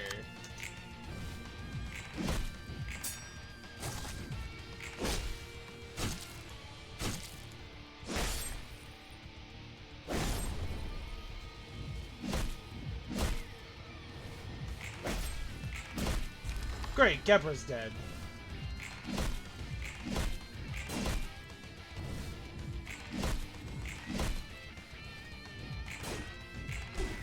Like, what the frick? What about this was frickin' fair? Gebra's indeed down.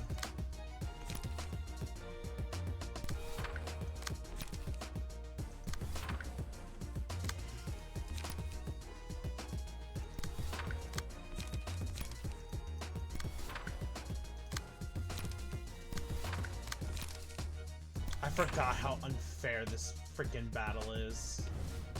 She has so many advantages we don't.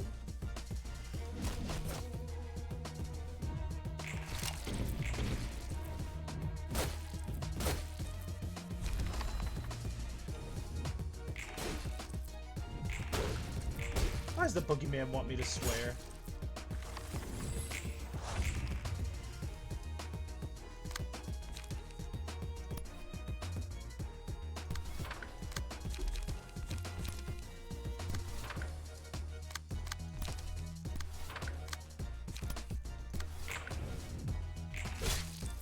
Dridge is dead.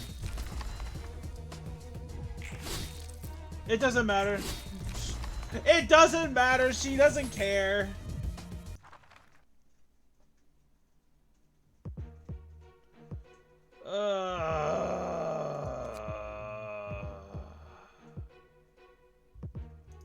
You know what? Floor of Religion, let's go.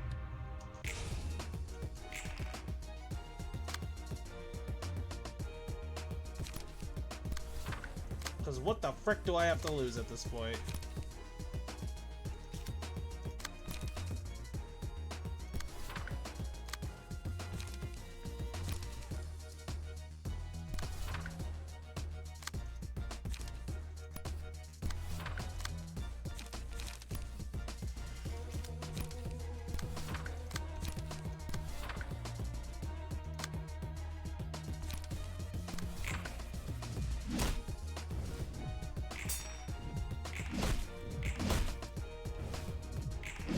Chick is really cheating right now! I can't!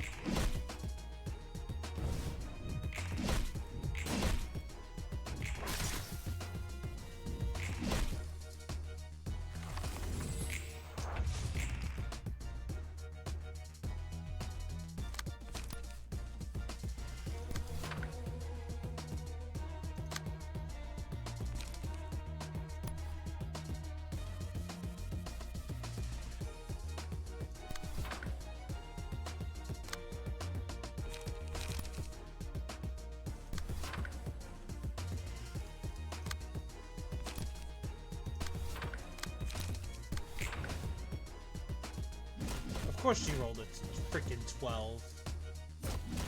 Oh, of course she rolled a 9! And she killed Hakma. Great.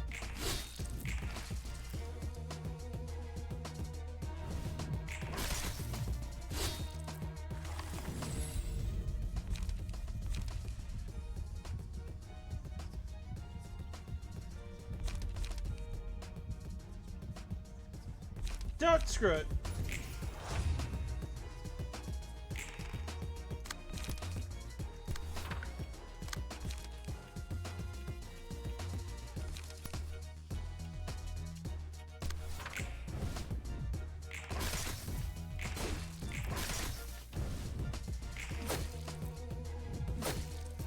She attacked mostly just Burb this round, because Burb was alone.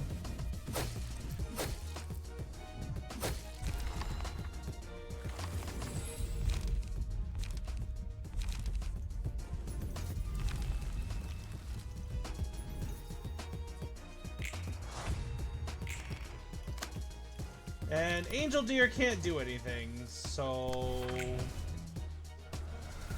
She rolled a 35. Jeez Louise! Ah! Deer down!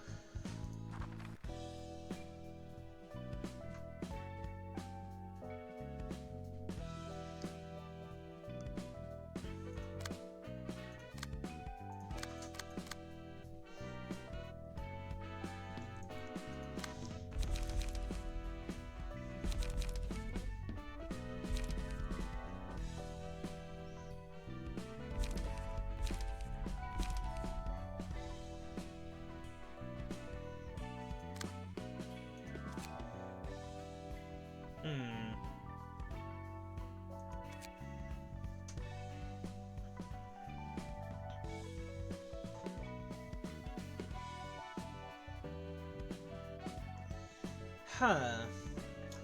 Is there any way to equip floors she teleports to, or are they just screwed her regardless? Okay, so the way it works is she chooses one random floor. She'll teleport to that floor with 50 HP. Excuse me. She'll teleport that floor when she hits the 50% HP marker. If that floor has pages, they're good. If they don't, well, you know, she just destroys them, and that takes one of our chances to actually beat her.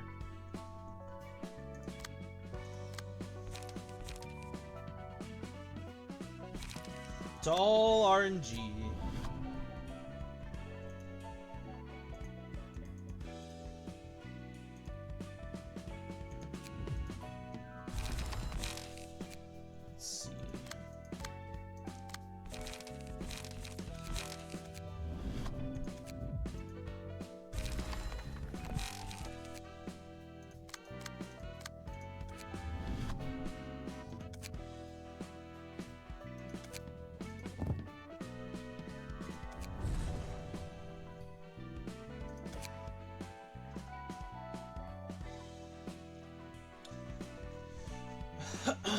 Because the harder the game gets, the harder it is to keep all the floors special. If you know what I mean.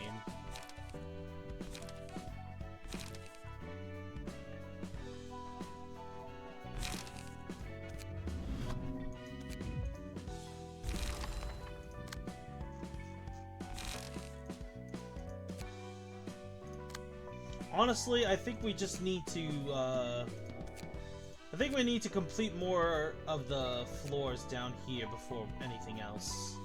I think that would be a good focus for the next time that we stream. Because they are acting as the hugest obstacles. That said, the deer has an idea.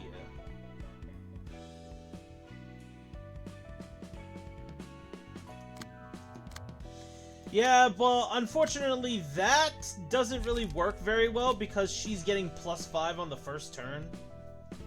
So like, what do you even do against that?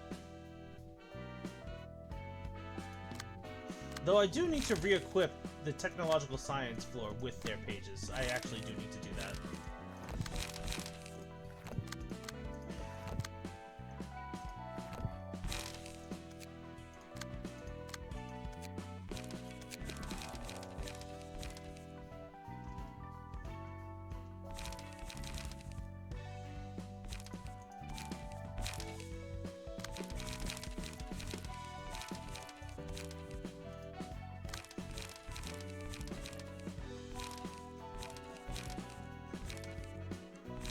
I tried that with Hakma.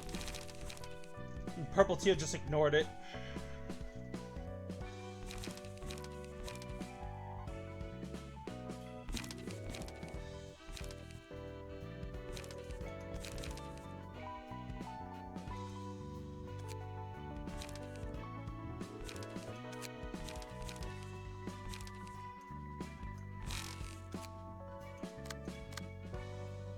Hakma was the defense character. She pretty much just blew past him. Her passive, the Purple Tear's passive, literally allows her to try and max roll her dice. She is quite literally, and no jokingly, she is cheating. She is actually legitimately cheating.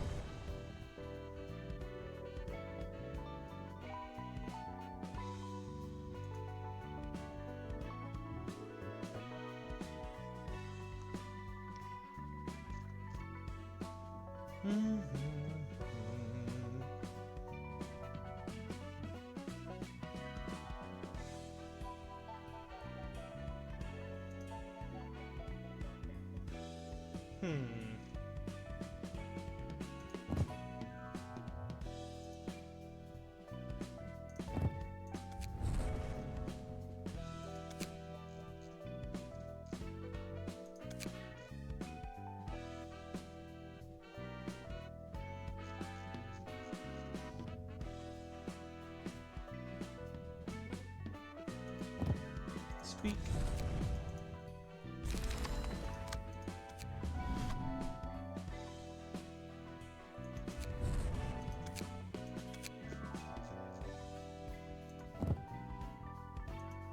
Squeak.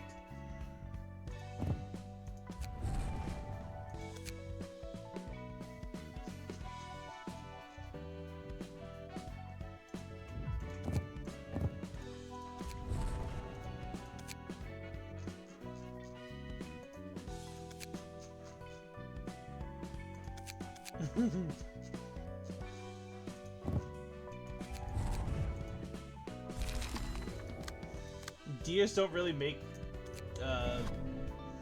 Deers do not make sounds. Funny enough, it usually sounds rather human. Squeak.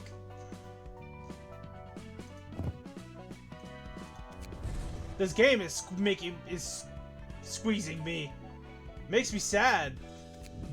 I want to cry. Crying's allowed, right? I can do that. Hell yeah.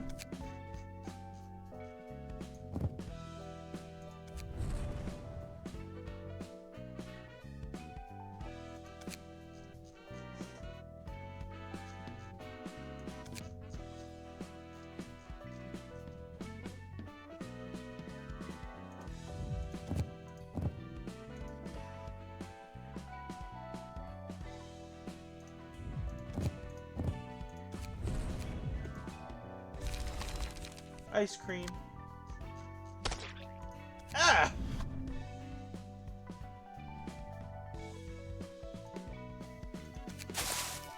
Ah!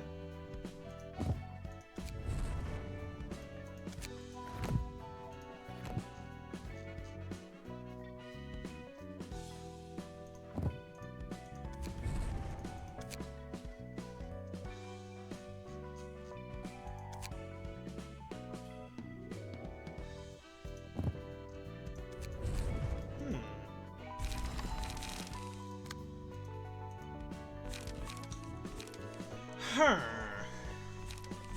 Her.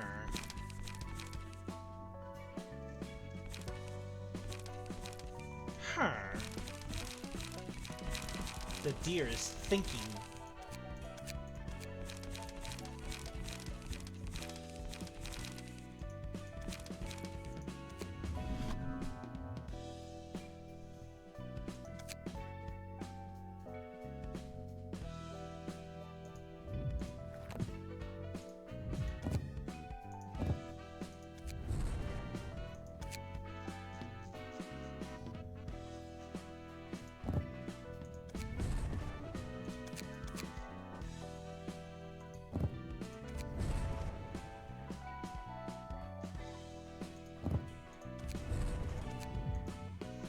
Defense.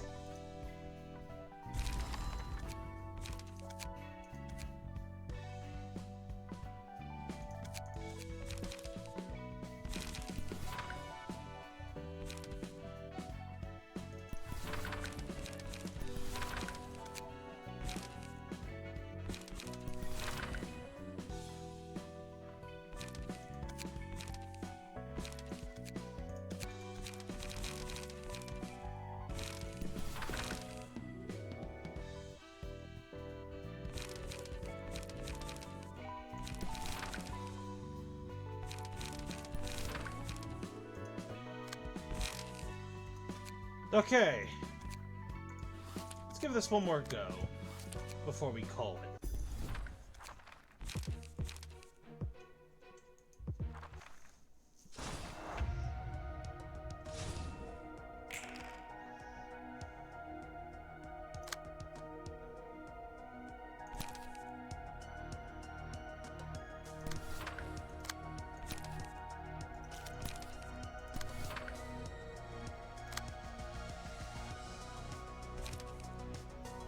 +3 to freaking power is insane, man.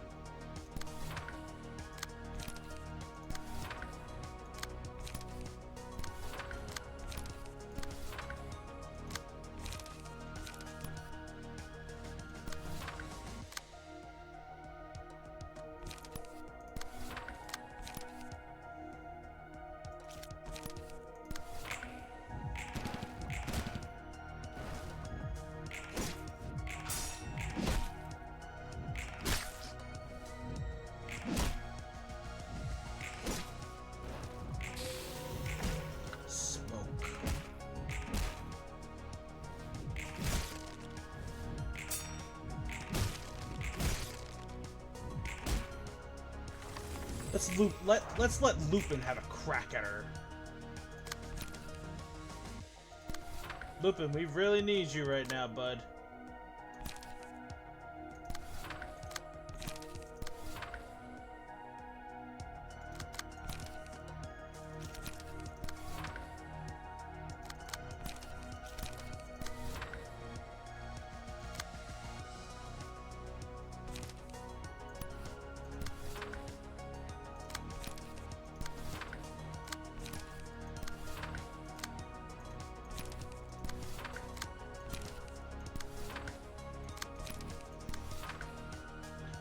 No, Oats!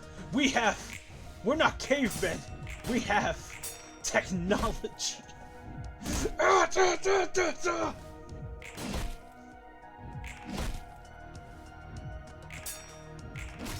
No, Oats. We're not cavemen. We have technology.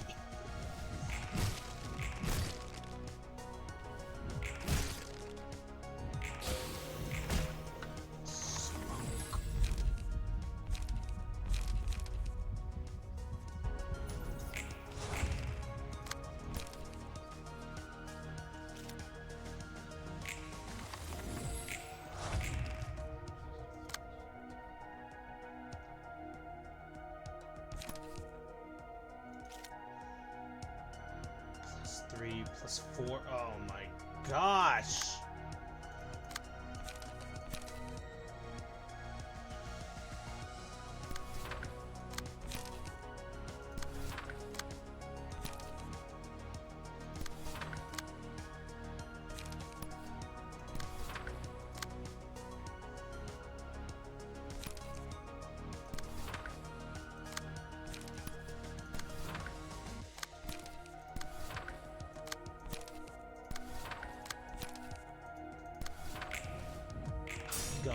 Gun. Poor Lupin. Oh my gosh. Welcome back.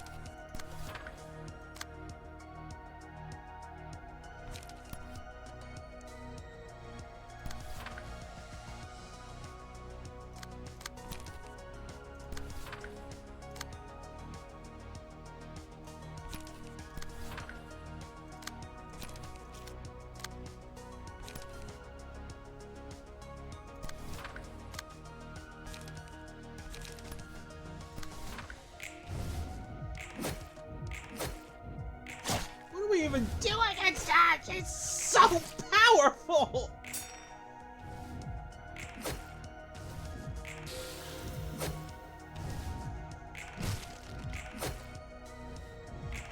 Screw your cards.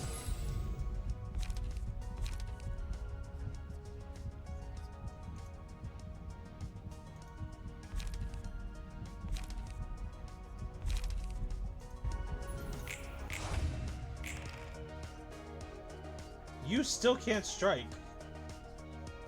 If you do, she's just going to rip you a new one.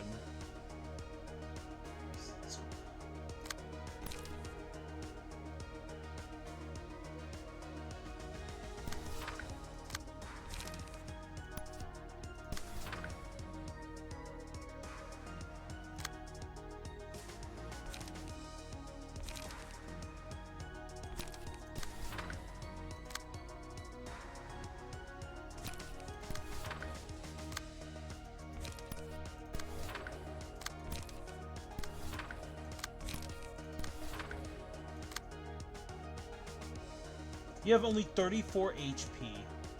If you swing twice, you lose 20 HP. I'm not risking that.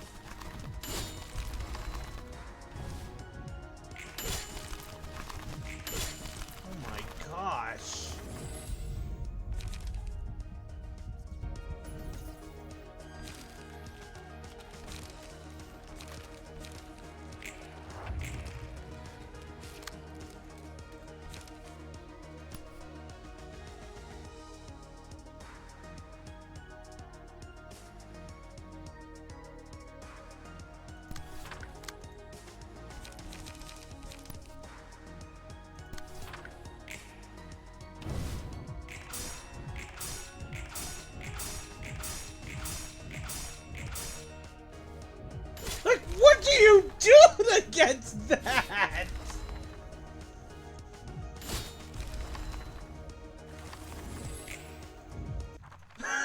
Like, what do she literally parried everything Lupin just did? What do you even do against that?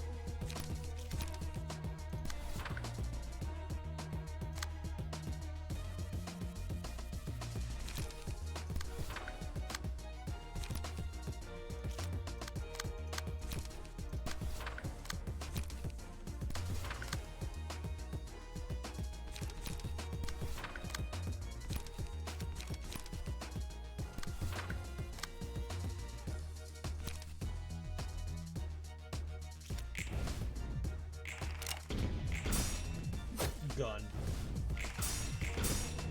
Gun. Gun.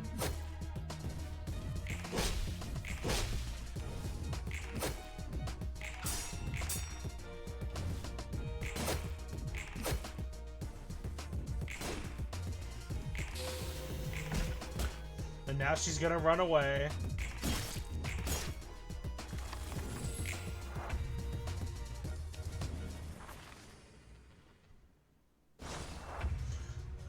You ran to this floor! Just kill them. Just kill them all. You coward. You keep running to floors that have nothing.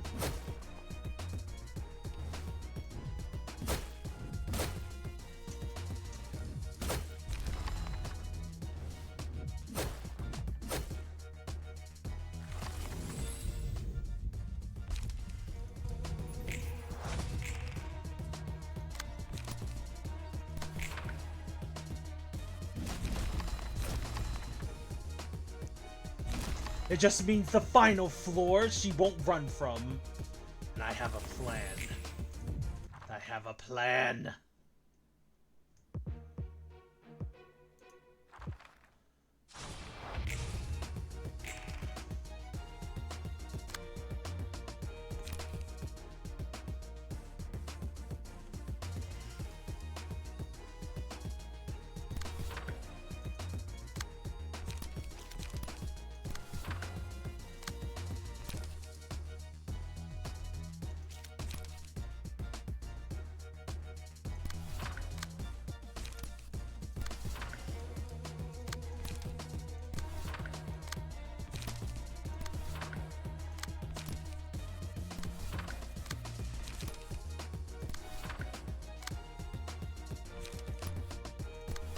The deer has a plan. I just need to enact it.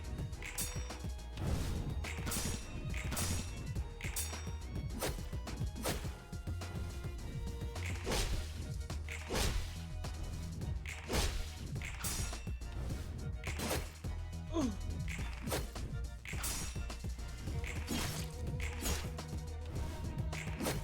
Ooh. Ooh.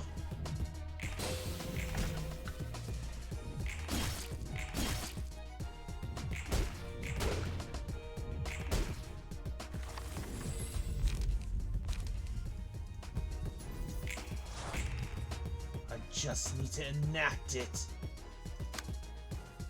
Please let me enact it!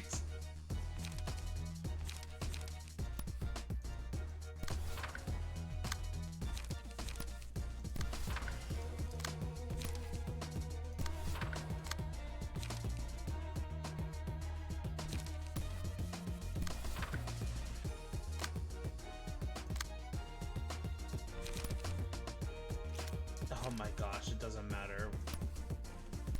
She's just gonna swing full throttle.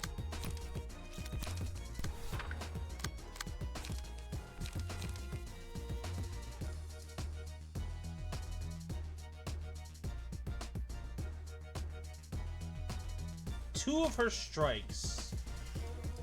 Okay, 2 of her strikes aren't gonna matter. It's the rest of them that is gonna very much matter.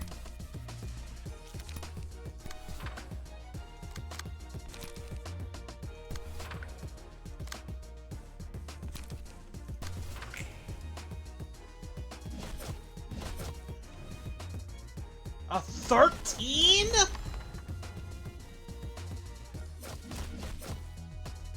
Oh, okay.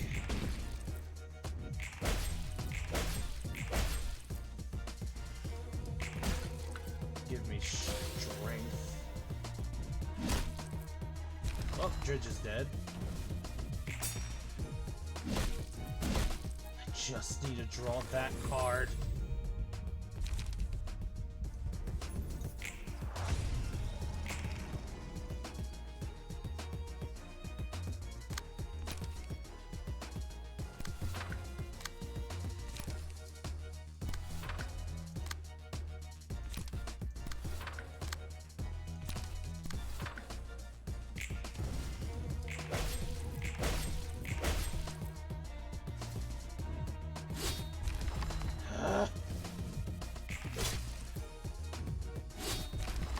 Why?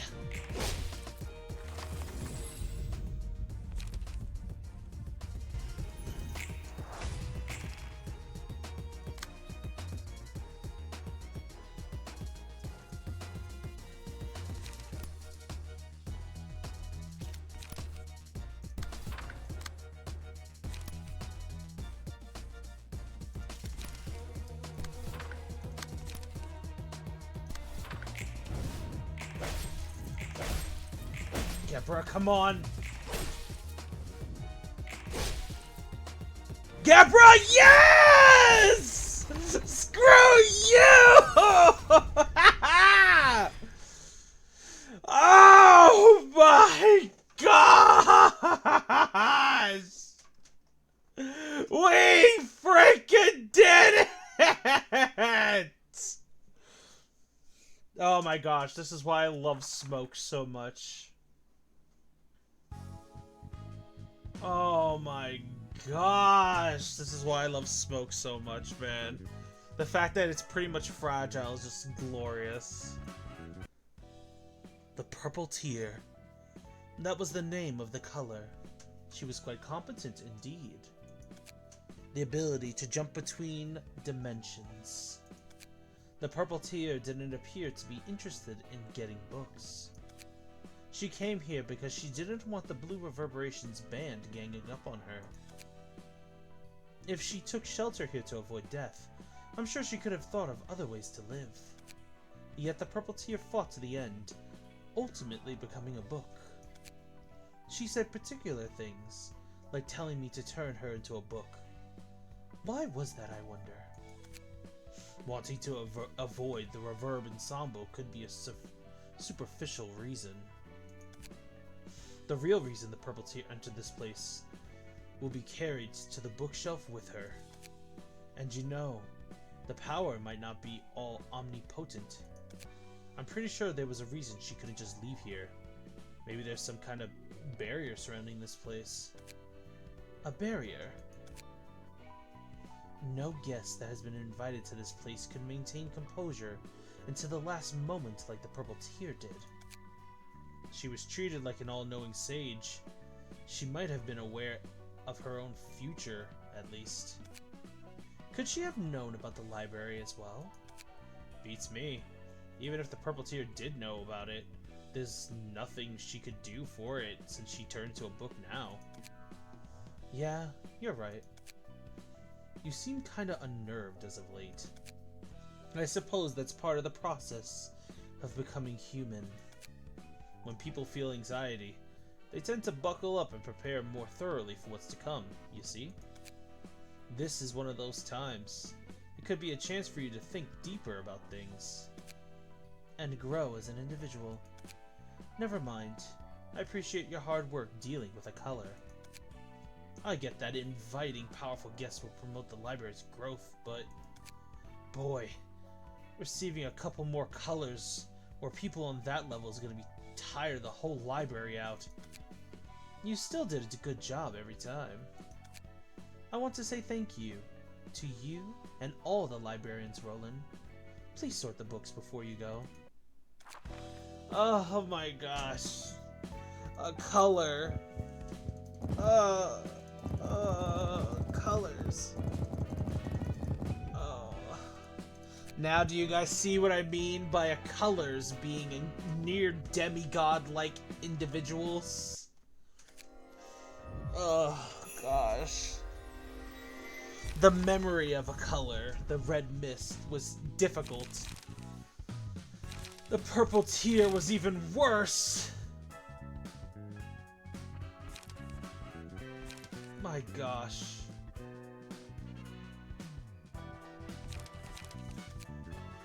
But she definitely left behind some powerful tools.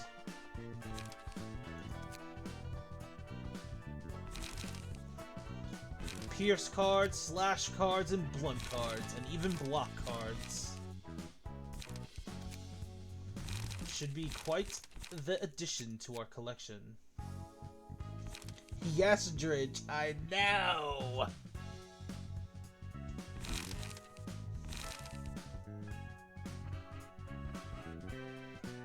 I boop you, Dridge, I boop you.